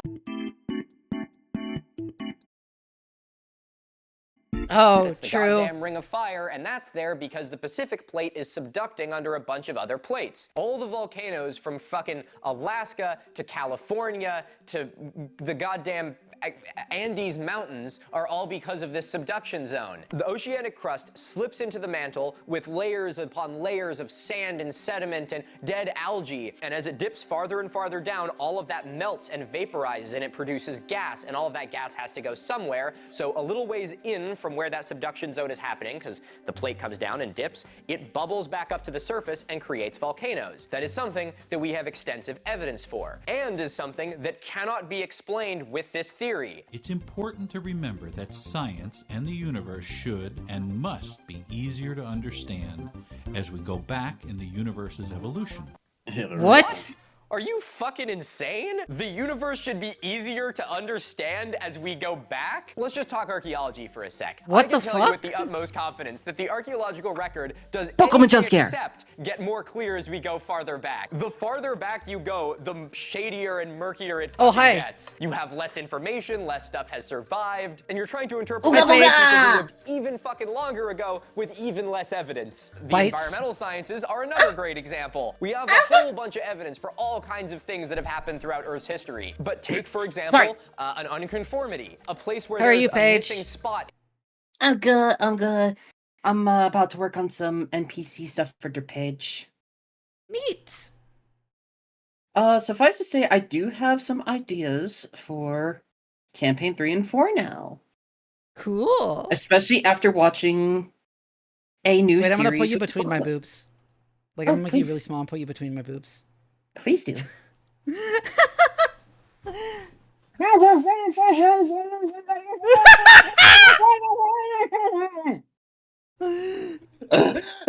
Quick, before she sells me back in, the secret to that.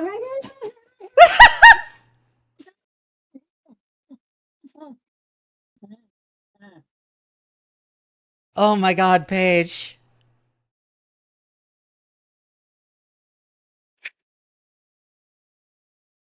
Oh yeah, I need to do another vintage story thing now that, because Stella's like our P server had problems, and I want to do something with it 1.22 when it finally comes Oh, out.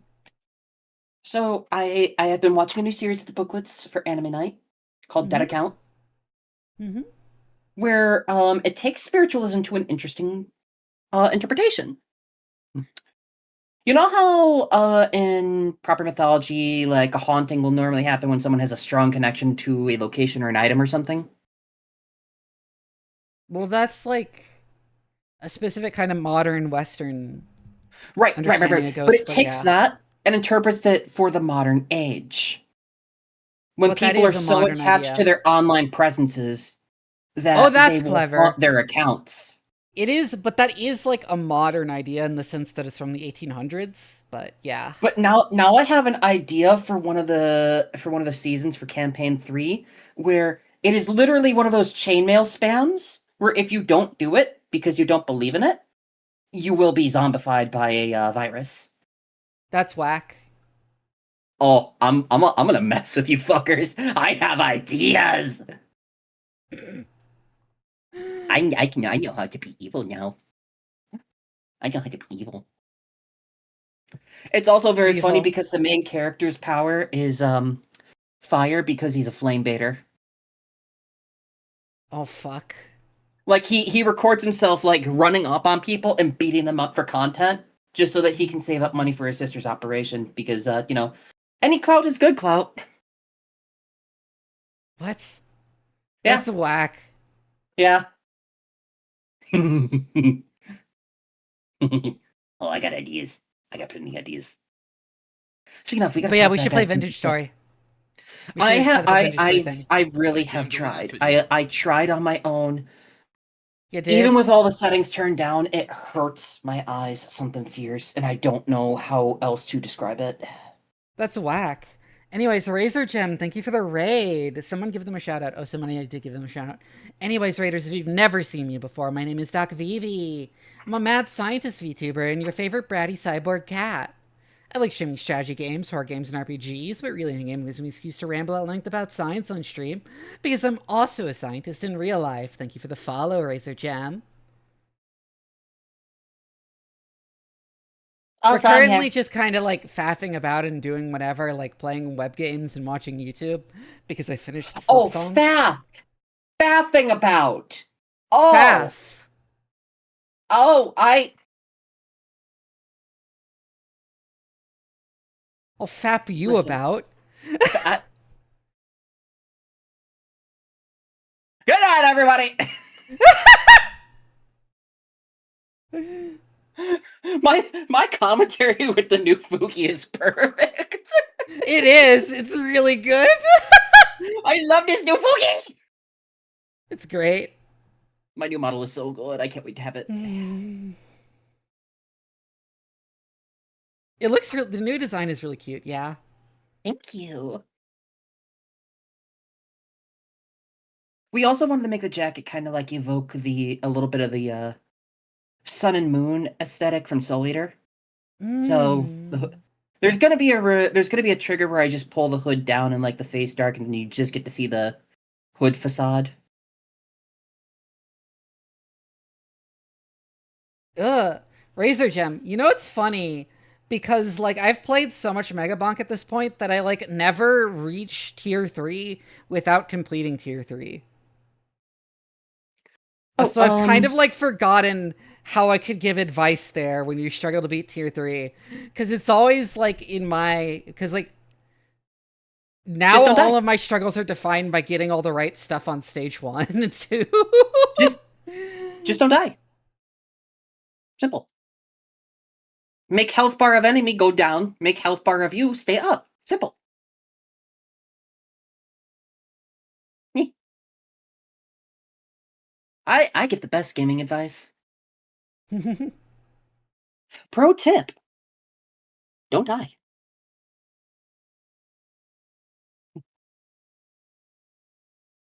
I mean, the big advice. I mean, the big advice, Razor Gem, is like don't open any chests until you get like a decent number of keys. Unless you get like more than 5 minutes into the first level and you haven't found a key, and then you can start opening chests. Or if there aren't any other things you could get a key from that isn't opening chests. That said, I did try out the new Vampire Survivors deck builder roguelike that's coming out. The demo for it. There are too many deck builder roguelikes. I refuse to play them on principle. Yeah, but the Vampire Survivors one. I mean, true, but there's fun. too fucking many. Fine then, I'll play them in your place. You know what? I am bored of the genre. I am bored of the subgenre. No, you know what? I'm gonna be like what's his face? Tim Allen and build all the decks. You've only played Slay the Spire and Slay the Spire 2. Congrats on your bottom surgery. I also noticed that Styropyro's 400 car batteries wired together video is finally out. Slay the Spire 2 is for when you want to get a second bottom surgery if you're a shark or a snake. Smiles. That's a biotic joke!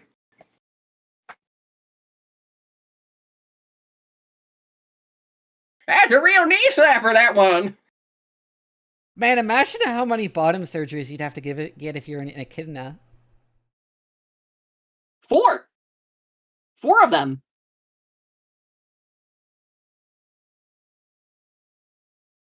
Oh yeah, did you know barnacles have the largest penis to body size ratio in the animal kingdom? Yep. It's like 8 times as long as their body.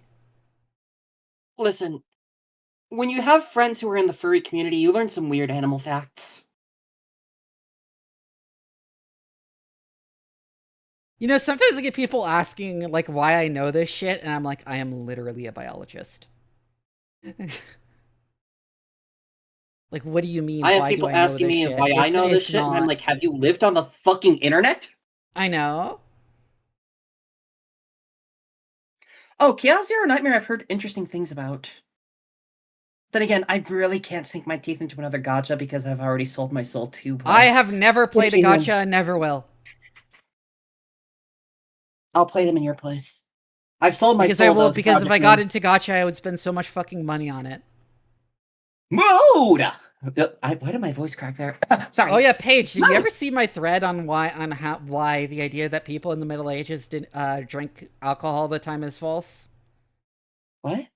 No? Oh, I wanted to talk about this. Like, have you heard that, like, myth that people drank alcohol all the time in, like, the Middle Ages because water was not safe to drink? Oh, good night, Pink Princess Unicorn. I have heard that before. It is not correct, and it is largely a failure of imagination to assume that people were drinking things as often. And they just had to drink alcohol because they didn't have water, because they drank something as often as we drink water, and it must have been alcohol. And that is not the case. People in the Middle Ages mostly ate stuff like stews and soups and porridges that have a lot of water in them. And they did not drink very much at all. I don't mean drink as in drink alcohol. I mean, they didn't drink many things, period. No wonder why they were always at each other's throats. They couldn't be Hydra homies. Oh yeah, they were all... Chronic dehydration was also really common. And when they did drink things, it was often, like, boiled grains made into, like, a really thin gruel that's, like, a drinkable consistency. Oh, storms are starting to roll in. Whoop. I'm gonna put my phone on charger just in case. Because I don't want to lose power. But yeah, they'd, like, make, like, really thin gruels that were, like, drinkable consistency. Or they'd, make, like, tisanes, like a tisane made from barley was, like, extremely common in medieval Europe. Where you'd, like, boil barley grains in water, and then you'd strain the water and you'd drink the water. Because they knew that boiling water made it safe. They just thought only poor people drink plain water.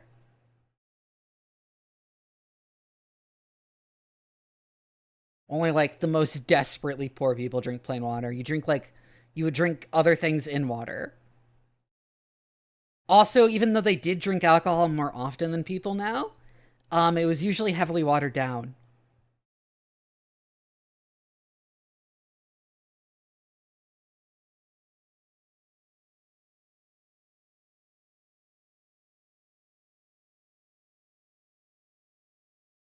I mean, even like relatively poor people wouldn't drink plain water because it's like that's like desperate poverty.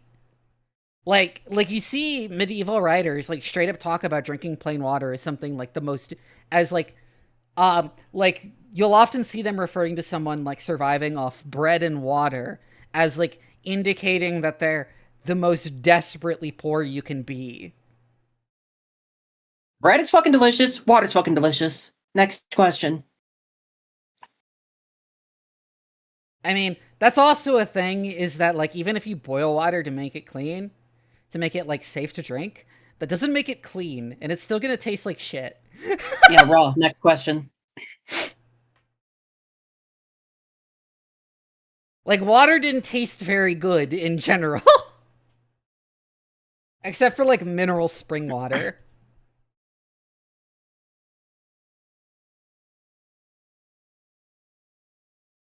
Which they often did drink when they had available.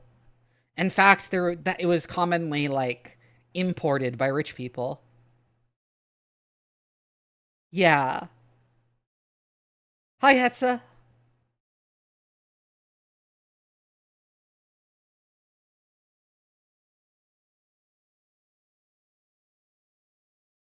But anyways, the point is that people in the Middle Ages did not usually have a drink with their meals. They would eat something that was already very wet. Hey, if I suddenly pop out of the call mid-sentence, may have lost power. Understandable. Because right now we got one of them there, severe thunderstorm watches. That's whack. Yeah, we got one of them there old. What if I throw you out into the thunderstorm? Don't bully me. My boyfriend's not here. Funny, though. Don't bully me! You're so bullyable, Me. Even though he's absolutely fucking encouraging it.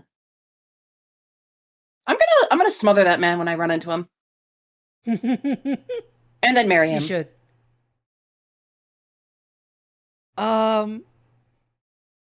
But yeah, I've just like had like food people ate. The Kingdom Have Hearts you played games, any of the they're pretty Kingdom good. Hearts games?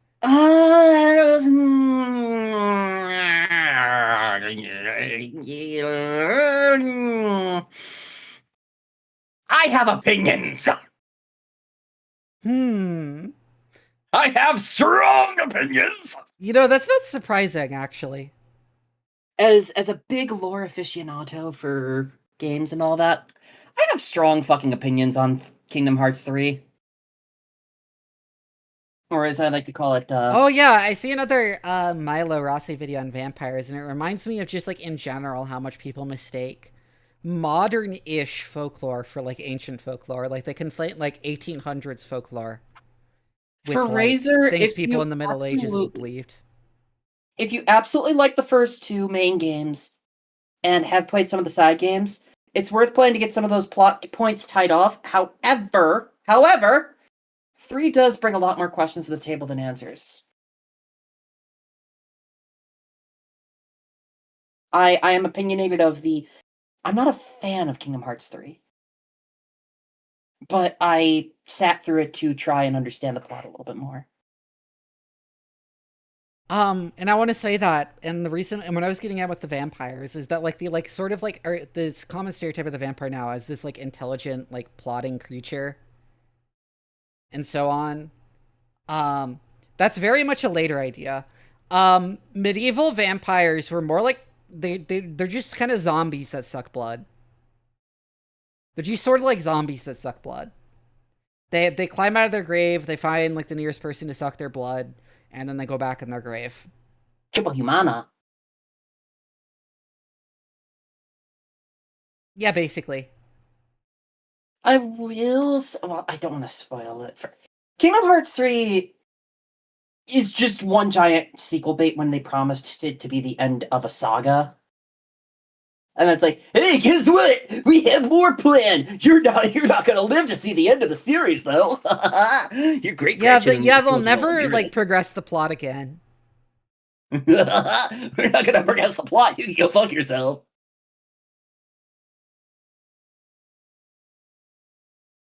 Sorry, I'm very opinionated about Kingdom Hearts shit.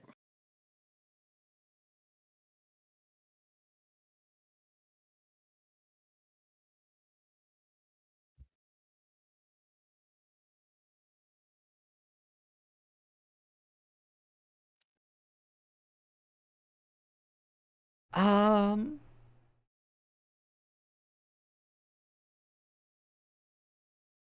Oh, another thing. Do you ever think about the fact that people in the Middle Ages didn't eat sandwiches?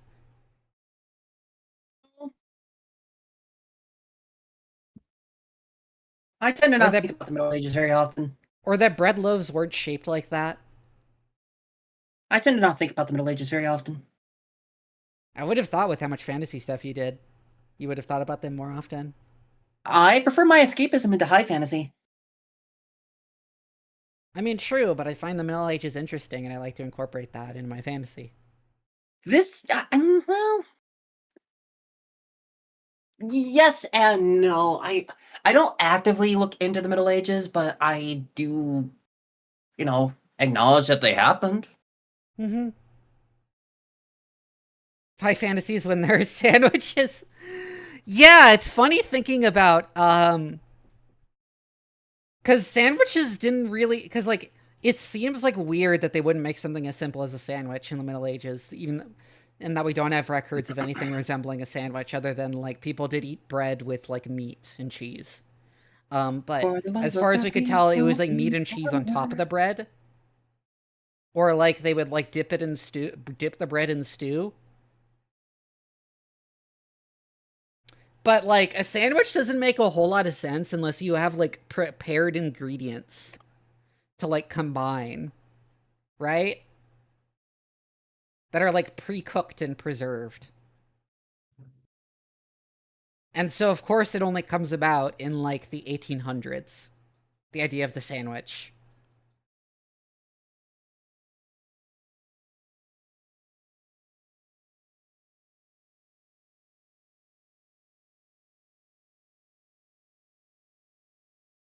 And also the, like... We also still consistently portray loaves of bread as being that, like, long shape. That you, like, have slices that are, like, perfect for sandwiches on it.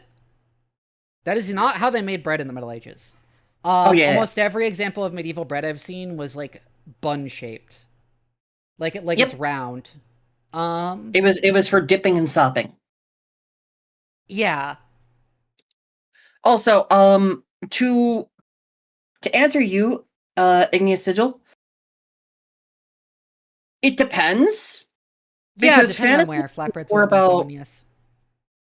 Yeah, it's more about, like, what you want to do with, magic and whatnot. How fantastical do you want things to be? So just love it. Also, Katra, I will say about flatbreads that, like, enclosing ingredients in a flatbread, like rolling it up, that's very old. That's very old. That goes back to, like, the Assyrians. There are records of them eating food that way.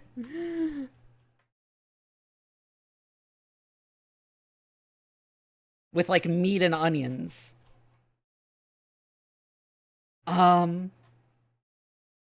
You say it's sandwiches the long way. So it's funny because the origin of sandwiches was from specifically, like, British upper class culture in the 1800s.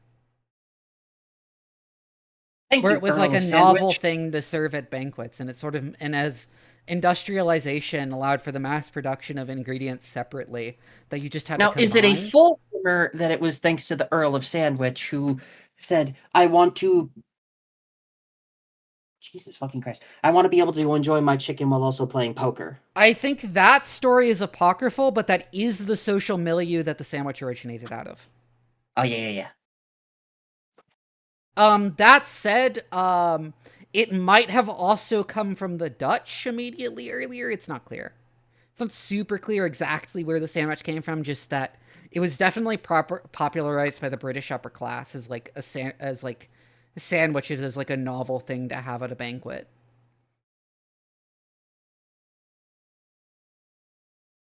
Hey, Buttercup, if we lose power, I'm taking you downstairs against your will. Oh, yeah. Well, tacos are, like, like the term taco is new. That style of like corn, of like a corn tortilla, with like ingredients wrapped in it. That's like the staple food of Mesoamerican cultures going back to like before. So the term taco wasn't invented until when? What is the etymology of taco, actually? I feel so bad for all the women. Because I think it's from Spanish. I mean, what?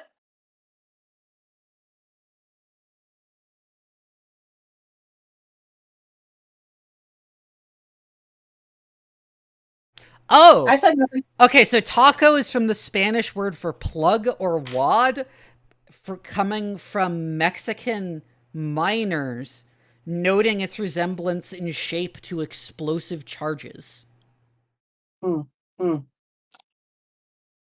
I feel bad that going down on a woman wasn't invented until then.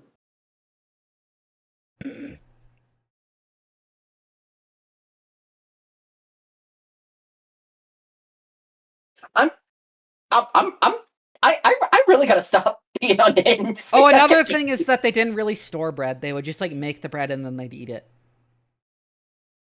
What a novel conception. Novel conception. In fact, is when they make right. Oh, actually, here's a fun one, Paige. Yeah. So, flour in the Middle Ages didn't keep. There's a lot of reasons for this that I won't go into immediately. I'll circle back to that, but like because flour didn't keep, they would like make the flour and then make bread out of it, right? So if you're gonna have bread every day, you need to grind flour every day, and that is where our expression "daily grind" comes from. You hear that, Sigma males? We've been doing it long before you tried to sell us courses on it. Shut the fuck up. Also, to all you Sigma males out there, how does it feel to be engrossed in MPreg? What? Oh god, yeah, it's impossible not to think about fucking Omegaverse shit when they start talking about alpha males and beta males. And I'm perfectly fine with that. Because it just makes them feel more insecure. Oh, what? You're not securing your masculinity because you have to be an alpha? Well, go find yourself an omega male and knock them yeah, up. That's like I think that was in that book of like things to say to piss off a man, where it's like when he says he's an alpha male, I'll say, is that like an Omegaverse thing? Also, another way to piss off alphas. Hey, didn't know you were an unstable release, but okay. I'll wait for you to come out of early access. But yeah, the reason why flour, even though it keeps for long now, didn't keep for very long then, is oh yeah, this also goes into why culturally white bread was a thing, even though it's just worse than whole bread, than like whole wheat bread, nutritionally. Which is that, okay, so when it comes to like a grain, like wheat, right? There are 3 parts of the seed. There's the bran, the germ, and the endosperm. The germ is the actual plant embryo. The endosperm is the starchy storage tissue that stores all the nutrients that the plant embryo will need. And the bran is the protective outer layer. Let me turn off noise suppression to see if you'll be able to pick up that. The germ is actually the part that goes bad fast. And prior to modern technology, they could not separate the bran and germ. It was you had to have the whole grain, or you had to have it with the bran and the germ removed. The reason why and so if they wanted flour to like not go bad, not go rancid, they had to actually remove both the bran and germ, which got you like white flour. Which is why white flour was associated with like being the better flour, and whole flour was seen as like lower class. But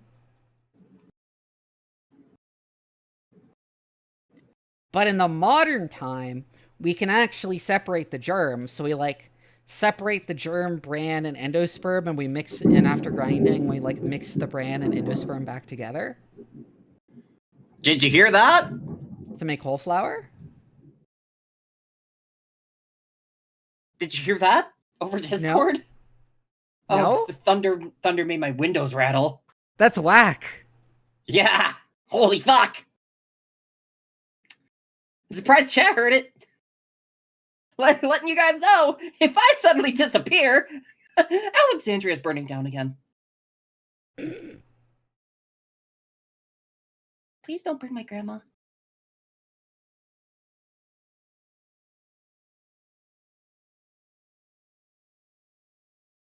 Oh, also, my chat has started doing another funny little bit. Also, now like, become a running I'm joke. rambling about the, like, thin girls and stuff, is it bothers me that no one ever drinks barley water in fantasy. Even though Well- everyone and their mother in the Middle Ages was drinking fucking barley water. We're not gonna have to worry about barley water for our techno fantasy campaign. Science fantasy, yeah. However, non sequitur. So my chat has started doing a funny little bit that started to catch on as a joke. You've seen some of my streams where I react. I overreact to something scaring the crap out of me in a game, right? Where I'm just like, Yes. yes. Yes. People have started to say Babylon, Tower of Babel's getting rebuilt.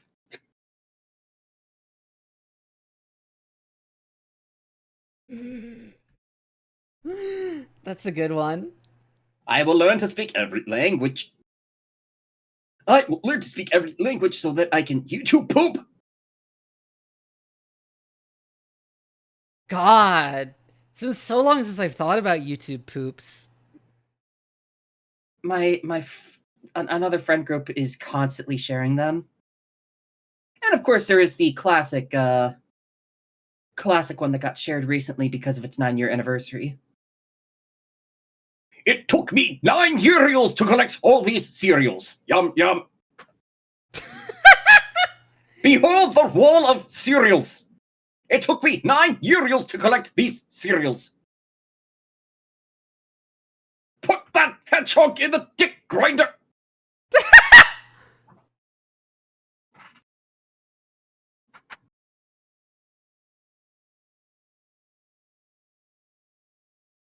You know, I'm gonna click on the 400 car batteries wired together video. This can only go well. This feels appropriate to Paige's Thunderstorm. This video is sponsored by Any Yeah! That's what can Hey guys, it's happen! Drake Anthony here, and today I am bringing you some of the most extreme science experiments ever done on YouTube.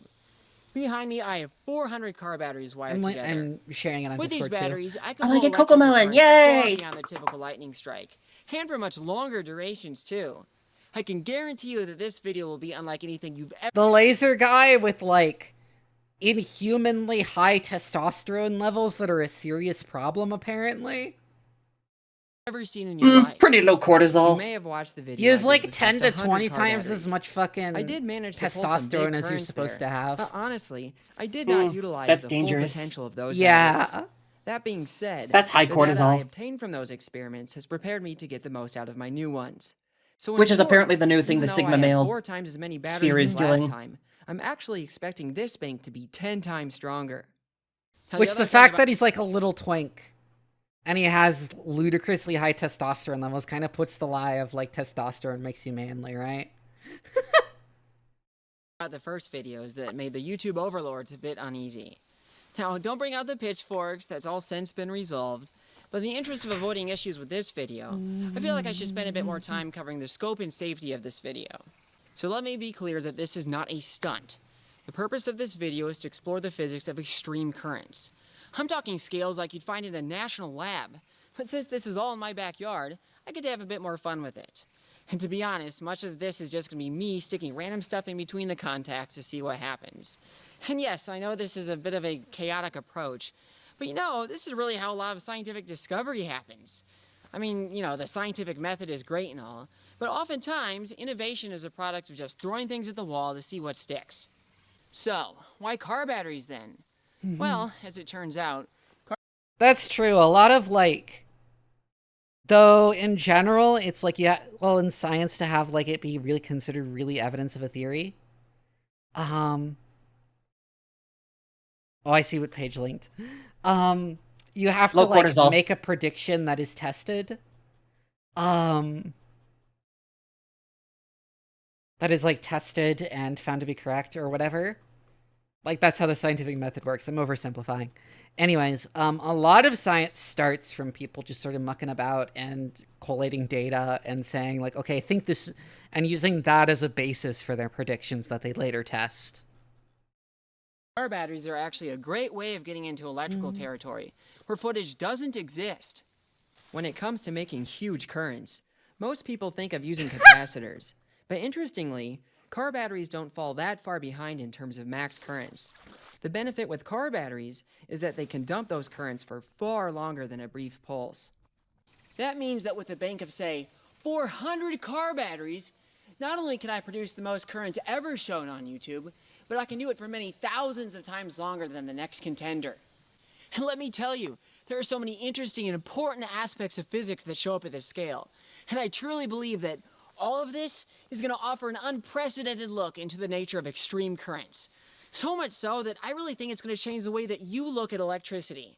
So yeah, that is the purpose of this video. Now for a brief word on safety. I mean, it feels a bit silly for me to say don't try this at home considering, you know, the sheer magnitude of this project. I mean, even a single car battery can mess you up if you screw up hard enough. So yeah, you definitely shouldn't wire together. I like how you can notice how he has to physically separate them because probably the electricity would arc. Batteries in your yard, at least if you're not familiar with this sort of thing. But seriously, I think it's my safety that concerns people the most. And yeah, what I do on my channel can come off as pretty ridiculous and sketchy at times. But I will say this. I've been posting my mad science creations to YouTube since 2006. And let me tell you, it takes more than luck to do this kind of thing for 20 years without getting hurt. And that is because I am not a risk taker. And I realize that this must come off as the most ironic thing that I've ever said. But I never approach anything potentially dangerous without, fully understanding and mitigating the risks at hand. And no, I'm not in some fancy lab constrained by OSHA. I'm just a guy in my backyard with 400 car batteries. I've dedicated my whole life to mastering extreme science, and I've slowly and carefully worked my way to the level that I'm dealing with today. So be assured, I know what I'm working with here. So now that that's out of the isn't he way, like an I wanna actual briefly electrical cover the engineer at issues the I very had with least? the 100 battery bank before showing the changes I made with this new one. Each battery bank is around 60 volt. Yeah, but he's wiring them in series, so wouldn't that up the voltage a lot? I started by wiring them all in parallel, but due to contact resistance of the connections, Oh, I wait. started by wiring them all in parallel, but due to contact resistance of the connections, I was limited to only 15,000 amps this way. I then rewired the bank for parallel strings of 5 in series, and the higher voltage allowed 5 me in to achieve series. a peak current of about 48,000 amps. In hindsight, I could have probably gotten more current from parallel strings of just 3 or 4 in series, but with this new bank of 400, I calculated that 5 in series, giving 65 volts, is what will give me the most current. So this is the number I settled on. Okay, that voltage isn't that Assembling the new bank took about 2 months, and manually placing all 14 tons of batteries was the easy part. Most of my time was spent digging in the plastic platforms, cutting and crimping 500 cables, and cleaning all 2,000 contact points immediately before joining them. And this is where the real challenge begins. How do you switch 400 car batteries? I've already mentioned that the kinds of currents I plan on dealing with are in a territory where footage doesn't exist, over 100,000 amps sustained. This also means that the kind of switch I need is in an uncharted territory as well. I need something that can slam the full power of the batteries to the loads as fast as possible, while also having the ability to disconnect power if necessary. Well, this kind of thing doesn't exist for less than the cost of the batteries, which means I have to come up with something myself. For the 100 battery video, I used a modified log splitter as the switch, and this worked pretty much flawlessly. Since it miraculously still works after sitting in my yard for 2 years, I figured I should just beef this thing up with a bunch more copper and steel. Now since I need so much copper for the switch, I stopped by an unattended construction site and picked up a bunch of copper. So hopefully that'll be enough to at least, get the switch wired. Okay, But of severe course, I might thunderstorm have to watch make a is few still in more effect. trips It's only still severe to wire the thunderstorm batteries. watch. Now as far as I know, this switch is going to be the biggest switch ever made for a YouTube video, at least by current. It's And like, let me hey, tell look at you, these when big you're chunks dealing of with that kind copper I current, just stole. You run into some really I assume he weird didn't issues. actually steal them. I'm expecting the switch to vaporize a lot of copper in operation, so that's why I'll be using the biggest blocks as the switch contacts. Now, I've saved Holy machining them fuck. for last because, honestly, it's not that often that I get to play with pieces of copper this big. And actually, both of these blocks combined actually weigh more than I do. So yeah, there's a lot of copper here. Ugh, I just want to eat them. There's something interesting that you can do with 2 giant pieces of copper. Well, Do you ever feel the urge to let's just try tossing chow down on magnet copper? down there. No. No, I'm Oh, not that's slowing cool. down this footage. It's really just, moving through there at a snail's pace. Yeah, I know that works, but Pretty like that's weird, at a right? scale that's not I've seen before. There it goes. How in the I fuck? don't even need to drop it between the plates either. Like, just bringing this magnet close without even touching it. Oh, it's inducing eddy currents. The mechanical energy of the magnet falling is being turned into eddy currents in the copper. It's almost enough to knock over the Look, 65 all I pound know Which is is slowing the it down. classic. Force it all the way to The plate. only thing That's I know actually about elements. That's actually roughly how generators work. Although it's usually rotary there, whereas where a magnet moving relative to like a copper wire or whatever will So you can Phoenix. I'm not like an electrical engineer, so I'm not I like 100% only know sure the I'm correct. elements from the classic. I only know the Yeah. elements from the classic method. Water, I fire, mean, it will air, happen and with dirt. anything Fucking sufficiently magnets. with How the do they magnet. work? I mean, it will happen with anything that's like a magnet and anything sufficiently conductive where it induces eddy currents. Can you hear me okay, by the way? Yes, I can, bitch. Okay, good. Oh. Hi, Druid of the Gaze. But yeah, the only thing I know about magnets is water, fire, air, and dirt. Motherfucking magnets. How do they work?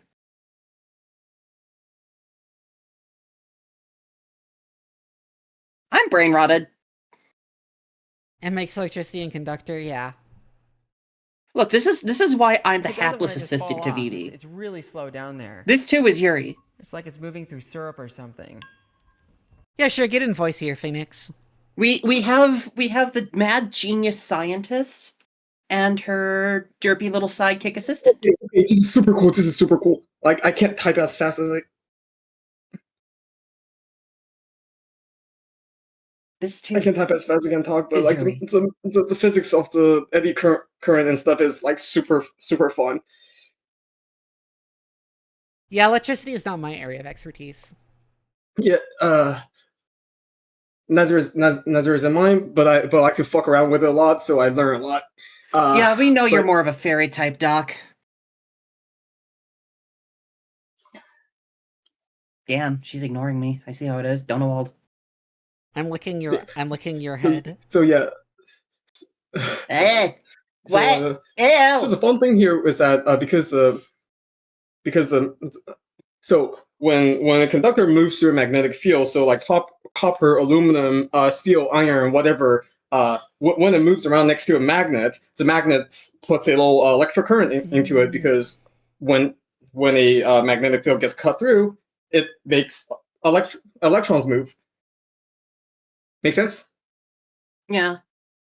So when it makes electron move, the electrons makes their own magnetic field, and basically the two magnetic fields will push against each other, and when you push something one way, it pushes you back, and when it pushes you back, it goes the other way that you're trying to push it towards. And because here the magnets are being pulled down by gravity, it's exerting effectively, to oversimplify to the point of uselessness, the magnetic field it generates is pushing down on the magnetic field that it's making in the middle.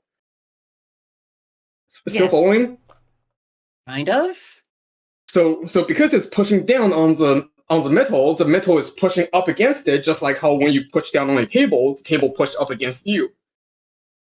And you're not just falling through the table. Following? No. Okay, I think it's the equal and opposite reaction part that's losing her. Listen, fam. I'm too stupid Okay, to so understand.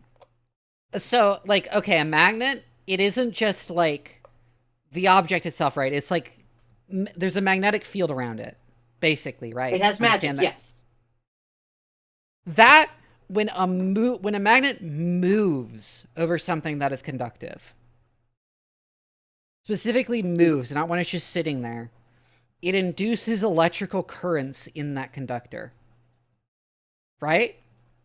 So, if I'm understanding this correctly, magnetic force move across non-magnetic surface, but conductive surface currently conducting electricity makes it move as if it were electricity, or moves as if it were a magnet. So what it is it creates an electric current. This is how generators work. Is like you spin a magnet in a coil of electrical wire and it makes electricity.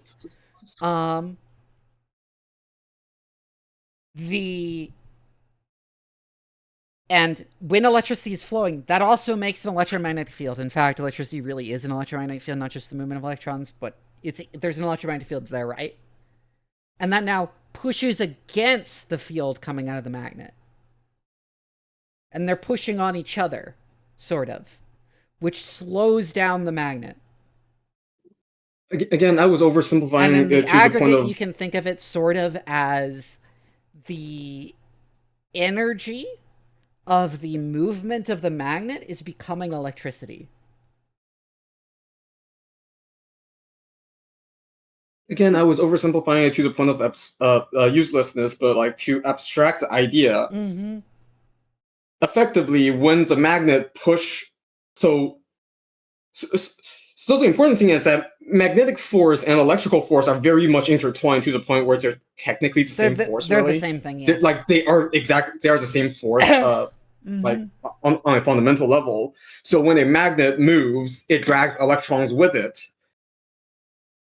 It drags electrons around the magnet in its magnetic field with it. So when it moves across a conductor, it drags the electrons inside of it with it. So that makes electricity happen in the conductor. And when it's a big block of metal, we call that an eddy current. And when because it's just moving in circles inside the block of metal instead of going somewhere. Yep, because it's little eddies of analogy currents. with like eddies of water, right? Like in a stream, how you get these little eddies that are just going around in circles. I love it when scientists name things as they are instead of some ridiculous some freaking ridiculous Latin name, like.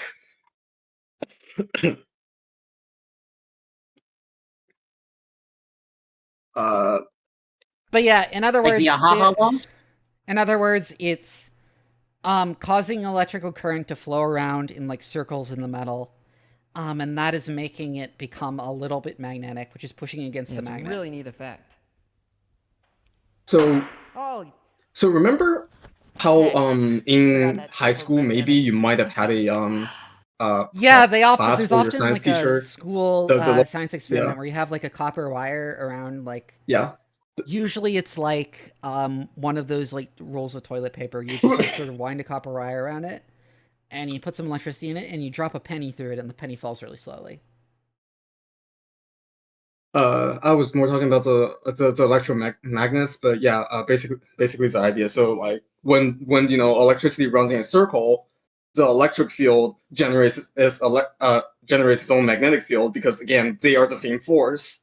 So when you have like two magnetic fields pushing against each other, and one's trying to go one way, the other one is going to try to stop it from going that way. Yeah. So what causes these effects? Have we lost Even Paige though again? copper is not ferromagnetic, it is he's going to explain it himself. So it can still exert magnetic forces. Moving a magnet nearby induces currents in the copper, and it's these currents that pull on the magnet to slow it down.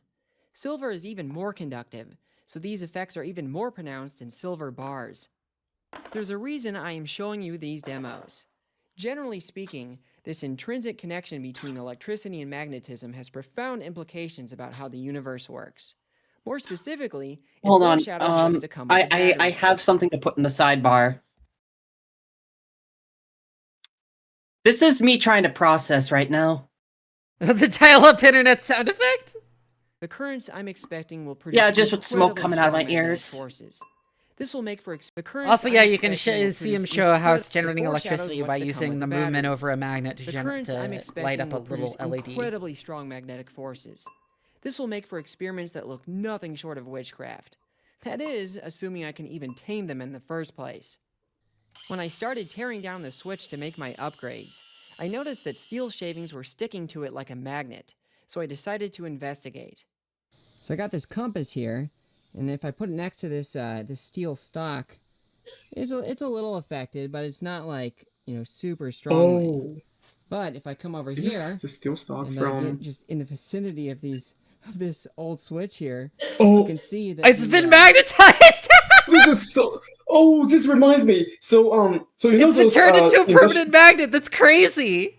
So you know those industrial like neodymium magnet making machines. Yeah. So I don't those think Paige machines. does, but hold on. Okay. Okay. So you know those funny little magnets that you can buy off of the internet that is ridiculously strong. Oh. You forget. I don't. I'm not Hold on. a big science nerd. Hold on. I have As much as I I have would like magnets to here. understand. I have Well, the short magnets version right here is, for you. Paige, all those magnets you have, the way they make them magnetic is by putting big electrical current through it. So the machines that's used to make the thing. So he's realizing here that he accidentally turned his old switch into a permanent magnet. Oh. But yeah, the machines that they used to make the magnets from the outside. Heavily magnetized by being close to such extreme currents. It's really nifty. This led me This to is a super less cool. nifty realization. The original contacts mysteriously wore on one side only. I assumed it was because of misalignment. I like totally forget why that makes it magnetic. It's something about like aligning the like channels the field passes through. I don't remember. Weirdly, the Oh, if I contacts recall look correctly, it straight has to when do fired with no load. the grains I in the didn't metal. think too much about it. Yeah, uh, it's like aligning the because the switch grains. still performed Yeah, well. because the metal, Okay, the thunder's the getting atoms a in the lot grains. worse, so likes I am to, gonna have like- to jump out of the call for safety Okay, reasons. no worries. So I'm gonna power down the computer and turn everything off and unplug everything for. No worries, do we? Safe. Ready? Stay safe. Big thing for anyone. Before I go, if you're ever in the middle of a severe thunderstorm and you want to protect electronics, even if they're turned off, unplug them. Okay, before you go, I'm gonna Yes, lick your yeah. head again. Ew! What? Gross! Right. So about the thunderstorm In the previous protection thing video. for anyone in chat. The funny thing about ultra high voltages is that once the voltage gets high enough, it literally stops giving a shit about path of least resistance to a certain degree, and it will just jump through to whatever Oh the yeah, hell because it it damn well forces all the pleases. fucking magnetic fields to align and makes things that aren't normally conductive. Yeah, it doesn't give it, like, at one point it doesn't, once the voltage gets high enough, it just doesn't care about your idea of what should be conductive It's and shouldn't be something conductive. breakdown is the term? Dielectric breakdown. Dielectric I breakdown, know this yes. because this has happened to me once before while I was doing my Quillgum project. So originally I used MOSFETs that were rated for 30 volts. I didn't realize that rated for 30 volts means that a tiny bit over 30 volt means that it's gonna fucking explode. Anyways, guess who ran 30 volts through the MOSFETs? I did! Oh god. And yeah, that apparently was above the dielectric breakdown of the body diode, and it fucking caught on fire. So yeah, after that incident, I have like become intimately aware of. Normally in like an insulator, the like charge carriers resist moving, which is why it's not like conductive. But with a sufficiently strong voltage, it will just force them to start moving. Yeah, and it and becomes this is and it abruptly becomes conductive. yeah, and if I recall correctly, this is also kind of like why semiconductors have so much lower dielectric breakdown thresholds, because it is designed to be able to flip flop between the two. Oh yeah, states. that's like the whole advantage of a semiconductor is it's a material with like a low Yeah. The Yeah, dielectric it being breakdown able threshold, to, so it will conduct certain voltages and not others. yeah, and being able to flip flop between them basically on demand with the external current, which let us trick rocks into thinking. I showed you that currents going in the same direction attract each other, while opposite currents repel. What happened with the switch is that the opposing currents were magnetically repelling each other.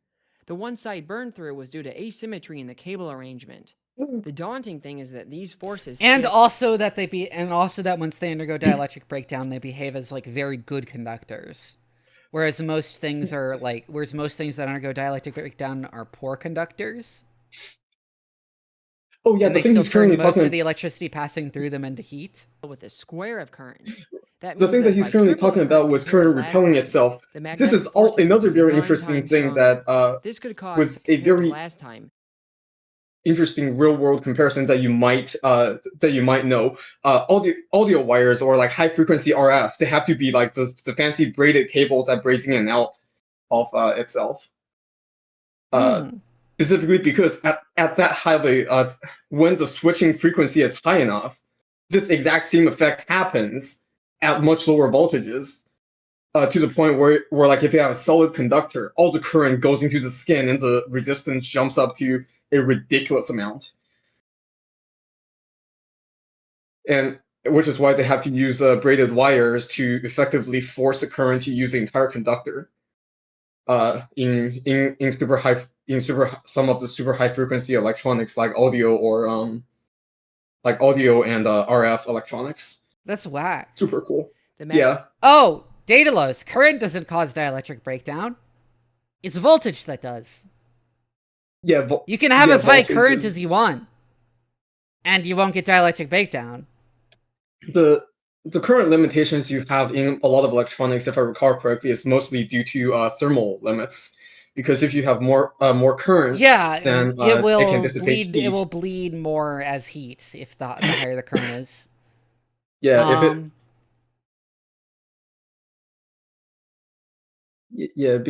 balancing the thing in your electronics is kind of like That's where also things why get Sarah interesting. Perro has another video where he talks about how it takes both voltage and current to kill you with electricity. If I recall correctly, Because high voltage on its own will cause dielectric breakdown, and it will just pass through you, but it will pass through you mostly harmlessly. High current on its own will like melt stuff that is conductive, but you're not conductive enough. It won't pass through you at all. But when it's high current and high voltage, then it will cause dielectric breakdown in your flesh enough to pass through you and also do damage. that said, if it is at a high enough frequency, magnetic forces it would won't be build up 9 enough times potential in stronger. your body to cause damage. This Which could is another cause thing that happened real during his issues. video that was explaining it, which was Yeah, he also explained cool. that even if you have both, there are cases where it doesn't like if you're touching one of those like little Tesla ball things that you can get as toys, that is those things, if I actually a recall lot of voltage and a lot of current. Yeah, if I recall However, it correctly, is those are only like very briefly. yeah, those are comparable to like I think power the voltage and currents in lightning strikes almost. But like it's also I just still happening went at ahead such with a high building a new frequencies that it switch, can't build and up did my enough best to potential. keep opposing currents as short and as far from each other as possible. I knew the magnetics could still be a problem, but since the closing spring is so strong, I figured it might simply just work as is. And if not, well, I can cross that bridge when I get to it. The finished setup looks straight out of sci-fi. Over 1,000 pounds of copper interconnect 28,000 pounds of lead. The work blocks So it has to be enough voltage to cause dielectric breakdown in your flesh. And then the voltage doesn't matter.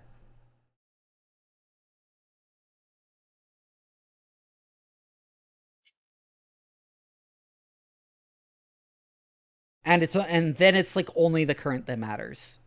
are fed with 2 opposing loops of cable, which is in contrast to the single loop I used last Just because if it's not high enough voltage, it won't pass through your flesh at all. time. This will cancel out the lateral magnetic forces that I had so much trouble fighting in the first video. I decided to start small with the initial experiments, mostly to rule out major issues before the currents become terrifying. For the first trial, I zapped a 3/8-inch galvanized steel rod. You know, I would have put that further away from the The effect was batteries. pretty much the same as when I zapped one with a 100 car Yeah, battery. every single time when I see him do Oh, this, yeah, so I you can have the see exact same reaction. Like, I know car That's a nice batteries are splatter built to there. be really sturdy, You blew but up one of the still. threads, which is really strange. I did more trials with these I mean, small rods to dial in my I'm guessing camera it's more settings. just that Although these more don't look just very that impressive at normal speed, copper cables the are slow-mo expensive. camera I have set up tells a very different story. The fact that this rod is galvanized is a critical detail here, since the boiling point of zinc is lower than the melting point of iron. This means that the zinc plating boils off first, which reacts with the air to form this striking green That is plasma. amazing. When the iron finally melts, it gets magnetically ejected upwards, which is not something I expected to happen. For the next trial, I zapped a small aluminum bar. Why didn't you expect that to happen? That's like the same principle railguns work on. That if you just put like the really strong, that like when something has like a really, really high current flowing through it, it wants to tear itself apart. If I recall correctly, there was It wants to like fly apart in different directions. Alright, pulled Oh, about yeah, that's, 46,000 amps with that one. Nothing the to write Lorentz home forces. about, but like a pretty strong lightning strike. The slow-mo turned out to be way overexposed, which is funny because it's usually a lack of light that's the challenge when filming at high speed. I ended up doing a few more trials in an attempt to get a better shot of the action.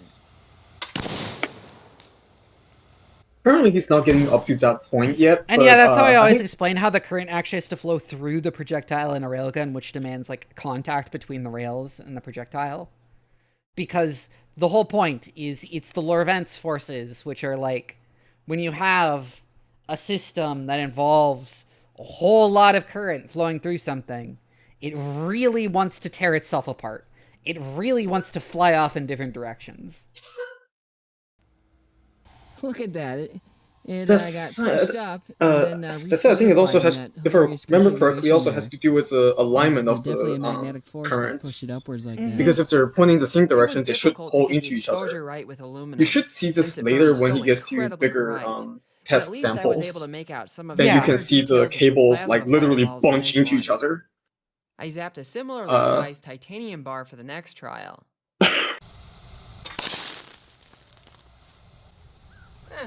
Kinda lame. I did find the slow-mo in this one to be pretty funny, since a random washer got sucked in magnetically. Yeah. And a piece of titanium Yeah, was a lot of swung people violently as it was automatically launched assume that out. railguns are I stuck a magnets. small tungsten No, that's welding coil electrode guns. on the blocks, and the current it drew was so low that it didn't even trigger my scope. The peak was probably a few thousand amps or so. Its white-hot incandescence looked super neat through the smoke of it oxidizing in air. At this point, I was ready to increase the current, so I started zapping some big bolts, with the first one being a 1/2 inch in diameter.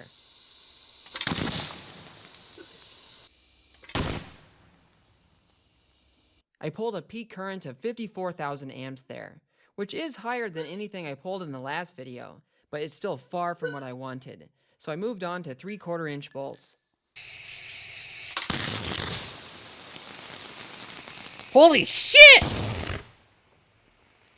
I could hear some sort of oscillation in that shot, which was picked up on my oscilloscope as well.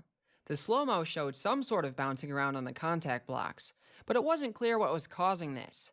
When I did another trial in daylight, I could see that the oscillation might be originating in the switch. Jeez. Wow. Look at that. Oh, the switch is getting... there. In order to find the source of these oscillations, I zapped a bunch of copper cables of varying diameters as the loads. I suspected that the switch was to blame, so I pointed my slow-mo camera at the switch for the first trials. Going from 2-gauge cable all the way up to 4-aught, I never saw issues with the switch.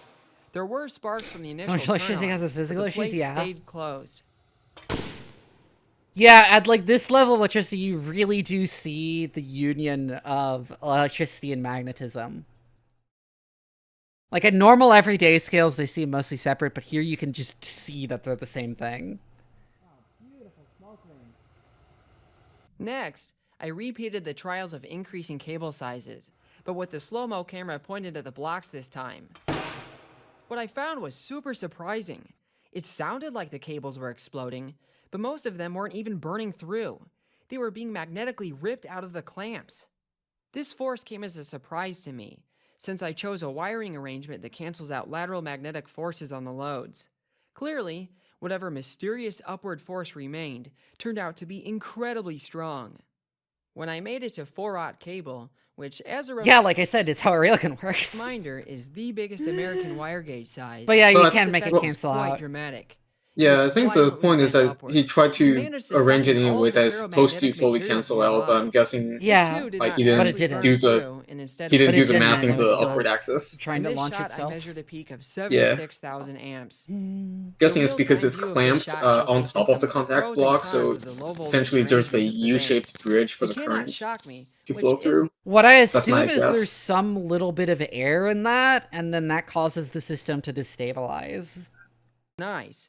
However, it also means it can't strike an arc across more than the tiniest of gaps, which leads to situations where the load is teetering off the block, ready to go off again at any moment. I have multiple ways to safely deal with these scenarios, but the science machete is my favorite. Where's my science machete? Oh, heck. The what? The science machete? That does not look safe. Jesus Christ! Yeah. That does not look safe. This guy's braver with enough current to fry a man than I am with my 3D I should printer. point out that my arc flash suit is more than adequate against these little sparks. Yeah, you have to The point out that magnetics he make is it in very nice impossible for protective me to fully equipment. short the bank this way. Now that it's daylight, you can see that the 76 kiloamp shot just completely. Well, like he said, he's in very nice protective equipment. The risk isn't that big. Welded that cable to the plate there. It's just. Well, Yeah, okay, that's it came floated off. on. But it was. Not anymore. Yeah, that was really stuck on there. At this point, it was clear that the block mounts were an issue, but that didn't mean that the switch wasn't an issue as well. So I decided to sidestep the block issue by C-clamping the copper cable loads.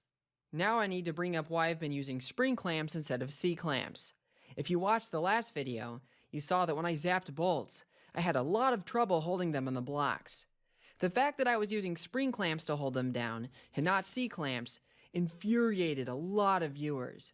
So many people commented about this, many of them calling me names for not using C-clamps, vices, or some other threaded mechanism.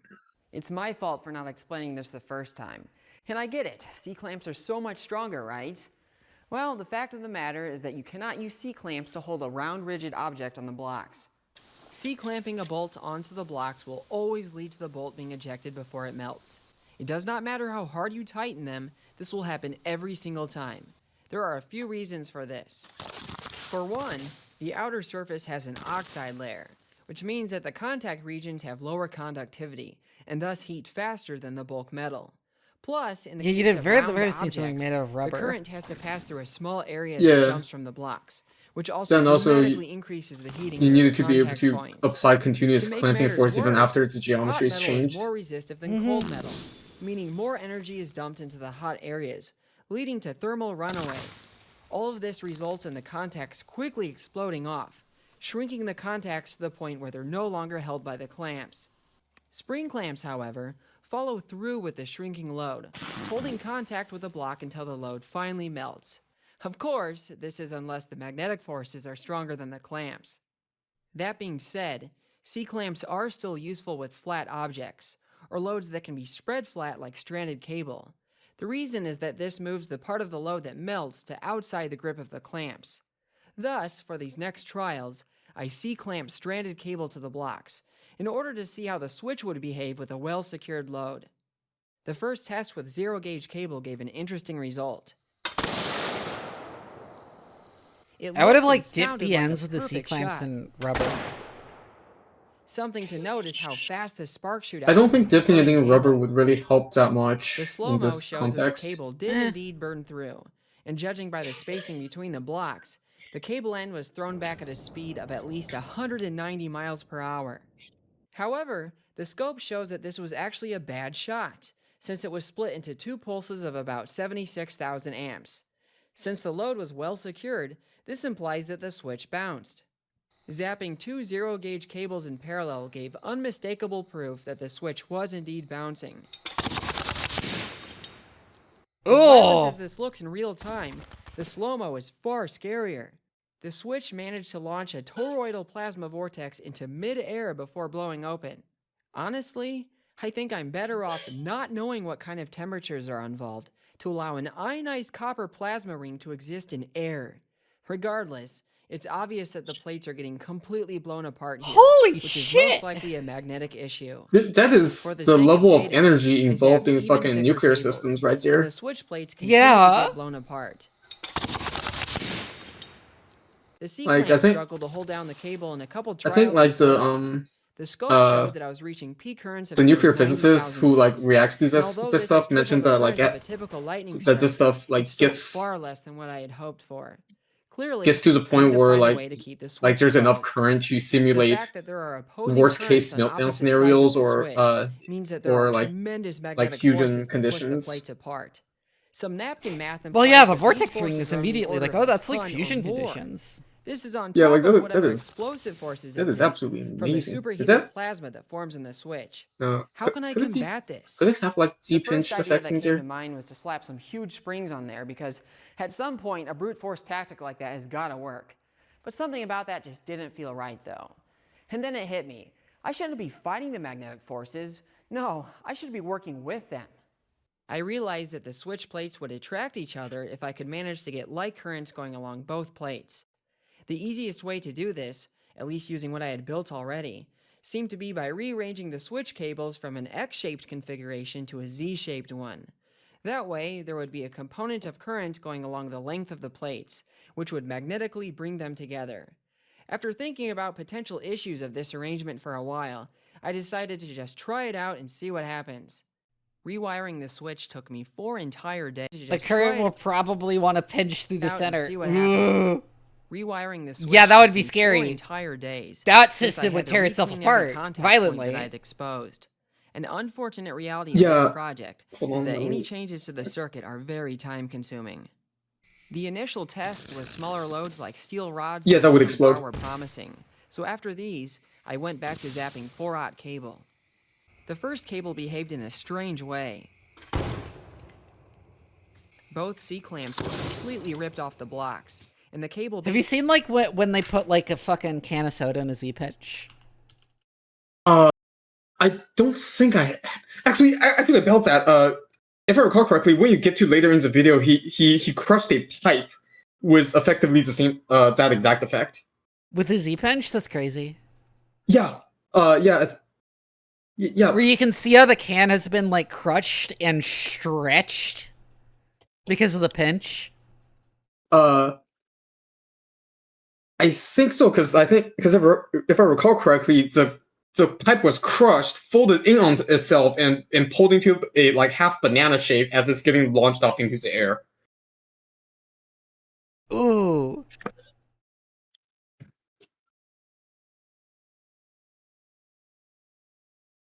Oh, I found it. Oh, that didn't bring up the image. Hold on. Yeah, they put this soda can in a Z-pinch. Oh, the center of it just gets absolutely crushed from the magnetic field. And it's stretched, too. Oh, that is absolutely terrifying.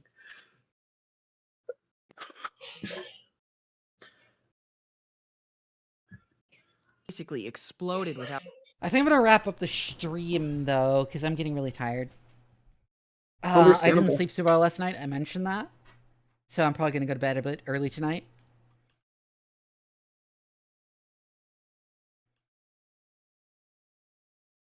Screen share. Screen share.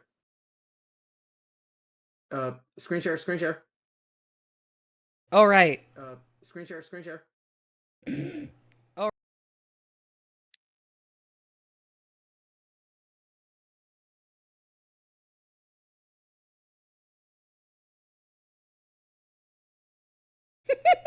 It's still going.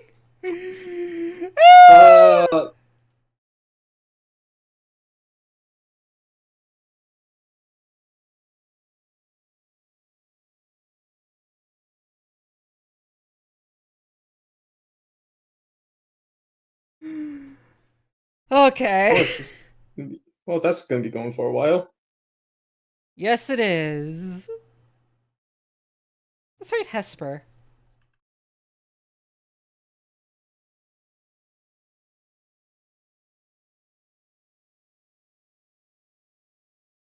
The raid message will be this. You'd figure out something to take the Tuesday slot. Anyways, good night, everybody. I'll see you all tomorrow for Battletech.